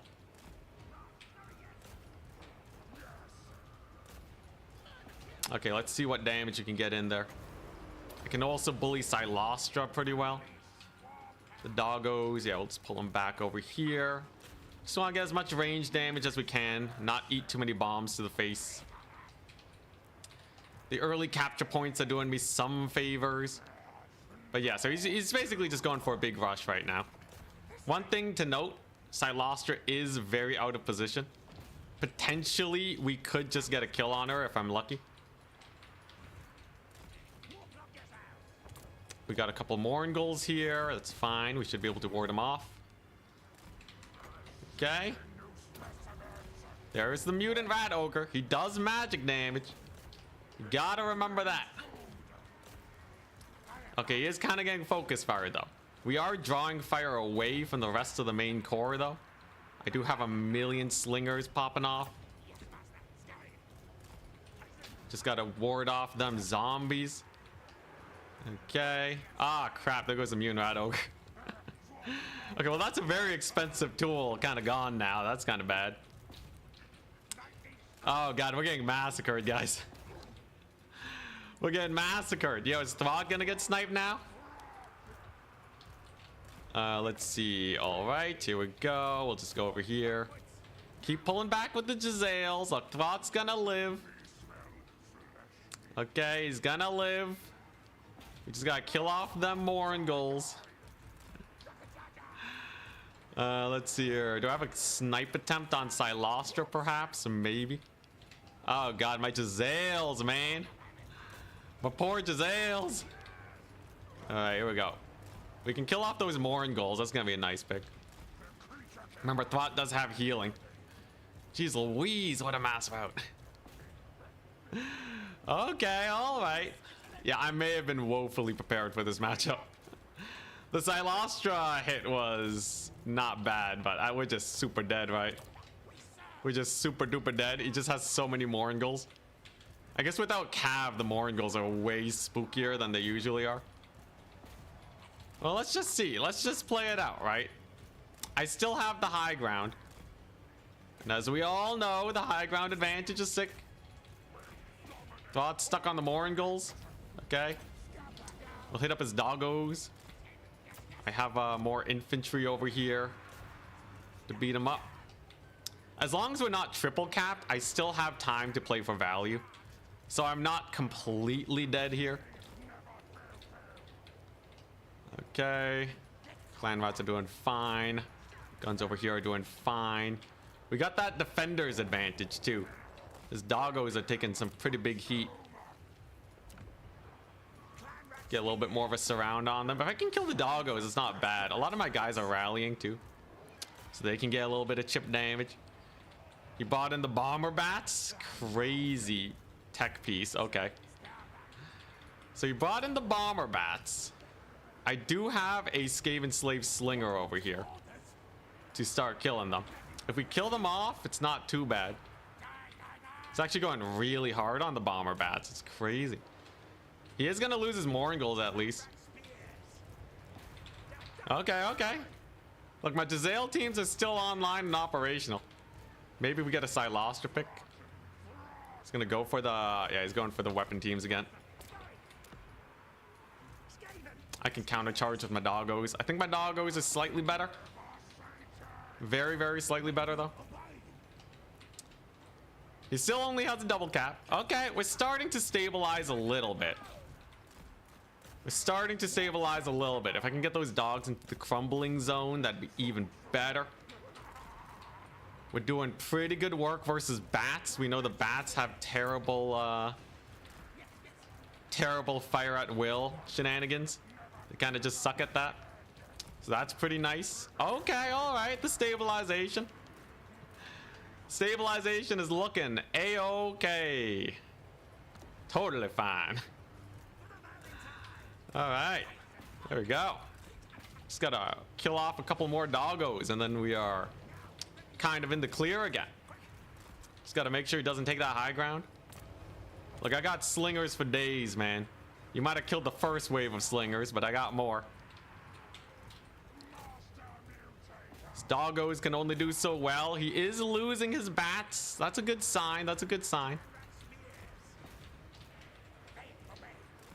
Just has a bunch of guns, really. Nothing too crazy. And there we go. So he does have sirens now. So this is where we get our secret tech pick against the sirens, right? And that's just sitting back and hoping for the best, I guess. I should be able to take to this flank at least. That's good. One slinger over here to handle this. I guess there's not much I can do versus sirens. He's probably gonna get this point. Capture tickets are still very close though. Incredibly close, actually. So if I just hard hammer this right hand side, I think we'll be okay. I can re-secure the top area with a bunch of clan rat summons. Unless he has a surprise Mourngull over there, we should be okay. Thrott's doing fine for himself. Night Terrors are slowly getting whittled. Nice, nice. The Slinger Tide has rallied. If I can just secure a double cap, I don't even have to push into this madness. That's gonna be a big plus for me. And sirens, as scary as they are, not the end of the world, right? Very little armor. Shouldn't be a big deal. I just gotta make sure his bombers here don't cause me too much grief. Okay, how's my caster doing? He's doing fine. He's having a dandy old time. Looks like Loster's not doing too good. I do have a lot of slingers. I have a lot of slingers. He kind of lost his Mourngulls, which is nice. Oh, come on. Please get me that Silastra kill. Silastra kill would be huge right now. Looks like it's a nada, though. I do get the capture point, however. That's nice. So I can just hold on to that bad boy with all my business there. The guns are doing great. I got a million dudes on the high ground. Obviously, we can't hold this for very long. Thrott 2 is in a bit of a pickle, but we do have a pretty massive flensing there. A lot of my slingers on this far side are continuing to generate value for me. So I might be able to take out the middle if I'm lucky. Has another dog unit, which generally is not going to fare too well versus a lot of what we have. The slingers rally. Some rallied slingers is pretty hype. Okay, and I'm just gonna leave those guys for dead. Okay, Caster's gonna go for Silastra. He summons a couple doggos. I have more dogs in him though. Silastra might get a pretty nasty wind spell on them though. Summons another unit of dogs. Crazy sauce. Can we kill Silastra though? A Silastra kill would be huge. That would be massive. Okay, we got a little bit of a big collapse in over here. We can de-summon the Jezzails. Silastra's getting low. She's definitely getting low. Yes, you had to summon a lot of doggos to handle the situation. It's definitely a lot of crumbling going on here. Okay, all right, I'll take it. You know what? It's time. The sensor bearers. What? The sensor bearers. Sensor bearers to secure the middle. Thrott's doing okay. I need 16 seconds. Just give me 16 seconds. 5 seconds. 3, 2, 1. Okay. That should kill off Silastra, and she shouldn't come back in time to win the match against us. I am securing the middle. Amazingly enough. Somehow, some way, that middle is going our way. Mostly. Come on, little dude. It's not fully there yet. Definitely gotta line up my my slingers to get the full value there. I might be able to make a play for the right side though. Some of my guys rally. That's definitely a good one. Come on, you darn slingers, get in there. Okay, that's a big pick. Is Silostra dead yet? I have no idea. I can only hope that she is. I think she probably is. She's probably dead. Okay, the right flank is being mostly secured. The Rot can deal with a few doggos. That's not a big problem. He's actually going all in on Throt. Oh god, that was close. That was very close. Okay. He is losing a lot of dudes in the middle. The Night Terrors are back though. So we're just gonna have to get onto that point. Throt's gonna live. Oh god, this is gonna be a nail biter, isn't it? I gotta take one of these points sometime soon. I have to take like the middle or something, man. Okay, come on. Come on, you darn sensor bearers, get in there. Okay. Oh god, the Night Terrors. Not the Night Terrors, man. Okay, it's just mass summonings now. It's just the mass summonings. The Night Terrors, we do a lot of damage. We got the magic damage on them. If I can kill them and just get the points captured, I'll be fine. You can't stop me forever. If I just keep summoning in clan rats, we should be able to just walk onto that point and be okay. I got my caster back, hell yeah. Throt's doing his bestest. Okay, there we go. Oh god, this one's gonna be close. I just gotta get everyone. Just gotta get everyone here. Have an idle dog unit. Crap. Okay, we got a little bit of a capture going on here. That's nice. He's killing my my dudes here on the flank, but I got a few guys in. It's gonna be a nail biter. It's gonna be a nail biter match. Come on. Come on. The second win, Skaven. You got this, boys. I got leadership over here. His guys are only so fast. It's gonna be a nail biter indeed. Oh my gosh, my sensor bearer is routed. What in the noob is that? Why do my guys have to suck? Oh, thank goodness I have that hero there for leadership. Otherwise, this would be way worse of a situation. Come on, just get on there, man. No, not the middle, no. No. Oh, God. Dang it. Yo, the middle almost went our way. Yo, all right. Yeah, he won it. The early push is what did me in. Where he was able to hit me up with the Morngulls. We almost got there, though. GG, well played. It wasn't a stomp, at least. I think we gave it a fair shot. What I really needed, so like obviously the Morngulls were the biggest issue. Without cavalry, there's so much more of a pain. His sirens didn't really do anything, though they were very scary. It's like a nice back and forth, but this one Giselle not getting its value is it. Dang, the Night Terrors. We were on our way back to a triple cap. So we did kill Silostra in the end. I think throwing the Mutant Rat Ogre was my big misplay. Value on the Sensor Bearers, only 300. I was hoping they would clear his infantry. They kind of just sucked. If I went for more clan rats, they might have just routed to the Night Terrors. Ah, all right. Oh, we'll give him his congratulations. Egg special. Egg special. Congrats on the win with VP.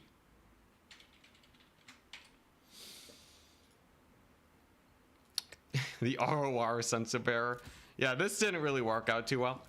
The slingers are good if you can defend yourself against the Morngulls. So I think if I played in a tighter formation and then used like my single entities a bit better, it would have been fine. Yeah, they were so expensive.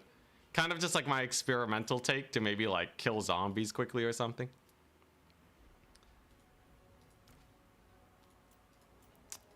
I think, let's see here. What did I need there? What did I need? I could have. This is a really dumb build. Where like you just go for a fat rush. Single entity rush. Kill Silastra at the start. But I think that would just die.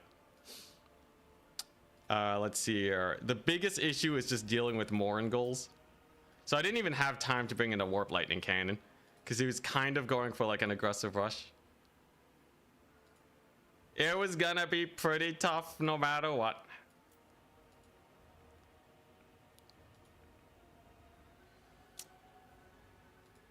I think what we probably needed... So the slingers did fine. The slingers did fine. Maybe starting off with so many slingers was our big misplay. Yeah, it's just dealing with the Moringulls though. Moringulls are a big issue.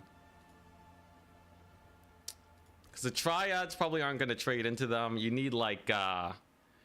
you probably need a bunch of single entities. I think you go for the single entities. The other option is you just go insane and go for like Council Guard again and Storm Vermin. But I'm pretty sure the bombers just delete these guys. And the Moringulls can kind of just ignore them. What did you say about Coast earlier? I feel like Coast is like, do you really just need the Cav to beat Coast? I feel like Itza was also just a really bad map for us. On a wider map where I can comfortably go like quad Giselle and then just a bunch of defense for them and then just sit back with my Storm Vermin, I feel like we would have had a better chance. Itza's a very rush-centric map. But excuses. We gave them a good showing, though. Skaven with the solid made it to the finals. I think we're on the precipice of a win here. But on Monday, we're going to try something else. Maybe we'll try some green skins. Should be fun.